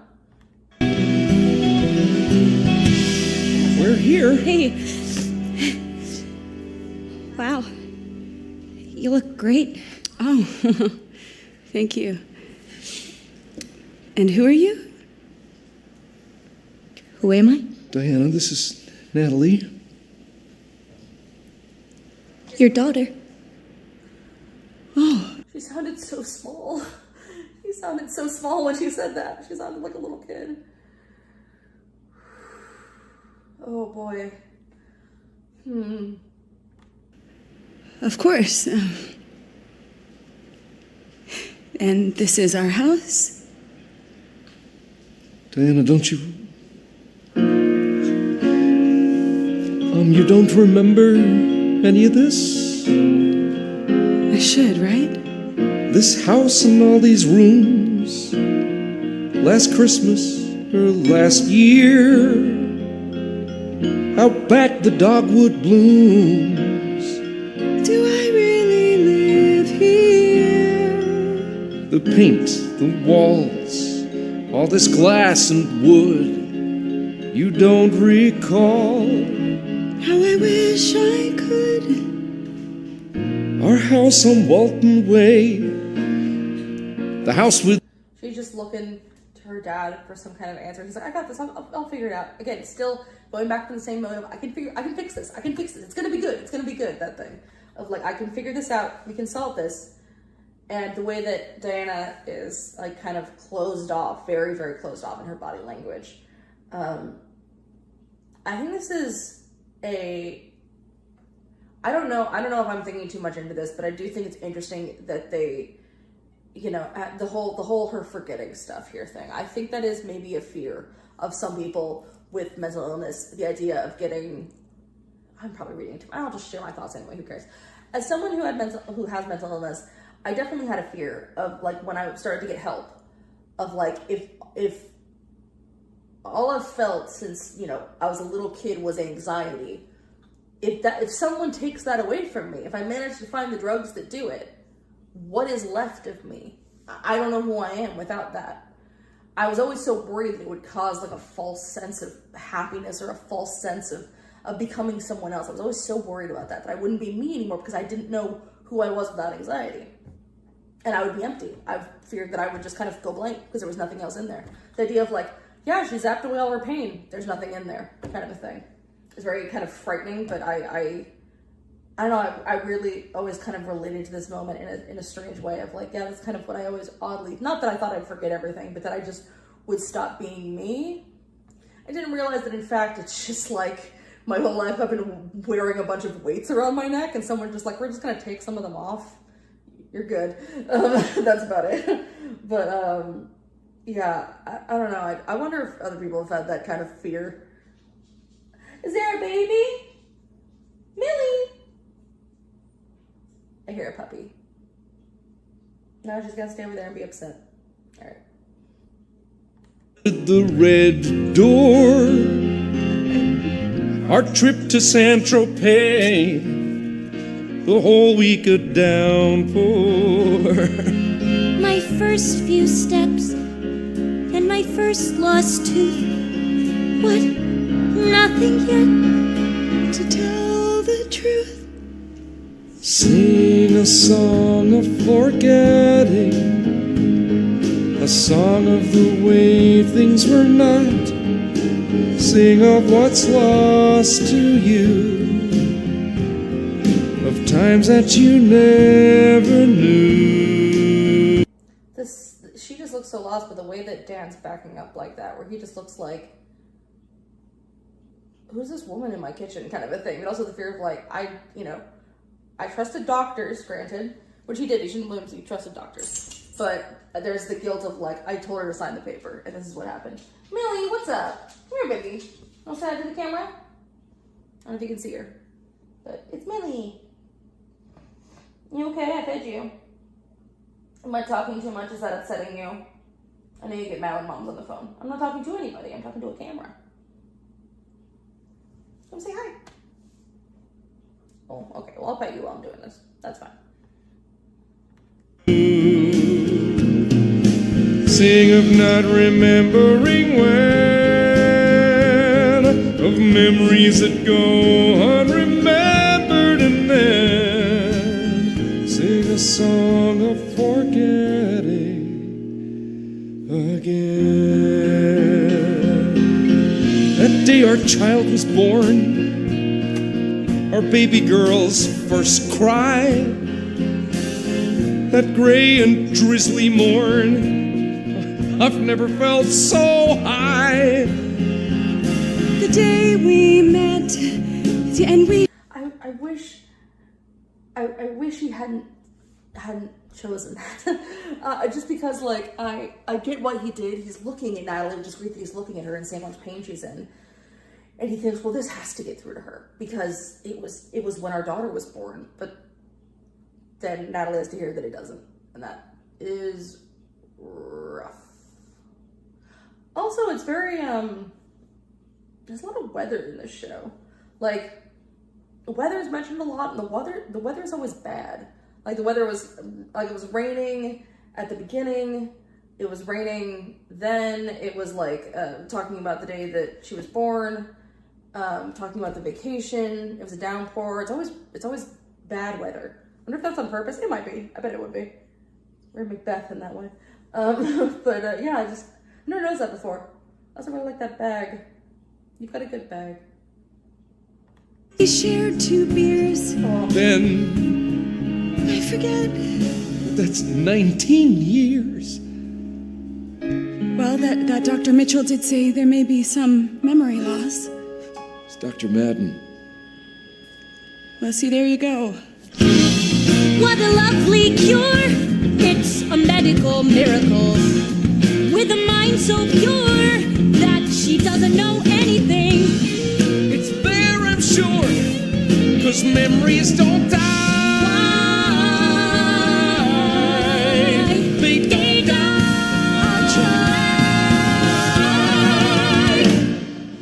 Sing a song of forgetting. Okay. Whew. I love that Dan was hugging her, but then immediately let go to reach out to Diana, which is kind of what he does. And you saw Natalie break a little bit there. But I did think it was interesting because Dan at that point was singing with his back to the audience, which you don't do usually. Like, things aren't choreographed that way. The stage show wants to point to the audience. But the fact that to them, he's going like, memories don't die, it's fine, we'll figure it out. Again, just it's gonna be good, it's gonna be good, it's okay. And then he turns around to face the audience, this moment of he's exposing himself and doing this, sing us a song of forgetting. Where we're actually seeing the like, it's okay, and then look on his face, he's crumbling. But he has to crumble to the audience because he can't crumble to either of them. The song of the way things were not. Sing of what's lost to you. What's lost to you? Times that you never knew. Sing of not remembering well, of memories that go unremembered, and then sing a song of forgetting. Sing a song of forgetting. Sing a song of forgetting.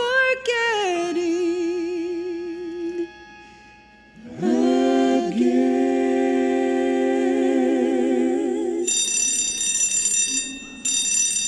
She felt like a ghost in her own home during I Miss the Mountains, and now she kind of is again. She just can't remember anything about it. It's a different kind of ghost. And I love that subtle, the like kind of subtle movement of then suddenly having Dan in between them and then moving to have Diana in between them was interesting. Oh boy. Oh boy, oh boy. Oh God. Hey,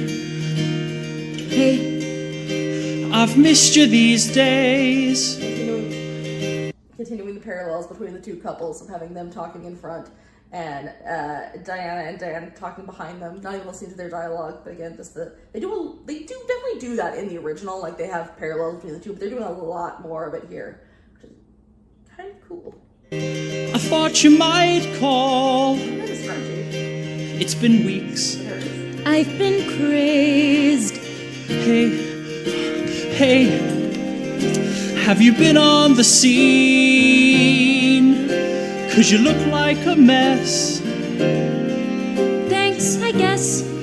Are you clean? While coming from you. I don't do what you do. Okay, how did it start? But you took it too far. Oh, I took it too far.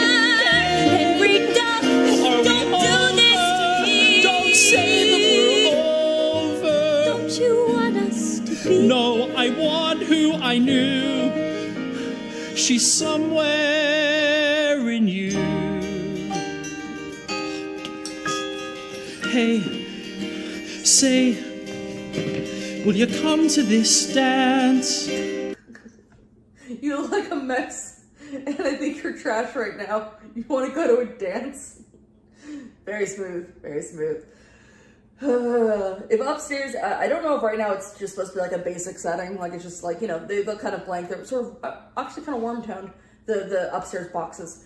But the idea that they look very plain, which makes sense of Diana being in her, I guess, factory setting. They press a little button on the back of her ear. She can't remember anything, so it's like this very sort of generic. It's not completely clouded. You can see silhouettes, but you can't really see anyone in there. I hope that's purposeful. It's some spring formal dance. It's May 1st, and it's cheese, but it's fun and it's free. I don't do A high school dance on May 1st. That's May Day. That's belting. That's a naughty holiday. Don't be having a high school dance on May 1st. No. dances. Do this dance with me. Goodbye, Henry.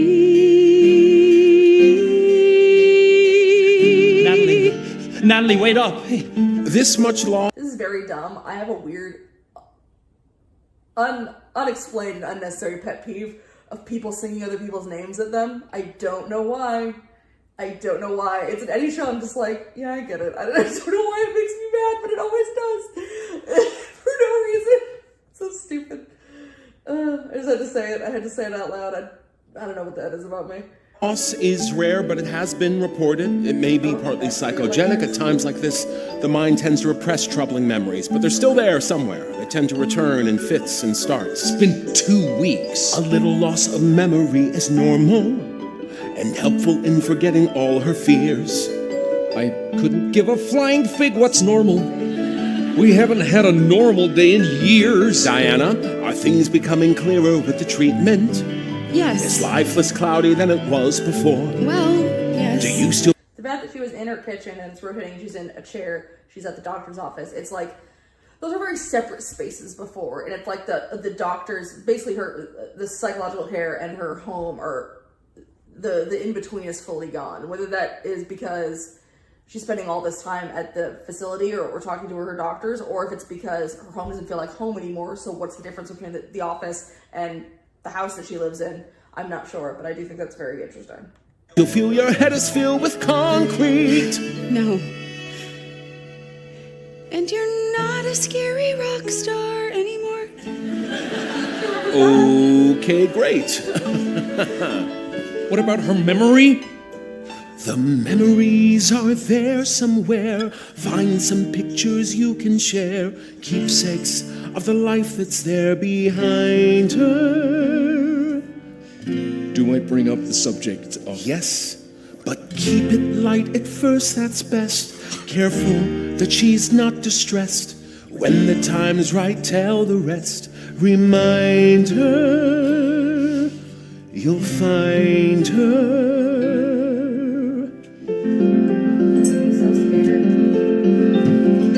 So let's start with something small, something personal and pretty.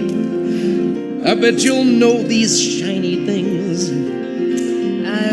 They must be tacky trinkets from, I guess, Atlantic City. No, actually. They're our wedding rings. It's going well. Here's a flower from our wedding. It was such a sight to see. With the ceremony, everything we'd hoped. Dad? Well, that's how I remember it, so that's how it'll be. It was raining. Back to raining. The way he's doing it, he's like, I don't want to do it this way, so that's how we're gonna do it. You can tell there's more of an effort to just kind of be delicate with her as opposed to the original where it was very much like, look, I want to rewrite everything because I can. And I know Dan is going to get into that at one point. I'm sure he will somewhere in here. But the idea of just like, it's going to be, we're just trying to think of anything positive because the hope is that a positive memory is what's going to click in and not a traumatic one, which unfortunately is usually what will trigger something more is something traumatizing as opposed to something nice, which is unfortunate, but it's how it is.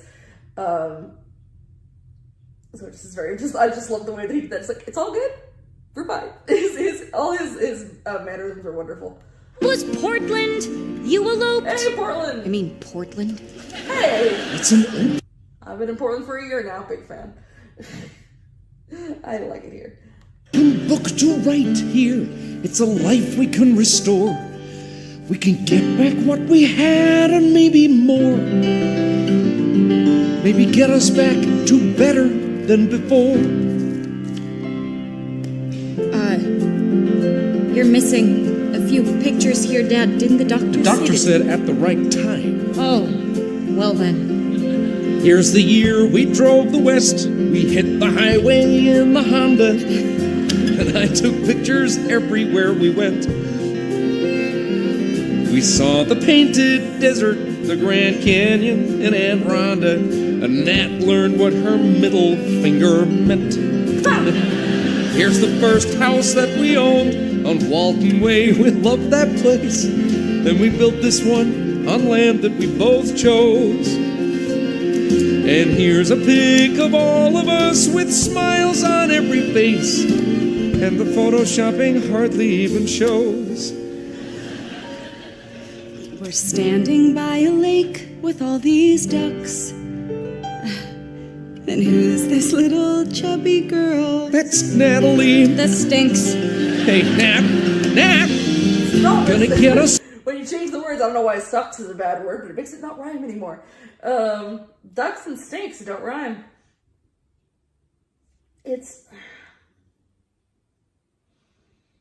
I believe him.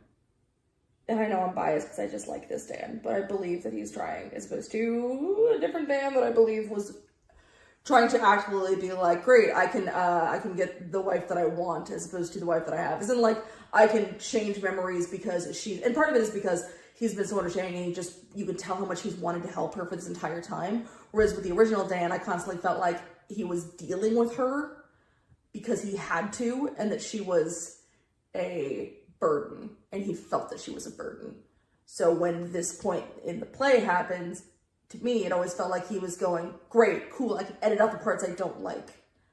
As opposed to in this, it's just like, I could maybe actually, for once, fix something he's always trying to do and failing at because that's not how anything works.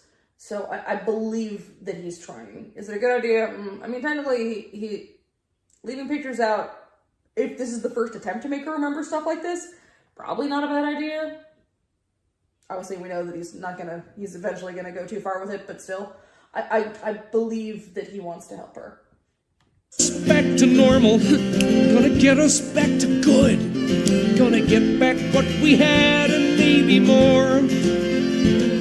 We'll remember all the good times and forget the things we should, gonna get us back to better. It's like, honey, work with me, please. Give me, just give me this one thing. And this will be interesting because I always thought Natalie was kind of a jerk in this part. The way that she performed it was always just like, yeah, you suck, by the way, Mom. Let me rub it in. So I'm curious to see how she plays it.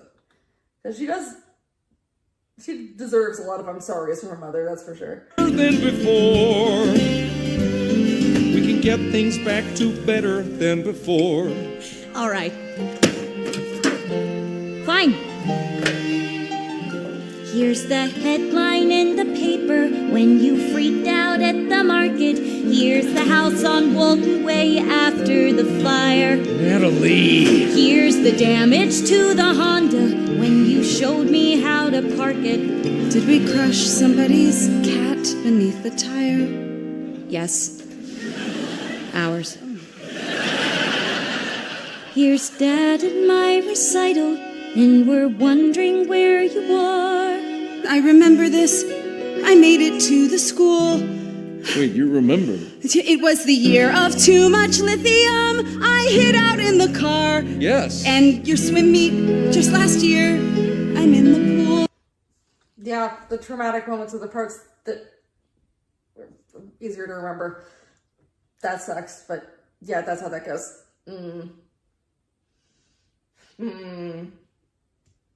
That stinks. But it's real. But like, yeah, I think it's just the way that she performs it. I felt like the other Natalie was very kind of bratty when she did this, whereas she's just like, no, yeah, here's reality. Like, this is what you've done, and if we paint this other picture, you might never remember because those are your memories, because that didn't happen. It happened, but not really. So, like, if we can't expect you to remember a life that didn't occur, so let's try to make you remember the life that did actually happen, which isn't great. I think both of them are being very understand. Like, you get where both of them are coming from in this more than just kind of like two people who were sort of being dicks. And like I felt in the original, I get what both of them are doing, even if I don't necessarily agree with some of it. I get where they're both coming from, and I get the reactions feel genuine. So you are. You're getting it. You've got it, Di. Hooray! Your life has kind of stunk, I think. You got it, yay, hooray! I love this dad so much. I love him so much. He's just doing his best. Buddy. Oh, this is the most dad ever. Oh, bless this man. Someone give him a hug and a world's greatest dad mug. Is he the world's greatest dad? No, but just give him the mug. Just let him have the mug. Come on, man. Gonna get back what I lost there. Gonna find out who I was. Gonna open up the gates and let it pour. And if memory makes things better, well, memory always does. Gonna get us back to better than before. Make everything much better than before. She's been so still this whole time since she got her electric shock. She's barely been moving, and so it's great to see as the real her starts to click back in. It's like suddenly someone pressed a button and she's just started up again. And you know, maybe a little not manic. She's moving quickly, but she's excited. That's fair. But it is interesting the way they did that. Of like suddenly she's popped back into moving and reacting to things better. Better than I guess it must be. Better than before. Better than before. I also like the dance on the ground with her helping and hiding some things. Oh no! Aftershocks! Better than before.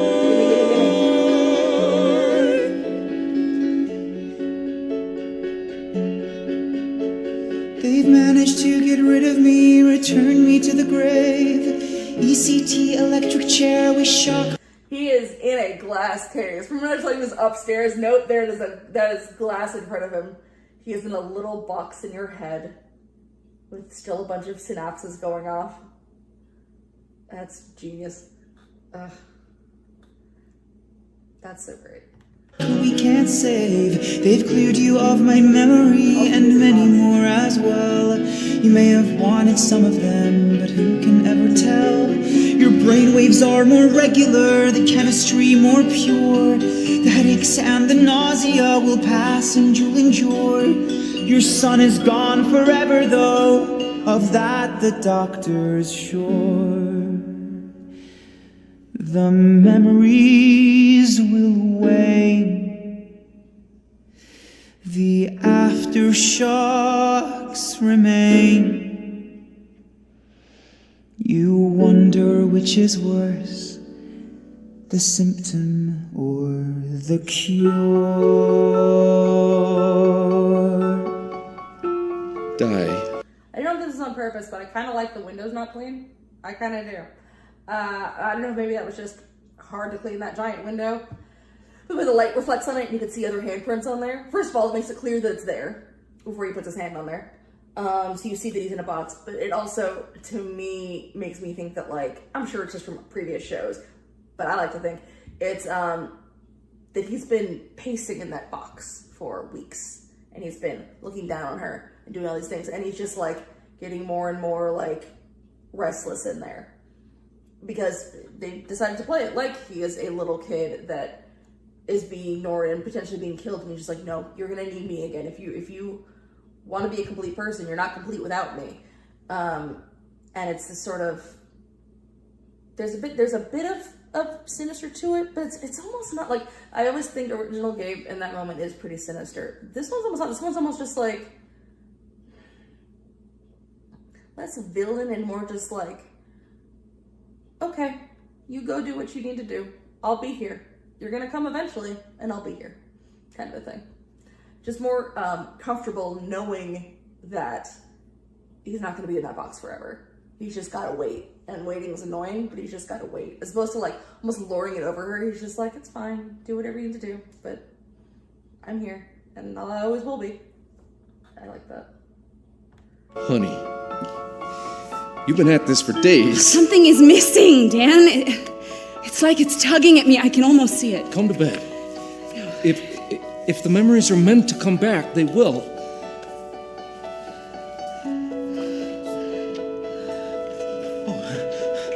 Hi, Miss Goodman. I just needed to talk to Natalie about some homework. I know it's late. She's not been answering her phone, and I thought, is everything okay? Henry? Yes. God, you remind me of someone. How old are you? 17. Why? The hopeful look on Dave's face there just for a second, like, it's coming, like he's leaning forward and just staring at her, like, is it gonna happen now? Like, so excited. Oh. He's just waiting till that door's unlocked. And part of me sitting here watching him goes like, yeah, poor thing, and open the door. Like, don't open the door! You gotta keep it in there. No, you shouldn't keep it in there. You should open the door and then deal with it and then let it go in a way that he doesn't convince you to dance with him. Because then bad things happen. But don't keep him in a box, because then the box gets bigger and it's a problem. But you know what I mean. You know what I'm saying. I don't know. Natalie's in her room. They've managed to get rid of me, I'm gone without a trace. But sear the soul and leave a scar no treatment can erase. They cut away the cancer but forgot to fill the hole. They moved me from your memory, I'm still there in your soul. Your life goes back to normal now, or so they all believe. Your heart is in your chest again, not hanging from your sleeve. They've driven out. Oh, he's going a little bit nuts. And I kind of love it. Is that wrong? He's going a little I always love that line, your heart is in your chest again and not hanging from your sleeve. Of like, that you are as they say you should be, but there's also a giant hole inside of you. I just need to hear that again because I want to. Because I want to. No treatment can erase. They cut away the cancer but forgot to fill the hole. They moved me from your memory, I'm still there in your soul. Your life goes back to normal now, or so they all believe.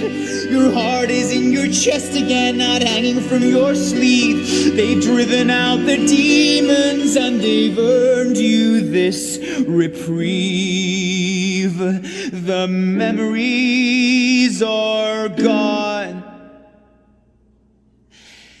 The aftershocks live on. There's that little bit, just that little smile of like, maybe a little scary. Because it's not just a little hand going like this, but it's two hands like about to start beating on the thing. If it goes on much longer, if there's another one, he'll just start knocking on it. And having that thing of him and her, it looks like it was perfectly lined up like that, where she's below just looking at these pictures, looking for what's missing, and he's like, me, I'm missing right above you, just look up. It's in her mind. But with nothing to remember, is there nothing left to grieve? With nothing to remember. Who you were hearing in the background. There's Ruby. Hey, baby. She was a little limpy girl that was chilling next to me for a good chunk of it. You're not loud like your sister. You're chill. She's our chill. She's our chill one, Mom. We love her for it. I love you, Ruby. And this little rowdy wasn't what was barking a bunch. Weren't you, Millie? And you wagging your tail. Oh, look at that face. Yeah, you're kind of being a little annoying today, but I love you. But you're a lot. Bye, Millie. Oh, Millie. Look at that butt. Bye. Hey. Hey. So tomorrow's the dance. It's annoying, I know. But let's... One kind of fun thing about Henry is that he does remind you of like what normal teenagers are thinking about at this time, which is like a dance and stuff like that. And she's just like, my life is so past dance, my guy. Like, all right, normal kid things to worry about, like a dance coming up.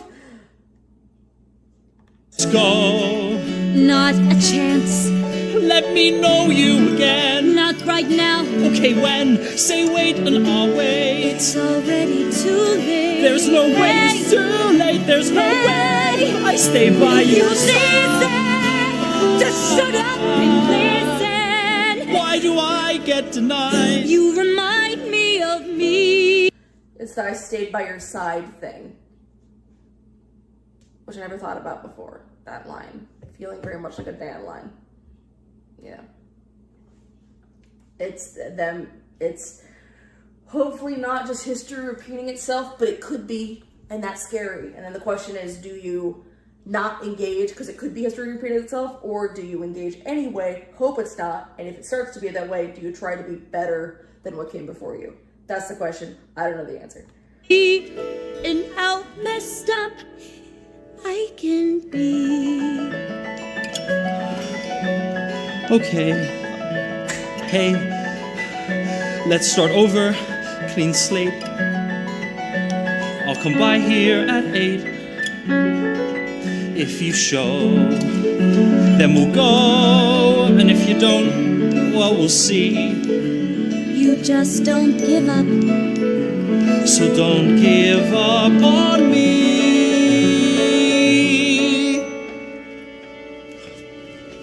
Goodbye,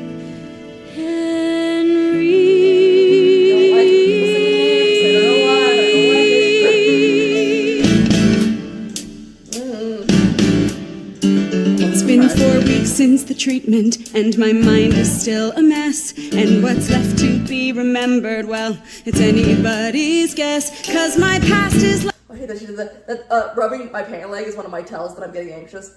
So I just think, so I'm like, don't rub your pants, that makes me feel seen in a weird way. To the point where, like, if I'll start doing that around my friends, certain close friends of mine, they'll realize what I'm doing even if I don't, and they'll try to, like, subtly change the subject. If I start rubbing my hands like this. To the point where, like, it got so bad that when I would have, like, when I got new jeans, my hands ended up turning blue because I was doing it so much because I was stressed. It looked very silly. Like the weather, it will come and it will go. I don't even know what it is that I don't know. I'm some Christopher Columbus sailing out into my mind with no map of where I'm going or of what I left behind. I don't know the things I don't know. I'm sure something's missing. I wish it would show. I don't know. You say take it slow, and I do, although how I do, I don't know. I love that again, we always have that spinning. Usually when she's in the doctor's office, they're spinning because of how, oh my gosh, there's Guy up there in the little corner. How upsetting. How upsetting. I'm sorry. I was just shocked to see him. He's not even with the pants anymore. He has some tiny corner. No, he's got a little cubby hole he sits in. Because you're a bad child. Am I upsetting you, Millie? I'm sorry. I'm getting worked up, I know. I apologize. Oh my gosh, but I love the rotating thing of again, they're not taking away the house, not even cleaning up the house set. It's just like, you're going to therapy for 8 seconds because you have to, and then you're immediately going back to what she's doing, which is trying to figure out what is going on. Her house is just spinning, and she's not like, even if she's physically in therapy, mentally, she's still in the kitchen. She's still looking at stuff. And that idea of like, I get upset if I can't remember a thought I just had and it's driving me nuts. I'll go crazy thinking that. But the fact that like this nagging issue, there's something important about you that you can't remember and no one's helping you is just, God, maddening. Ugh. Are you talking with your husband? Well, he hasn't much to say. Is it helping you remember? I remember that's his way. Does the puzzle come together piece by piece and row by row? I don't know where the stupid pieces go, cause I don't. That's a bummer because I do love her screaming, I don't know where the fucking pieces go. For those asking, I do have a copy. People were lovely enough to send me a copy of the uncensored one. People have been sending me a couple bootlegs, which if I knew the reaction to musicals would give me musical bootlegs, I would have done this years ago. Yeah, the only reason I'm not reacting to that is I just kind of, I don't know. I don't know if that was kind of sketchy to react to the uncensored version, since this is the one that has been put out by PBS. This is the one I'm choosing to react to. But when I watch it again, I'm gonna be watching the other one. But that line That's just a line that's always stuck in my head for some reason, so I'm kind of a little bit bummed that it was censored. Of course it was, they say fuck, but still. Know how this started, so I won't know when it's done. Have you talked to your depression, your delusions, and your son? My The what? way that flashed, the light just flashed like that. Oh, you good, Millie? We're going to pause now because I think Miss Millie needs to go outside. Apologies, I had to release the ladies of the house. Oh gosh, it's gonna get worse. But I love that flash there of like suddenly everything being like electrified, and as she's getting more and more and more and more upset, kind of a thing. It reacts on the stage, and then when that light happens, it's just like, wait, what? Like everything in her brain just went. Zoop. I want to see it again. I want to see it again. Have you talked to your depression, your delusions, and your son? My what? Your husband didn't... I think you two should talk more. We should talk more? That's it? I don't even remember marrying this man. It's not like I'm some sexually frustrated soccer mom. Interestingly, the underlying challenges are similar. But, Don't say that. I'll see you next week. But doctor, Next week. I'm sorry, look, if your patient's spiraling that much, maybe don't do that. I'm sure probably lots of doctors do. I had the pleasure of having the same therapist for, like 15 years, actually 20 years. And so, it was very few times where I like wasn't doing well by the end. But there were a few times that she, if I really was like worked up and not doing great by the end of the session, she'd stay an extra half hour. And obviously you can't do that if there's like patients stacked. I was lucky enough to go at the end of the day, but that's just, I don't know, man. That's rough to have to be like, yeah, I know you're having a breakdown, but like, I gotta go, sorry.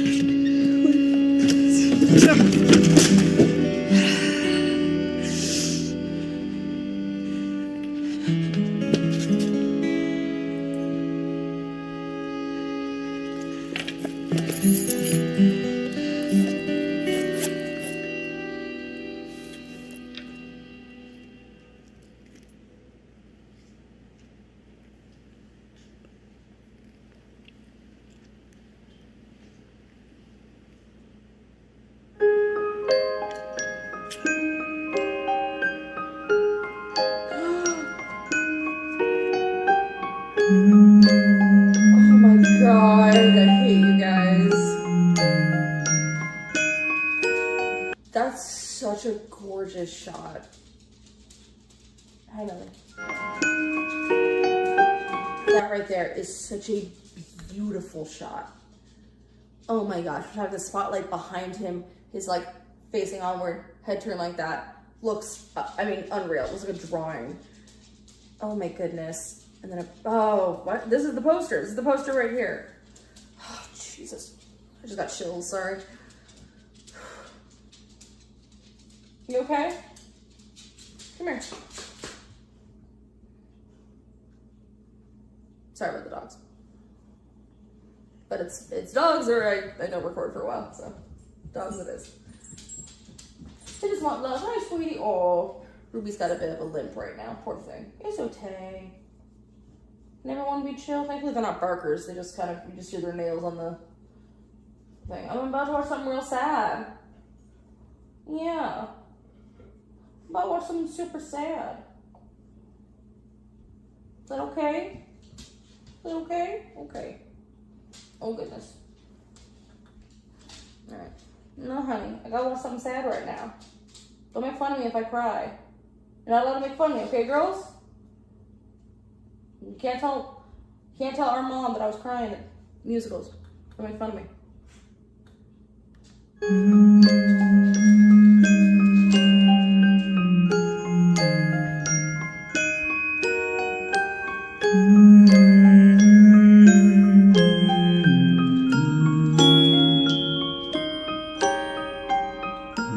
Man, was he humming that?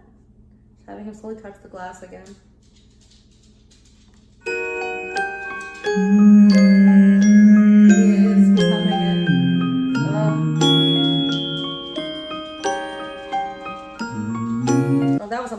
it's almost like the silhouette with the light, almost looking like an ultrasound kind of thing. Oof. What are you doing? And then shutting it. Ah! What is this? Hey, where'd you get that? You smooth motherfucker! Hey, where'd you get that? Huh, interesting. Never seen that before. Good sir. You know what? I'm a little bit proud of you. It's not gonna work, but I'm a little bit proud of you. That wasn't bad. Oh, bless you, Dan. It's it's nothing. It's just an old music box.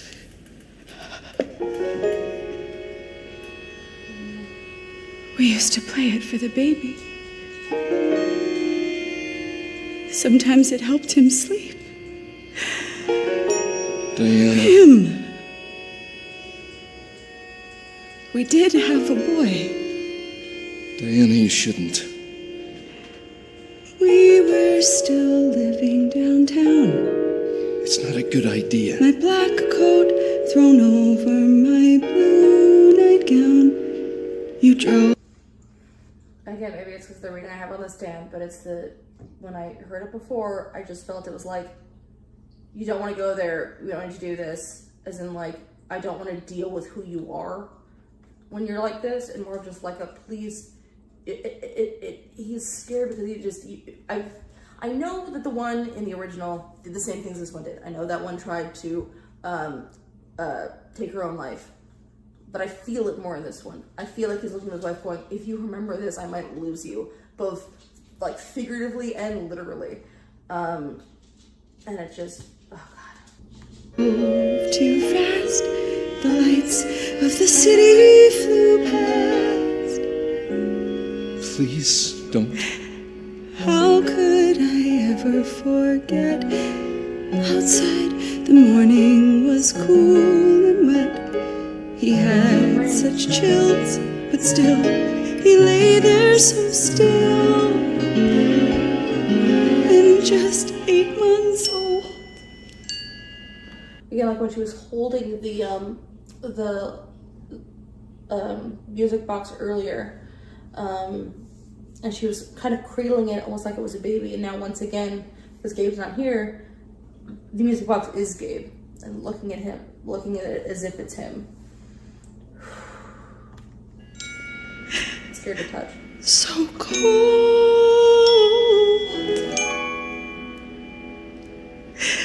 We ran him inside. Lost, worrying, wondering. That hospital room. That blue.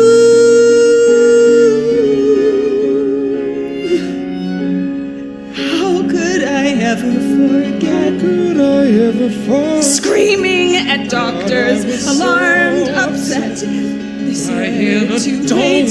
They never said we were too late. Because the way she's performing it, and Alice Ripley does a good job of this too, but she's living it again. She's not thinking of a sad memory or upsetting memory. She's in that memory again, reliving it like it's the first time. She's remembering it for the first time since the electroshock therapy. And he's watching her. He's gonna, he's afraid he's gonna watch her slip away again. This is just the beginning of going back into the spiral.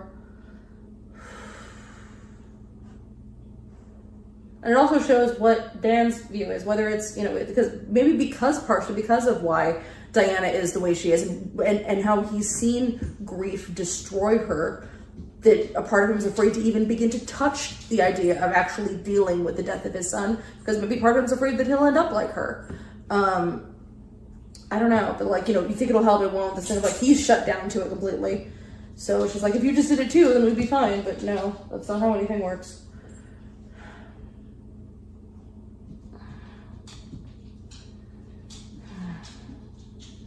At doctors, alarmed, upset. They said we're too late. They never said we were too late.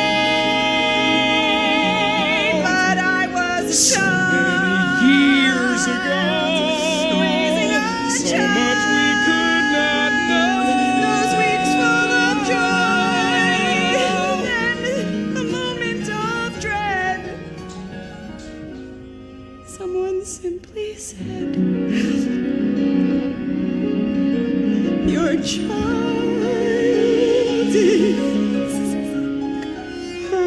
could I ever? I love that they, oh man, I love that they don't say the word dead.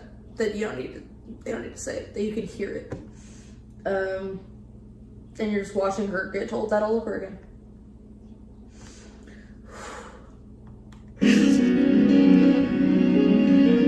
Your child is. How could I ever forget? How could I ever forget? This was the moment my life was set. The The day that I lost you. It's clear as the day we met.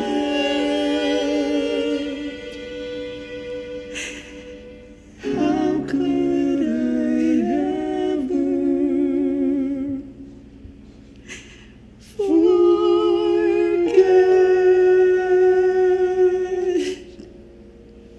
And the heartbreak on Dan's face because Diana lost a kid that day, but Dan in this moment is realizing that he lost a son and a wife in the same day. They both died that same day. Oh boy.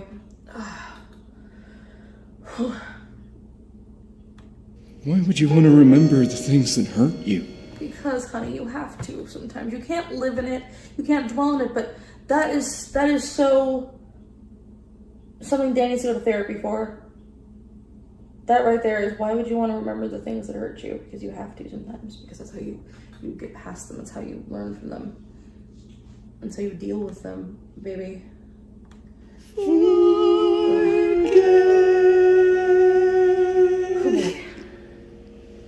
Why would you want to remember the things that hurt you? I want to remember everything, Dan.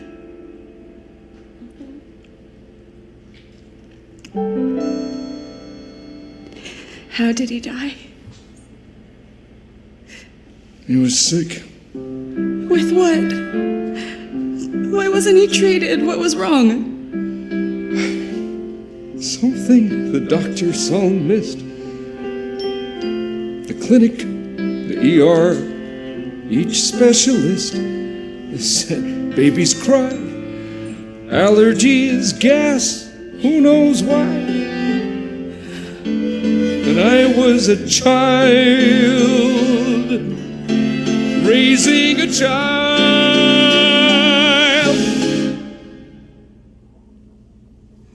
who stayed up all night.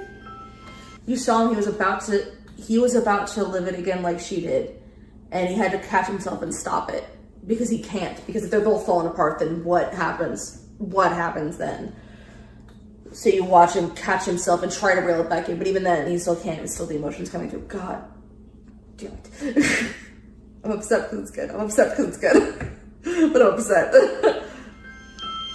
Most nights, you slept at his side.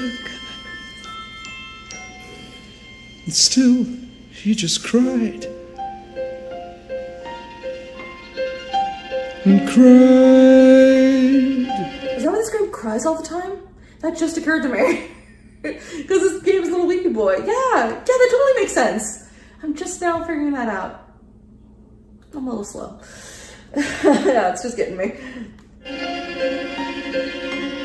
He was a baby when he died, but I remember him older.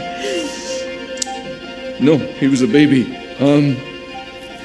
We should call Dr. Madden. Why would we call Dr. Madden? I'm trying to make sense of this. Wait, what was his name? I don't remember you ever saying his name. Why is that? Diana, What was his name? Tell me. It's gonna be fine. It's gonna be fine. Gonna go back to the doctor because we caught it just in time. We'll take the pills and pay the bills. We'll do more ECT. Our son. It's gonna be good, you'll see. What was his name? It's gonna be good. What was his name? Give me a sec. Okay, I do want to play that It's Gonna Be Good quick reprise from the original because it's got such a different vibe. So I do want to play it, and then we're gonna go back. I think it's about there. If not, it might be like a minute or two before. We'll just let it go.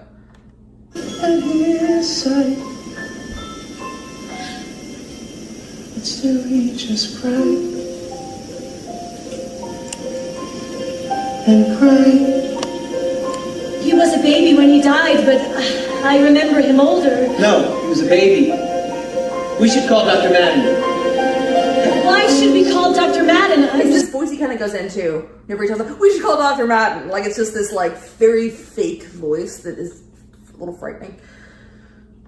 I'm just trying to make sense of this. God, what was his name? I don't remember ever hearing you say his name. Why is that? What was his name? Tell me. It's gonna be fine.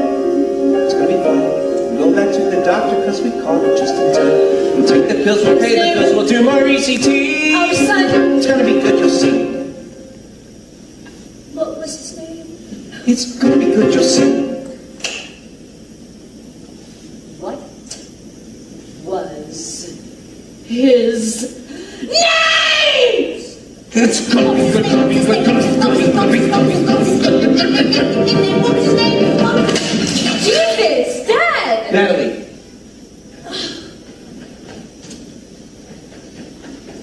He scares me. I don't know if Dan's gonna do that. He might. The real Dan. That's probably this one, but I don't know. But I've always found that moment kind of scary from him.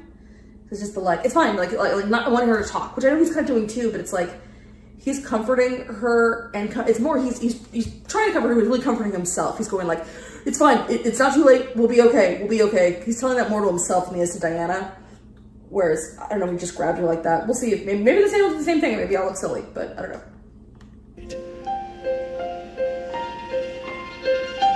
And cried.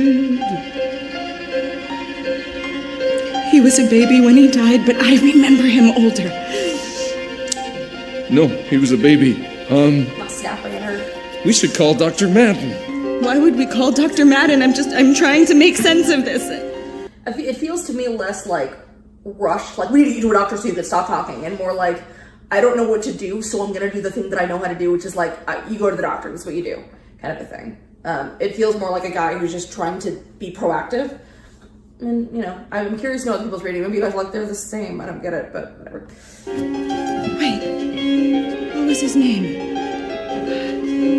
I don't remember you ever saying his name. Why is that? Diana. Just realized, trying to find the keys he couldn't find earlier that Gabe had. Anyway. What was his name? Tell me. It's gonna be fine. It's gonna be fine. I'm gonna go back to the doctor. He'll smile like he's constantly just trying to smile and talk softly like, it's all good. It's that mask is so thick on this one. It's all okay. Ah, gosh. Because we caught it just in time. We'll take the pills and pay the bills. We'll do more ECT. Our son. It's gonna be good, you'll see. What was his name? Trying to guide her towards the What was his name? What was his name? What was his name? What was his? What was his? What was his? What was his? What was his name? Name. What was his name? What was his name? No! Natalie!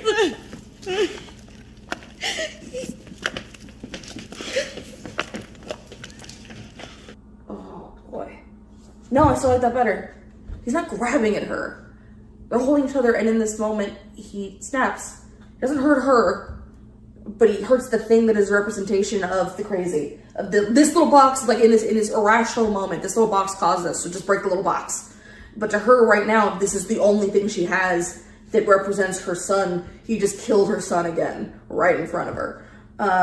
So of course she's not gonna be doing great, and also at no point have we ever seen Dan act like this at all in the entire show, which makes this moment seem like he is at the end of his rope. But I like that he doesn't grab her and try to wrestle it from her. He's just trying to make her stop, which he is, because he's scared. He's scared. Am I saying he's doing the right thing? No, but I understand why he's doing it. I disagree with it, but I can understand it. It doesn't seem as controlling.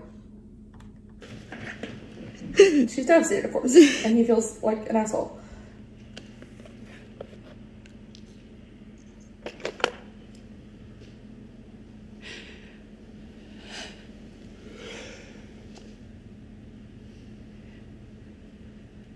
Why stay? Why stay? So steadfast and stolid and stoic. and solid for day after every day. Why stay? Why stay? Why not simply give in and get on with living? 'Cause everyone knows you tried, but somehow something died on the way. So tell me why you stay, why stay, why stay? Enduring and coping and hurting and hoping for day after freaking day. Why? What fucking day? Again, we've got the parallels between the two. But I get why she's asking this question, because unlike other dads, who I feel like are almost staying as a way to get a gold star, because look at me, I stayed with my crazy wife because it looks bad if I leave her. This dad really loves her. And it's just like, I can't be okay. I'm never going to be okay fully. So I can't be what you need me to be. Again, it's just a series of impossible situations. I don't even know what to say anymore. I'm just upset. I just want to hug everyone here. I'll hug everyone. I'll hug Henry. I don't care. Come here. I'll give you a hug. I don't give a crap. I'll hug everybody. Everyone gets a hug. Doctor gets a hug. Let's hug in. Let's go. Stay, why stay? Why not simply end it? We all comprehend it, and most of the world would say he's better off that way to be free. And maybe so is she. A promise. A boy says forever. A boy says whatever may come, we'll come through. And who can know how, when all I know now to be true is this promise that I made to you. A question. A boy wonders whether the two stay together the way that they stay for year after year, from love or from fear. Either way, that's the promise that I made that day. Again, back to giving her a lot of space again. Once like steps closer, then steps back. Back to that space thing again. She's back to being something he's afraid that he can break. As he broke the representation of Gabe. He didn't want to face it. Couldn't even say his name. At that point, she already knows. What would be the harm in saying the name? The harm in saying the name is the thing you have to think about it hard enough to say the name. And that's when the floodgates open, and then you just can't deal with your emotions. What? I'm upset too. I know. Girl, mom's not home. I don't know why you're so upset. You okay, babe? You're limpy. I know, honey. Are you also upset at the situation? These people. It's sad, huh? Here's what I say to the girl who was burning so brightly, like the light from Orion above. And still I will search for her nightly. If you see her, please send her my love. And the boy was a boy. That's such a... Again, the line hasn't changed. Why does it hit harder? Like, you were an amazing woman. And she's in there, so if you see her, tell her I love her. That's sad for everyone. You can't stay with someone in hopes they'll one day be a person they haven't been in a very long time. For all seasons, the boy is lost. That boy is long lost to me now. So the man has forgotten his reasons. The man still remembers his vow. If the boy's lost to you now, then how can you expect her to be the girl that she was? That's not fair. I know you don't expect it, but you hope it. If frat boy Dan is gone, then so's that version of Diana. A promise. A man says forever. A man says I'll never regret or let you. The promise that I made to stay, and I stayed true, knowing one day we'd remember that joy. You'd remember that girl, I'd remember that boy. Until we do, the promise I made, I'll make it brand new. Sorry, there's a slight jump cut because one of the dogs started barking. I don't know what at. There's literally nothing there, but she scared the crap out of me. So if I kept it in, you would have seen a funny thing on me jumping, but I've got to get out. So I'm going back about 5 seconds, but here you go. The man says, I'll never regret or let you. The promise that I made to stay, and I stayed true. Knowing one day we'd remember that joy. You'd remember that girl, I'd remember that boy. Till we do the promise I made, I'll make it brand new. The promise that I made to you.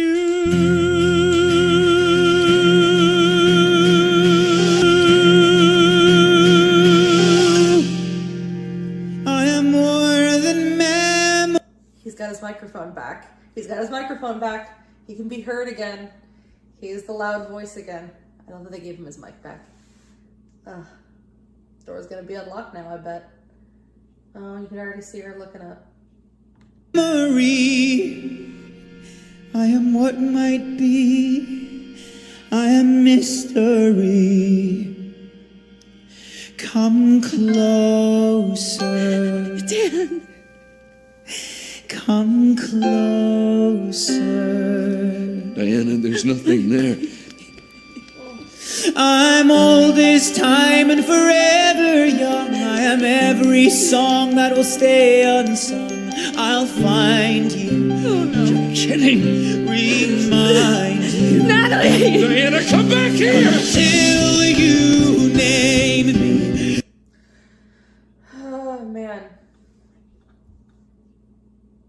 It's the way she clutches herself, says my baby. Like for her, it almost like it just happened because she just got the memory back. It's like it's so fresh. Oh, Boise. It's always been a curiosity to me that she screams for Natalie in that moment, which we've never seen her reach out to Natalie before this moment in the show. I've always found that interesting that she does this. I think just at that moment she just doesn't trust Dan, and she's afraid to be on her own, I guess. And Dan being kind of frozen in place like that for a minute, just like almost like this thing of like, if I don't move, then it's not real. If I don't move, then we can just pretend like everything's okay, and then having to face that like he's back. And her clutching her head, she really is. For a minute, she's happy. For just a second, when she's reaching up toward him, that lovely little moment. But then it's the reality of like, she can't sink back in the delusion, and she can see him, but she knows it's not real, and so she actually has to do something about it now. Ugh. Find you. Oh no. You're kidding. Remind you. Natalie! Diana, come back here! Till you name me, you can't save me. This is one old game that I can play so well. I'm alive, I am so alive, and the medicine fails and the doctors lie. I'm alive.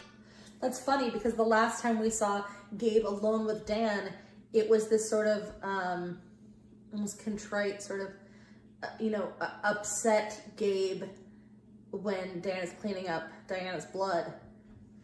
And now now this is the most sort of villainous we've seen Gabe. I don't know if that's because in this moment he's just been released and we've got the dancing brain paths everywhere. Or if it's because in this moment he is a villain to Dan. He is the thing like this ominous cloud that takes his wife away is back. And in this moment, I don't think Gabe hasn't looked this powerful the entire show. And I went back to, I said before that, if you hold back on things, then it makes those moments pop. I do remember this part in the original, and Gabe's great, but he's kind of been that way since we knew he was alive, or wasn't alive. He's been this sort of kind of larger than life character, this kind of powerful, strange guy, and so it's just kind of it's good, but it's a repeat of I'm alive. That's it. Whereas this, it's like the way he's kind of slinking, again, being a cat. Something about this game, it's a cat. Just chilling, like, just walking on the counter. You yell at them, you go, no paws on the counter, and they still go up there every time. He's just clutching his chest and staring forward as Gabe slowly rises, like he's like looming over Dan in the scene. He's gone from this like kind of small, weepy child, the way that Diana sees him, to this just like loud, larger than life thing that Dan views as the thing that is breaking his family apart. And this powerful thing that he keeps trying to bury, that he can't do it because it's too strong. Such a great little touch there, man. I am testified, I'm alive, I'm so alive, I'm alive. I can't go to your dance, I have to take my mom to the doctor. Well, I'll drive. No! I'm alive. Natalie, let me help you. No, you can't! Diana! Just go! I'm alive. Look, I'll try to come later. Okay, Now I'm wondering who's like, if the lighting on the stage is the brain, whose brain are we seeing right there? Because when Gabe sang loudly and then when Dan screamed, there was the like lightning there. So is this Dan's brain? And Dan's brain is starting to kind of freak out a little bit. I don't know. I'll wait for you there.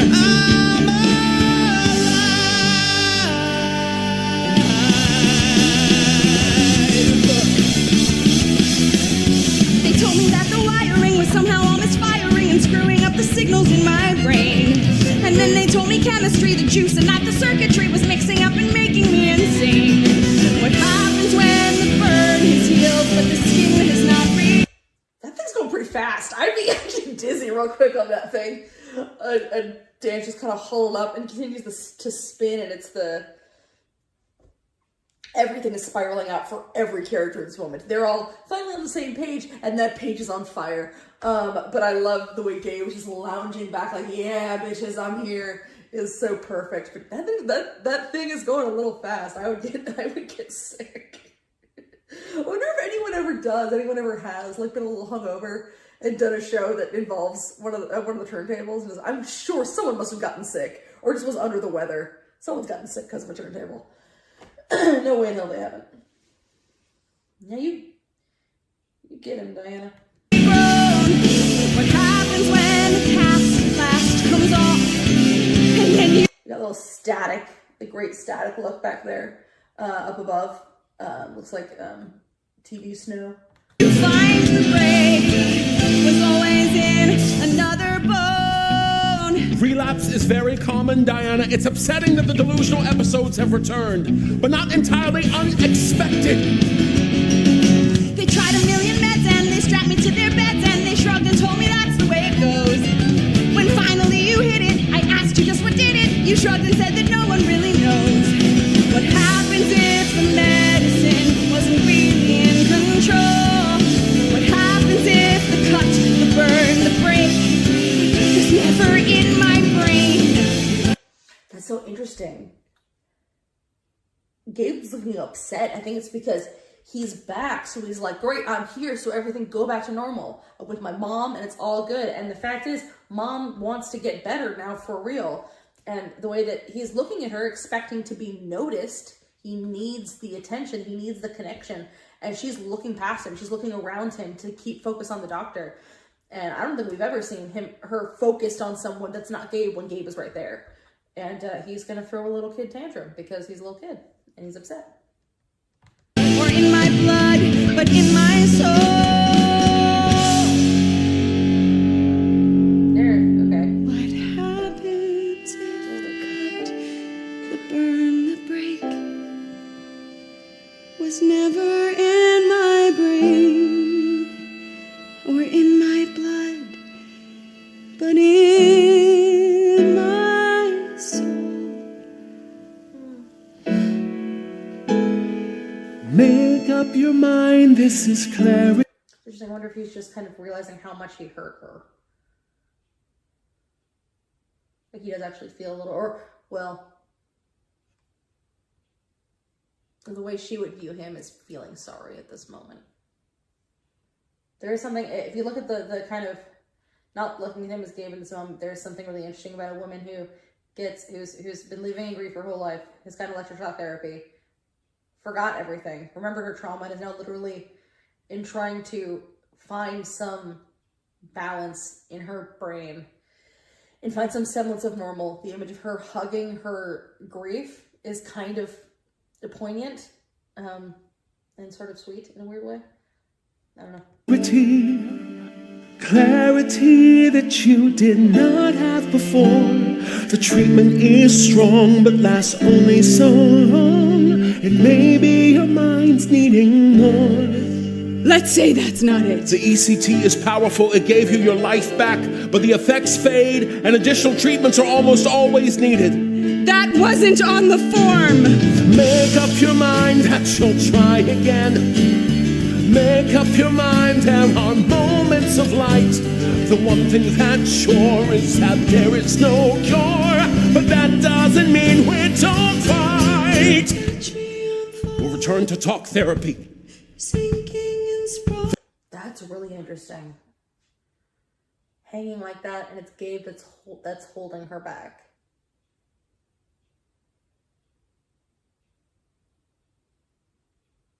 This can be taken in so many ways. What is she leaning over? Is it dropping into the abyss? It says try again, like try again for ECT, try again with her wrists. Like, what is it? Obviously that's not what he means, but what is she hearing?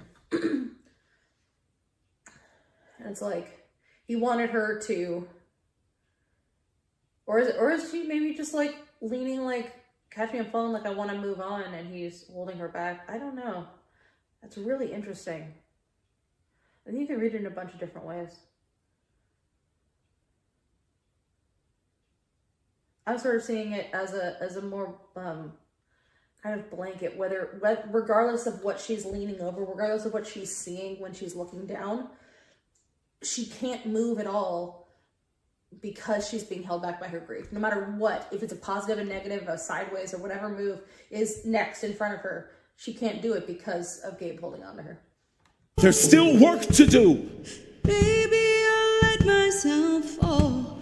Watch me unfold. We might have to look at Baby, the fall a new drug regimen.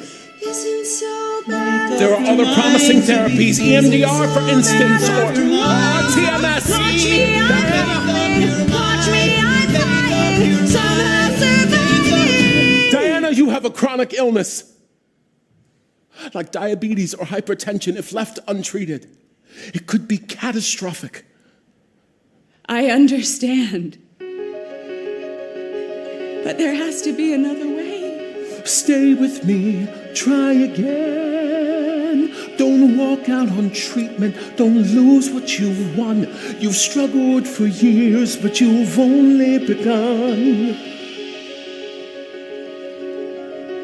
My first psychiatrist told me that, according to the manual, grief that continues past 6 months is pathological and should be medicated. 6 months. For the life of my child. Who makes these decisions? It's a guideline, nothing more. Yes. Nothing more. Stay with me, try. It makes me wonder if Gabe just now looks like his father.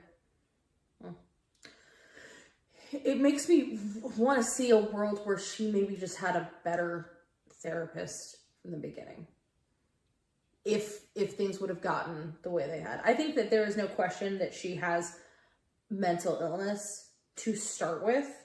Like, that was already there. I don't think it would have gotten as bad without the stuff with Gabe, but I don't think she would be 100% like a neurotypical, completely mentally healthy person. I think that she still has stuff regardless, but I think trauma made her snap harder or faster or whatever it may have been. I think the part, I'll be honest, I don't remember everything about the end of this show. Because the main thing I don't remember is where she lands on therapy. So I do remember this part, and this was honestly the part of the show that kind of rubbed me the wrong way a little bit, because I felt like it sort of it sort of demonized, possibly demonized therapy a little bit. I don't think it did. I think the whole point is to find a bit of in between the meds, the talking. You don't always have to have both, but you at least have to have the talking. I think you can have talking without meds. Not everyone needs meds, but if you have meds, you need to also be talking to someone. There's no question of that. And especially with this woman, if she's never allowed to find a baseline, how the heck is she gonna, like, who knows what her baseline is anymore without meds for how many she's been on? She just needs better doctors. But the thing I remember kind of taking away from this is I wasn't sure how I was meant to feel about I didn't know what the people who made the show's opinions were on therapy. I wondered if maybe they were negative, and it kind of made me feel weird as someone who's been in therapy on and off since I was 9. And some of my therapists were terrible, and yeah, it definitely, it's not great. All my psychiatrists were terrible. It's not great, but you kind of have to try again, maybe not with the same person, but I don't know what I'm saying anymore. I'm curious to see where they go with this again. I totally just don't remember the end, so I don't know if I'm like talking out my ass and that's gonna be like, oh yeah, no, they're fine in the end. But I just remember this part kind of always bothering me a little bit. I don't know. But yeah, that whole thing of 6 months of pathless, that's insane. No. Also screw manuals and Again, is medicine magic? You know that it's not. We know it's not perfect, but it's what we've got. That's all that we've got.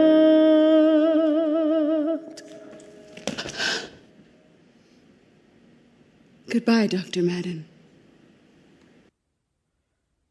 just kind of flailing over. Gabe curled up in a ball. Does she want to fall or just fall back into? To me, anyway, that was her considering falling back into the delusion, but then just hopping off herself and walking away. Whether she's, whether in this moment she knows if she's going to fall back to the delusion or not, she's making the choice to not just like give in completely, but to take herself out of this bad situation. Because regardless of how you feel about, regardless of how I feel about therapy, this ain't the right situation for her. She should not be having, especially when the ECT didn't seem to work very well to begin with, shouldn't be doing that.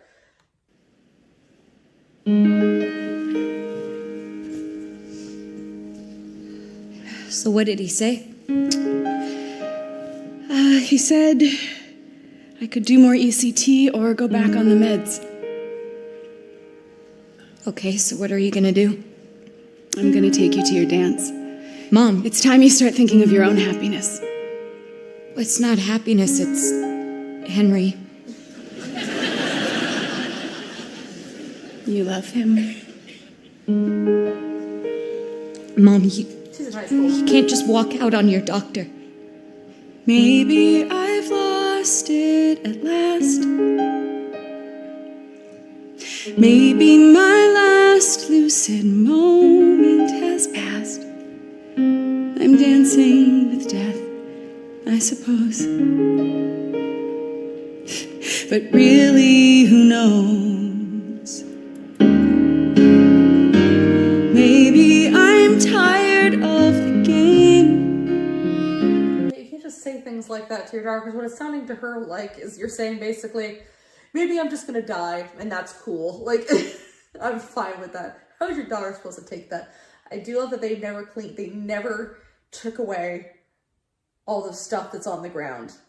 Their memories, their dirty secrets, everything is just spread out throughout this entire act. That's rough, that's fantastic. Of coming up short of the rules of the shame, and maybe you feel that way too. I see me in you,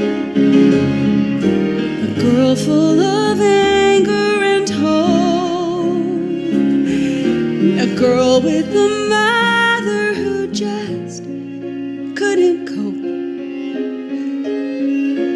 a girl who felt caught and thought no one could see, but so hard because I think in this, like, Natalie's like hearing her worst fears said to her right now. I see, basically, you know, I see myself in you, which is the thing she's afraid of, becoming her mother. But also it's her mother going, first of all, you're not alone. I maybe know some of the things you might be feeling. But also I think it's important if you do have a history of either mental illness or whatever it may be in your family to take it seriously. So it's like, you know, whether she means it this way, also sort of look at me as like a warning, I guess. Like, in other words, look at my mistakes and don't repeat them. Don't take this long to take charge of your life. Don't take this long wallowing in delusion. But also, can we just say Natalie looks gorgeous in that jacket? That's a really nice jacket. That coat.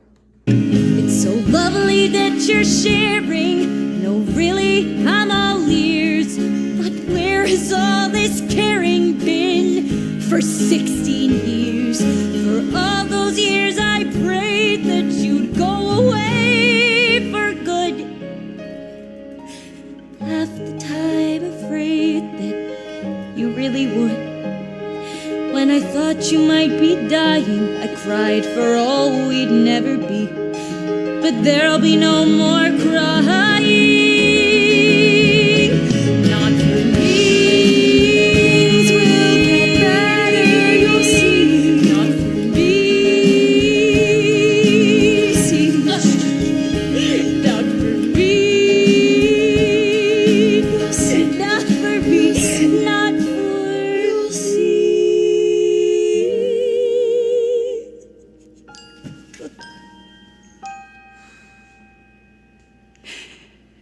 That's definitely not in the original. Is that her holding her like that? I think this weird sort of, I think Diana does feel really strong in this moment because she's kind of let go and, you know, she doesn't quite know where she's going now, but she just knows that no one's going to tell her where she's going. But, I love that it's not like, I do like this song, this part, because I do like that Diana's not saying, and Diana and Natalie are both not just like, oh, hey, we get along now, and it's going to be fun because I said sorry, and that's what you say in a show, and then everything's fine. That, you know, she's reaching out, she's basically saying, you know, maybe I understand, and also, you know, things are going to be okay for you. Maybe not for me, maybe not for us, but things will be okay for you. And I really like that. Because that is, like, that is what Natalie actually needs, is for someone to tell her she's going to be okay. Maybe we can't be okay, but maybe we're tough and we'll try anyway. We'll live with what's real, let go of what's past, and maybe I'll see you at last. I don't believe you. That's fair. She has every right to 17 years ago, your brother died of an intestinal obstruction. He was 8 months old. I wonder if Natalie's ever even been told. I wonder if Natalie's ever even been told how he died. I assume she's been told his name, but I don't know for sure. And that's crazy to think about. Oh,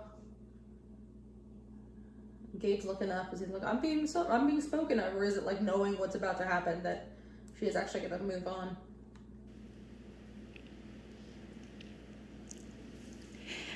I know I couldn't say that to you before. Yeah. I'm sorry.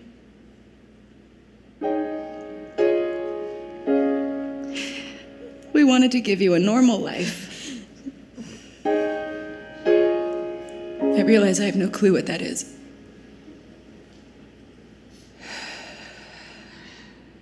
I don't need a life that's normal. That's way too far away. But something next to normal Is it the title? Everyone drink. would be okay. Yeah, something next to normal. That's the thing I'd like to try. Close enough to normal to get by.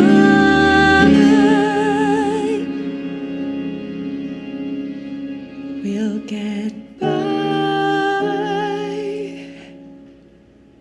We'll get by. Okay. Now go to your dance. You in the mood? Balloons!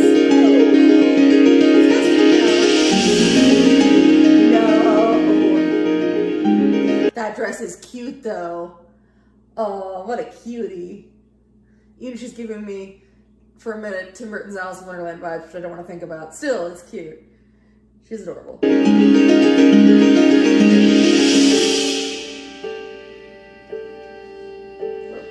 Hey, Hey, you look like a star, a vision in blue, oh, I do. and you are. Hey, I was thinking, I also love that dress, for everything we've seen her wear, this dress 1000% makes sense for something that Natalie would wear. It's not they just like put her in this like nice dress that would just be like, oh, this would be pretty or whatever. Like that is a dress that is very much her style. I think that's very cute. It's kind of really vintage. It's kind of plain but kind of cute. Like that's, yeah, I like it. you came. Well, I said that I might. I thought we were through, me and you. Not tonight. Will your mom be okay? Well, she might be someday. But for now it's all fine. She's still on my mind. Can you leave it behind? Stay. Let's see this Am thing. I crazy? I might end up crazy. I'll be here for you. You say that right here, but then Ooh, this part always gets me.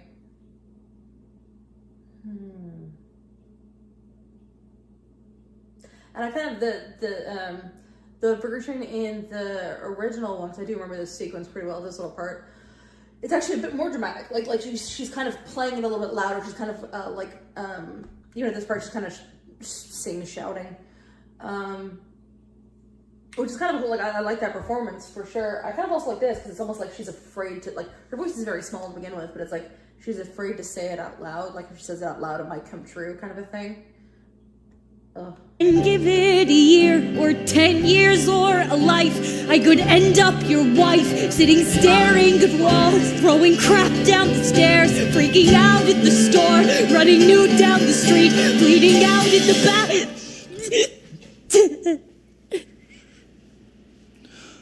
Perfect for Too you. much for a 16-year-old man.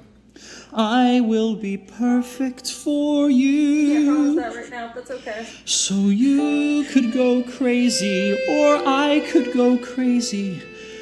It's true. Sometimes life is insane, but crazy, I know I can do. 'Cause crazy is perfect, and messed up is perfect, so I will be perfect.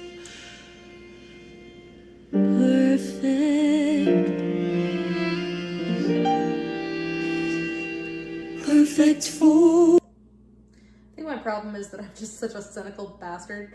I'm just like, you don't know that. You're a child, and what do you mean, crazy? What are you talking about? Like, I think I kind of roll my eyes at Henry because I think he's naive, which is really just kind of me being cynical and lame. I'm happy Natalie has something nice in her life, regardless of how long it lasts. If it lasts for 3 months or it lasts for, 45 years, good for her. I should just leave it at that.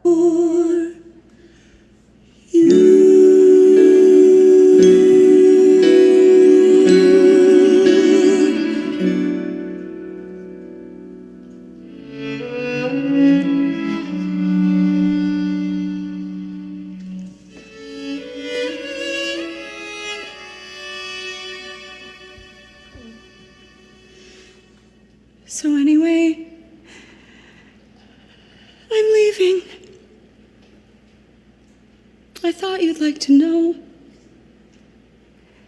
You're faithful, come what may. But clearly I can't stay. We'd both go mad that way. So here I go. And anyway, I'm leaving. I'm so betrayed. I wondered if this version would kind of get me to understand this moment. I think it kind of does a little bit more because I feel these two do genuinely love each other. There's like this horrible bitter sweetness, or just bitterness that I think maybe she's right, that if they stay together, things will just continue to repeat themselves through both of them.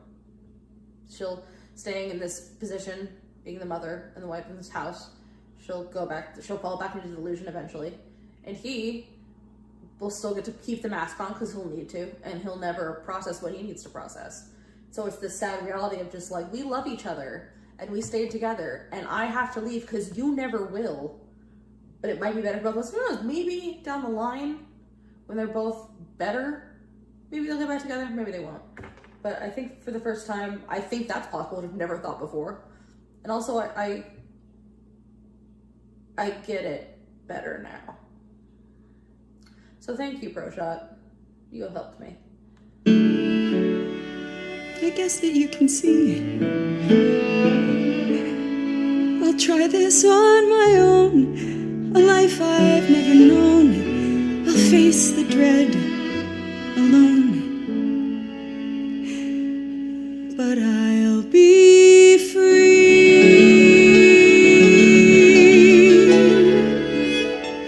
With you always beside me to catch me when I fall.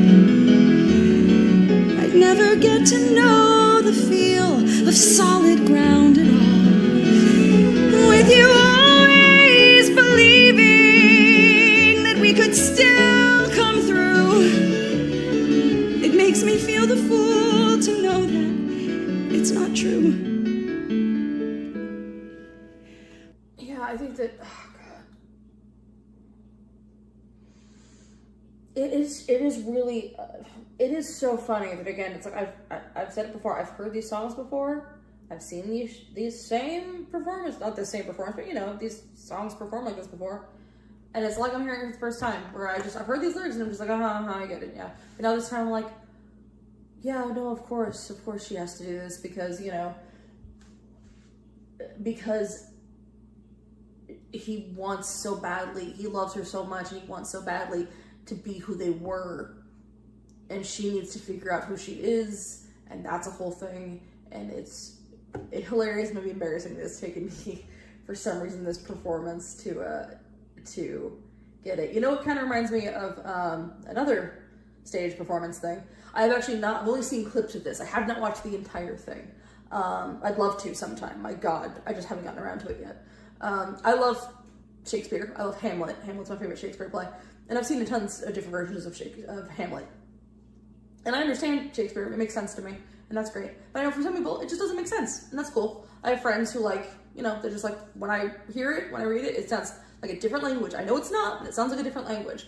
And then every single one of those people, I sent clips I found of Andrew Scott's recent version of Hamlet. And it's just funny because, again, he's saying the same lines that you've heard a million times. But for some reason, when he performs them, they make sense to lots of people who do not understand Shakespeare. They'll hear it and it's like he's speaking normal English, which he is. But some people think of Shakespeare as being like Old English. It's not, but it's okay. But it's like, he's the only person I've ever seen perform to be or not to be in a way, which I've heard that speech a million times. I know chunks of it by heart. While watching him, it looks like he's thinking it up. Like it's coming to him as he's saying it. Like he's writing it as he's saying it, which is so insane. It's something I've never seen before. And yeah, it's one of those things where it's just so funny how a certain performance can suddenly make something you've heard a million times sound like it suddenly makes sense to you. And that's what I found with Andrew Scott's version of Hamlet. If you are a Hamlet fan or kind of never really understood Hamlet, I think it's all on YouTube. Like I said, I haven't seen all of it. I'm listening clips, but my God, was it phenomenal from the bits I saw. Andrew Scott's amazing. We're getting off topic, but yeah, that's what I'm feeling with this. It's just, and it makes me feel embarrassed because I'm sitting here going, oh yeah, I've seen Next to Normal, and then acting like I've never heard this before, but I feel like I've never heard this before. How is this making sense at all, man? I'm at 36. I'm just gonna finish the show. I've got like 10 minutes-ish. Let's just go. I feel like in these last couple, I've sort of like fallen. I hope I'm still saying interesting things. I feel like I'm just kind of staring at it more than I was before. What doctors call dysfunction, we tried to call romance. And true, it's quite... Sorry, God, I always love that line. Oh, what doctors call dysfunction, we tried to call romance. That is rough. Rough, but good. I have a friend, will not do specifics, but she knew she was not in a good relationship. I knew she was not in a good relationship, but she wasn't going to believe me. And it finally sunk in when she was really not sure what she was going to do with this girl. And she was in a really dark place, and she was finally going to see a therapist. And thank God. And she said, like, all right, tomorrow I'm going to my first session with a therapist. And she went, I'm nervous about you seeing a therapist. I'm afraid she'll tell you to break up with me. And my friend went, okay, we need to break up now. Like, it's like, the drama is not romance. The drama is drama, and probably toxic. Quite a trick to tell the dancers from the dance. But rather than let chance take me, I'll take a chance.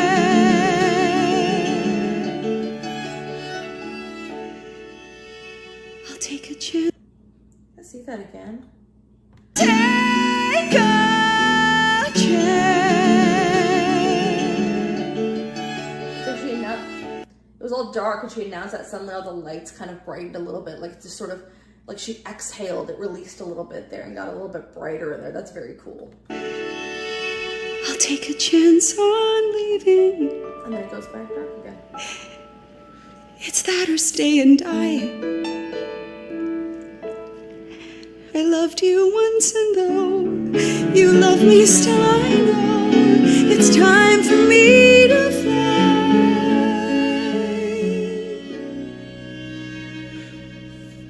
I loved you once, and though I love you still, I know it's time for me to go.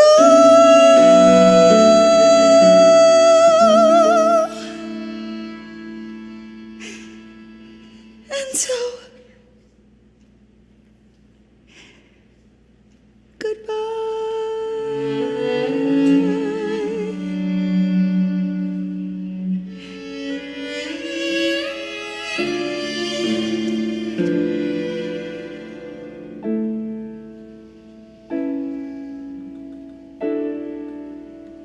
And then panning, like I love that's the moment you see Gabe's there.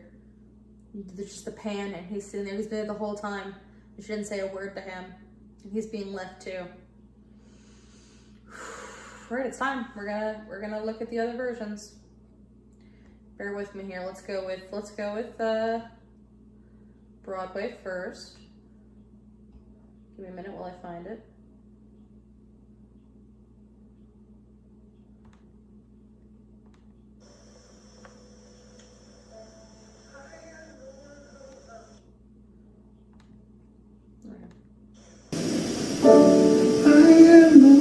Stayed.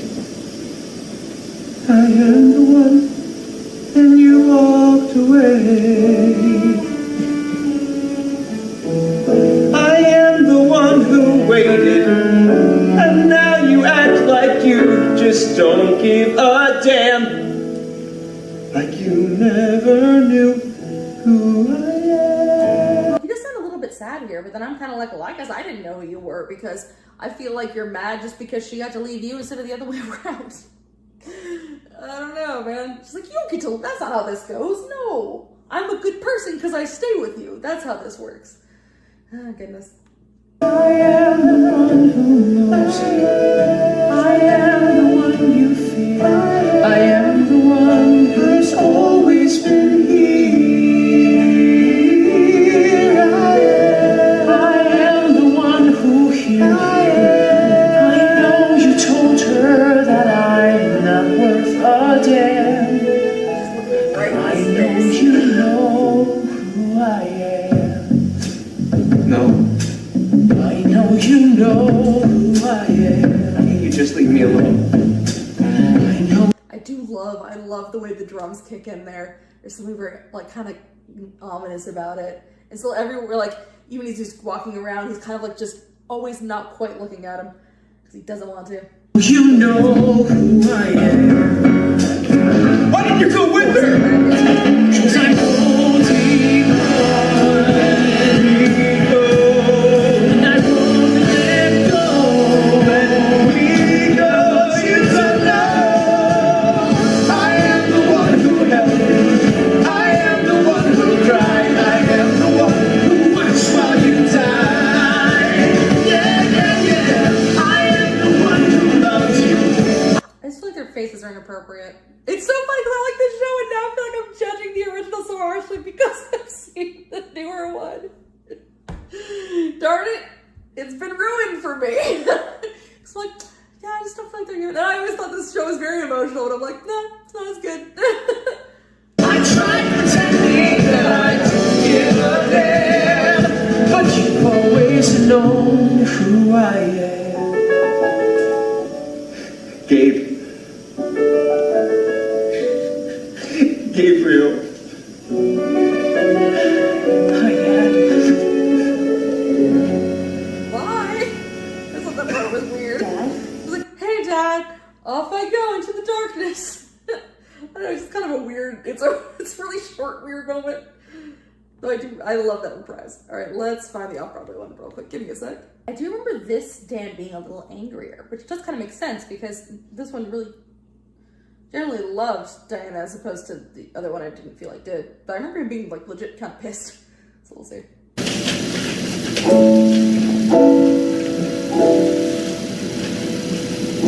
I am the one who loved you.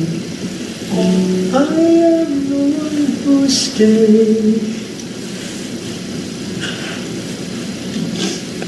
I am the one and you walked away. I am the one who... Yeah, there's a little bit of this problem is that a bunch of people in the audience are crying, including I think the person with the camera, so things get kind of shaky. I forgot about that. Sorry, I shouldn't laugh, but it's kind of funny. You can hear all the sniffles. I am the one who waited, and now you act like you just don't give a damn. Like you never knew who I am. The one who knows you. I am the one you feel. I am the one I've always been here. I am the one who hears you. I know you told her that I'm not worth a damn, but I know you know who I am. I think it's interesting because it's the same Gabe, but he seems angrier. Again, like he seems more like righteously angry, almost more like Jax. Yeah, fascinating. No, I know you know who I am. Can't you just leave me alone? I know you know who I am. Why didn't you go with her? 'Cause I'm holding on. Let me go. And I won't let go. Let me go. But you don't know. I am the one who helped you. I am the one who cried. I am the one who watched while you died. I think that's interesting, looking at these back to back, that Broadway Dan did not make eye contact with Gabe until he said his name. But the fact that they just eyes met during the I am the one who watched while you died, which is such a great line for both of them to say. The fact that, you know, that Dan was holding Gabe while Gabe died, and Gabe's been watching, Gabe's and Dan's grief has been watching as Dan has slowly died over these last, you know, several years, is such a just brilliant line. I like that he's not, like, he's more just kind of curling up on himself, almost like he's trying not to cry kind of a thing. Like he's sort of just like tensing up. Like he's trying to just hide. Yeah, I am the one who loves you. I tried pretending that I don't give a damn, but you've always known who I am. Gabe. Gabriel. Hi, Dad.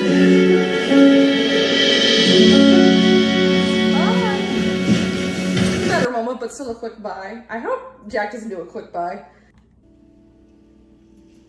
They both look abandoned.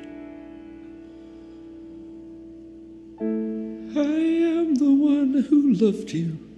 I am the one who stayed. I am the one, and you walked away.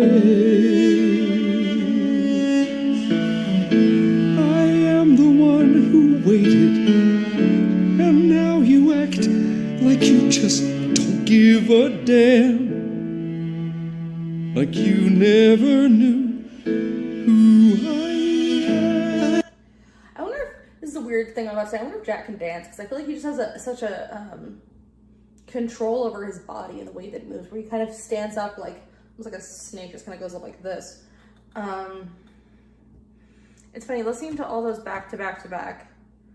Like, is this the strongest voice for Dan singing wise? No, but like, okay, sure, you know, if I'm gonna listen to a soundtrack, I guess maybe I won't listen to one of the other guys, but if I'm going to watch a performance, this is the one that's gonna put a knife in your heart. I get pretty over performance in the soundtrack, but always performance over pretty in a live production that you're watching. There's no question. And just moving around. Is he gonna climb? You better climb, my little cat boy. I am the one who There you knows go. I am the one you feel. I am the one who's always been here. I am the one who'll heal. I know you told her that I'm not worth a damn, but I know you know who I am. No. I know you know who I am. Can't you just leave me alone? I love that in the other ones, I remember that moment being like kind of a shock almost. Like, oh my gosh, some people again think that Gabe's a ghost, sure. But in other words, that Dan can see him to his version of Gabe, that being a shock in the other versions. Whereas this, it just almost feels like, it doesn't feel like a shock to me at all. Not because I know the story, but because it feels like these two have been dancing around each other the entire show, figuratively and literally. That they've been almost touching and almost having these connecting moments and not quite happening. And so now it's almost like when he looks up and the drums kick in and he goes like, no, you know, why didn't you go with her? That kind of thing. Can't you just leave me alone? It's less like a, oh my gosh, I can't believe you can see two. More of like a promise fulfilled of like, we're done with this now. She's gone. We're all that's left. And you have to deal with me now. It's just kind of like it's more of just like, this is literally a moment of closure. We both need to just kind of deal with this. We both, meaning just you. know you know who I am. Why didn't you go with her? 'Cause I'm holding on. Let me go. And I won't let go. Let me go. I want you to know I am the one who held you. I am the one who cried. I am the one who watched while you died. Yeah. I am the one who loved you. I tried pretending that I don't give a damn.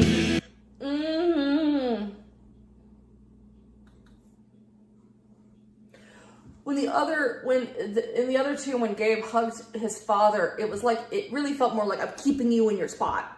I'm keeping you here. Whereas this felt like a kid desperate for a hug.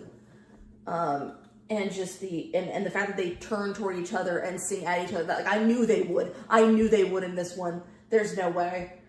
And oh god, when he pulls away like that and his like pulls back like this, he has that moment of connection, knowing, like looking his grief in the face, and then gets scared and backs away, as he has this entire time. But the thing is, he doesn't, for Natalie, but like, he doesn't have to be the strongest one. He doesn't have to be fine. He can be not okay. It's allowed. And when Gabe reaches out like that, it's so heartbreaking. I'm just like, suddenly it's like the little kid is reaching out to him. It's not the scary guy anymore. It's the kid. I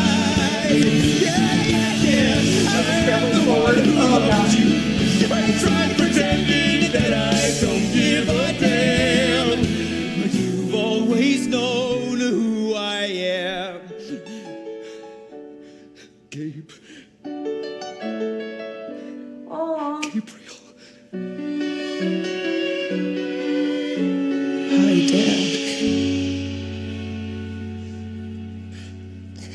Dad? Damn it! What's going on? Why are the lights off?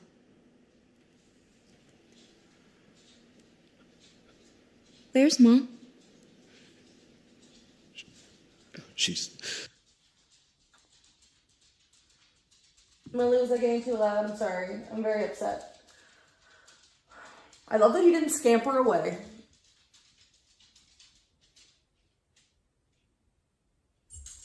But I have to just unpack that for a second. When he says Gabe at first, and his eyes are looking big like yes, yes, and it says Gabriel. And the hi dad, it's almost like a happy, like hi dad. Like the other one's more just like a letting out this breath he's been holding for, 18 years of like, oh my god, yes, hi. Like he's finally getting to speak to his father for the first time. And again, because we're seeing Gabe as this child who wants to live.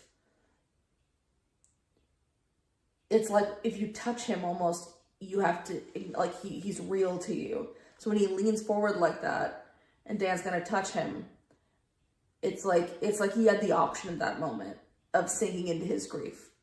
Of like sinking in, not acknowledging, but like sinking into his grief.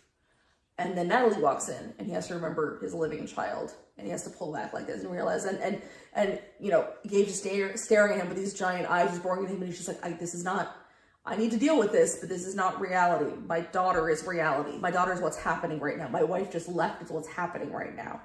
So he's acknowledged it. He can see it. He can't put that back in the box, but he can't just suddenly give in and have Gabe be real, because that's also not how you not how you deal with grief. God. She's looking at him. Gone? Yeah.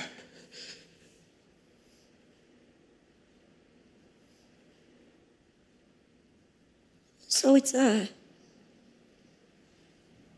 just me and you for now.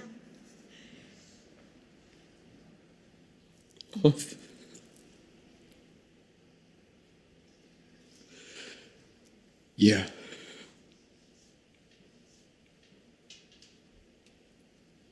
He's so sad because he has to die for real now. God, what an effed up way to do this, but like, yeah, for sure. That's how you make it hurt the most. Thanks. Oy. But I do love that he's in the middle of the two of them, and that Dan keeps looking at him, but it's like, I see you there, but I'm not giving in. And it shows how strong Dan is, but also like, I don't know.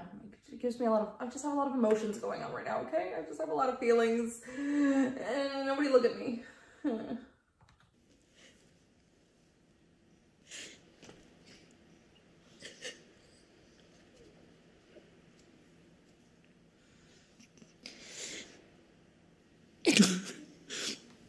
Is that why people think he's a ghost? Okay. Okay. But he's also grief. And in that moment, she's grieving. Her mother's gone. So grief briefly touches her. Makes sense. And she has to feel it. She knows that it's there. She has to, you know, it's like she said, she'd be happy if she left, but she'd also be devastated if she left. And she left, so Natalie feels a touch of grief there. Makes sense. Not a ghost. Hey. Okay. Oh, we can't put the mask back on. Okay. We need sunlight. First of all, we need some light. You can't sit here in the dark and all alone. It's a sorry sight. It's just you and me. We'll live, you'll see.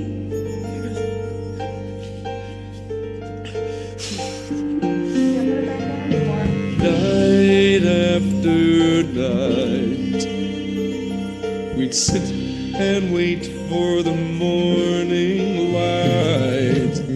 But we've waited far too long for all that's wrong to be made right. I love that it's always Dan that puts everything away when it's things like that, when things have fallen apart like that. It's usually Dan that puts it away. Granted, like when it's dinner for I'm the one and you don't know, it's both of them. But I love that it's like he's seeing someone taking care of him for a minute and then he comes and he joins in. Because the whole idea of like, it's Natalie going, I'm going to take care of you. Because Natalie doesn't take care of anyone. No one will acknowledge her. So it's like, I'm seeing you and you're seeing me and we're seeing each other and I'm going to take care of you. And it's Dan letting that happen for a moment, feeling that, and then going, I'm going to also take care of you. We're going to take care of each other. And that is fucking beautiful. Day after day, wishing all our cares away, trying to fight the things we feel, but some hurts never heal. Some ghosts are never gone, but we go on. We still go on. I love it. He doesn't get put back. He doesn't get put in a box. He's just kind of hanging there. Doesn't get a light on him. He doesn't have a microphone, but he's just kind of there. As he always will be. And you find some way to survive. And you find out you don't have to be happy at all. To be happy or alive. Do you know where she went? Have you heard from her? Yeah, I heard from her. She's staying with my grandparents. Do they actually exist? Yes. Fair question. So that's good, right? Well, going home has never been a solution to any of my problems. Well, that's what you got me for. Seriously? You're like number 3 on my list of issues. You keep a list? Don't worry, Henry. You're my favorite problem. That's all I ask. Such a cute line. You're my favorite problem. I love Diana, whether it's her imagination of what Natalie's doing or whatever it may be, just basically just getting to see her daughter, look at her daughter in a moment like that, see what's really happening, and smile is very sweet.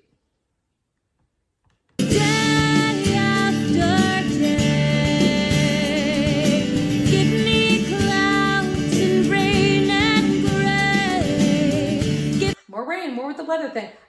One day I need to watch this again and do a whole thing on just weather, just for myself, for my own amusement, because I never noticed it before, but there's a lot of weather talk in this. Me pay if that's what's real. It's the price we pay to feel. The price of love is lost, but still we pay. We love anyway. Look, I know you can't tell me if you're treating her. Oh, he put the music box back together. Oh, he put the music box back together. Oh. that little book for photos looks so much like one that my mom had when we were kids. That's great. It looks so close to it. So we didn't have a daisy, but all the other flowers are the same. Oh, he put the music box back together. No!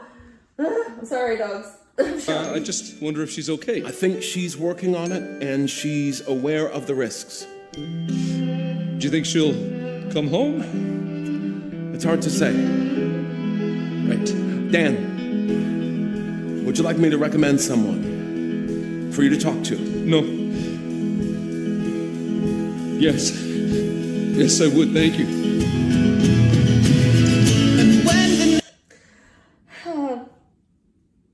I think in the Broadway one, he's like, no, I'm fine, and then walks away and then stops and goes like, yeah, I will. But the fact that just the immediate no, because that's his first response is to go, no, I'm fine. And then taking just a half second to go like, no, that'd be good. Like he's having to retrain himself to actually acknowledge that he can have emotions, and he has to think you're allowed to be selfish a bit if it's for self-care, man. You have to be selfish a little bit because no one else is going to do it for you. Oh God. Everyone should have therapy. Everybody. Everyone. Not everyone needs meds, but everyone should have a little bit of therapy. Come on now. For you to talk to? No. Immediate no. Yeah. Yes. Yes, I would. Thank you. And when the night has finally gone, and when we see the new day dawn, we'll wonder how we wandered for so long, so blind. The wasted world we thought we knew, the light will make it. I don't know if this was on purpose, but the fact that it was when Dan accepts help, and we're dealing with Dan for a second, that the light is back on Gabe, which is like for Diana right now anyway, for now, Gabe is something that is always there, but it's not constant. Whereas now with Dan, if that's what they were meaning by this, the light is shining on him because it's like the light is shining on all the things he's never dealt with. Finally, it's all snapped and come together. Maybe TMI, and apologies, Dad. But my dad, started. My dad is a recovering alcoholic. He's been sober for over 20 years now. Awesome. But he started drinking when he was 15. So something he had to stop drinking for various reasons when he was like in his 40s. And suddenly he was like, oh, I have to deal with stuff that I haven't dealt with since I was 15. You know what I mean? I had to deal with things that I like. Dan's got to deal with stuff that he hasn't dealt with since he was a young married guy, because he's been completely shut off that whole time. And the fact that the light is on Gabe for that is showing that like he's all of he can't hide that stuff anymore. It's not in the shadows anymore, and maybe that's good. And he's getting help for it. Oh, even she was getting meds. I don't remember that in the original. I could be wrong though. Brand new, so let it. I don't remember that. And seeing a pamphlet, yes. You try things, you get help a little bit. You don't over-medicate. We love this. I love this. I'm like 98% sure that's not in the original. I could be wrong, but I love it. I'm so happy.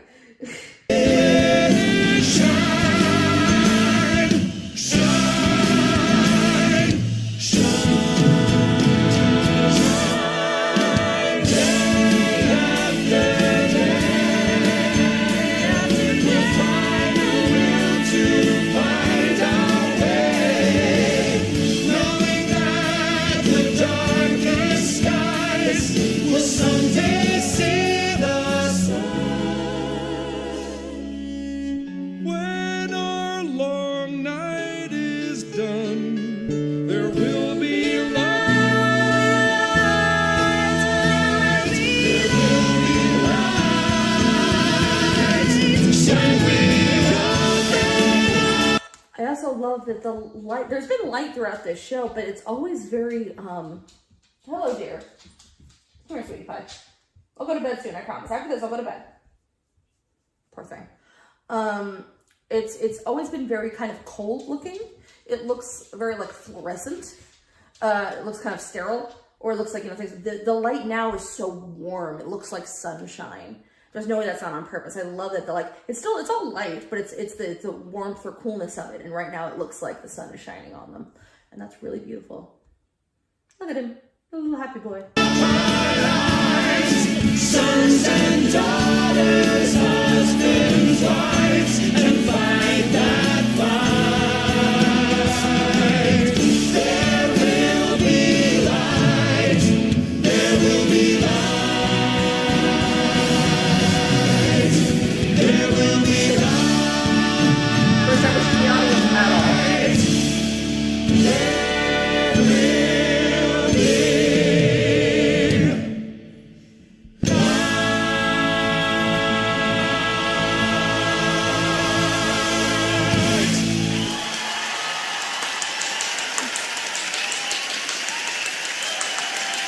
Hey there, friends. It is several days later, and you were in my basement, and we're speaking head on.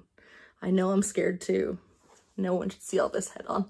Anyway, I just want to take a quick thing here at the end and just say something I've probably said a million times in here, but to the people who have discovered me through this reaction series and have then chosen to follow me and are going to follow me on some more musical journeys, I just want to say thank you so much. This has been very, very cool. It's always, I love the stuff I react to so much. I love that I've gotten to find so many new interesting things I would have never seen if I didn't do these videos. But there's something really extra special about getting to talk about something that I'm really passionate about and have people listen and also seem to like what I have to say. That's really cool. Or even if I think something different, we can talk about it, and that's really cool too. I have enjoyed doing this so much, and the fact that I'm going to get to do more musicals and people actually want to watch that is very, very cool. It's very cool. So this is the end for Next to Normal. This show has just been, I was telling my friend about it because, you know, it's going to be going away soon on PBS, and I was thinking about it, and I could be hyperbolic. Granted, I just watched very fresh to me, but I truly believe it is one of the best pieces of theater I've seen. Genuinely. It's truly amazing. And the fact that they took a show that I was always kind of like, I like it, but, you know, I would always just not list it amongst my favorites. And now it's become what I will proudly say is one of my favorite musicals. Every member of the cast was something special. If you're lucky, you'll get one amazing actor. If you're extremely lucky, you get two. But the fact that everyone was so great and shined in the way that their character should, they just made me rethink this entire musical in a way that I'll never forget. And you guys got to come with me, and that was pretty cool. Now, while this is the end, I did get someone that requested that I react to some of the behind-the-scenes stuff. I think it was like an interview thing with the cast, which I don't know how much to say, but I'm happy to. I also want to do in the same video a reaction because I know someone said that Jack Wolf did I Miss the Mountains. I think probably at like 54 Below or something. So I do want to react to that as well. And if I can find any footage of him doing, I know sadly he wasn't in Spring Awakening. He'd be an amazing Moritz. But I think there's like a clip around somewhere of him doing Spring Awakening, and I'll happily watch that. And then I might do, I think for funsies, so we get to know each other more, I'm going to do a quick little video that's like my top 20 stage musicals. Movie musicals, way different list. Stage musicals, and then we are going to hop into the Woods, which I'm very excited about. And yeah, I just wanted to again say thanks so much for coming. I'm trying to think of like I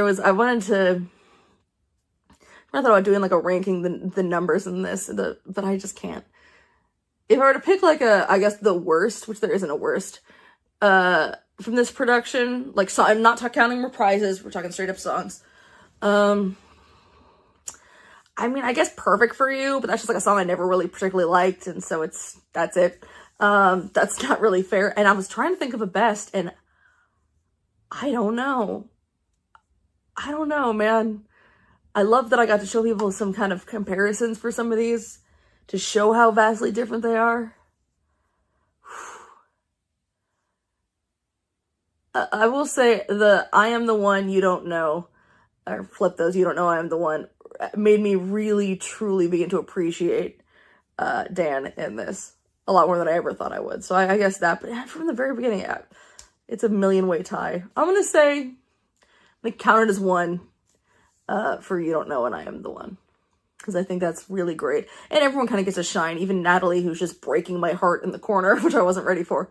So there we go. Again, thank you for this awesome journey. I hope you'll join me for the next one. And hey, if you want to watch some of my other videos, I've got, I'm going to be starting a new UK series. That's a bounce off of my, that I just finished, Garth Marenghi's Dark Place. I put up a poll that I'm going to do. I was curious to do a TV show. Basically, I saw someone requested I do Severance, and I've already seen Severance. So I just kind of was like, well, you know, there's some TV shows I want to watch. So I was just going to post them and see if anyone wanted to come for the, you know, come on the ride with me. It looks like Adolescence is going to win, which is going to be a hardcore bummer, but I'm pretty psyched about it anyway. And then I'll get to some other stuff. I know someone in the comments didn't want me to do Bluey, and I will 1000%. I've always wanted to watch Bluey. I don't have a kid, but I'm emotional. I'm super ready to watch and most likely cry several times over Bluey. I'm trying to think if there's anything else. I'm gonna get back to doing some more like just music reactions as well. I haven't done this performer I really love named Ren in a bit. I think he's gonna be the next dude I do. He's got a really great kind of musical-esque, very, very theatrical song I'm going to be doing next called The Tales of Jenny and Screech. I will warn that it's got a lot of trigger warnings to it, but it is a really amazing thing. He's something special. Anyway, that's all I got, guys. I just wanted to give like a little close out here because this whole thing has meant a lot to me. So thank you so much for coming along, and I hope to continue to see you around. Bye, everybody.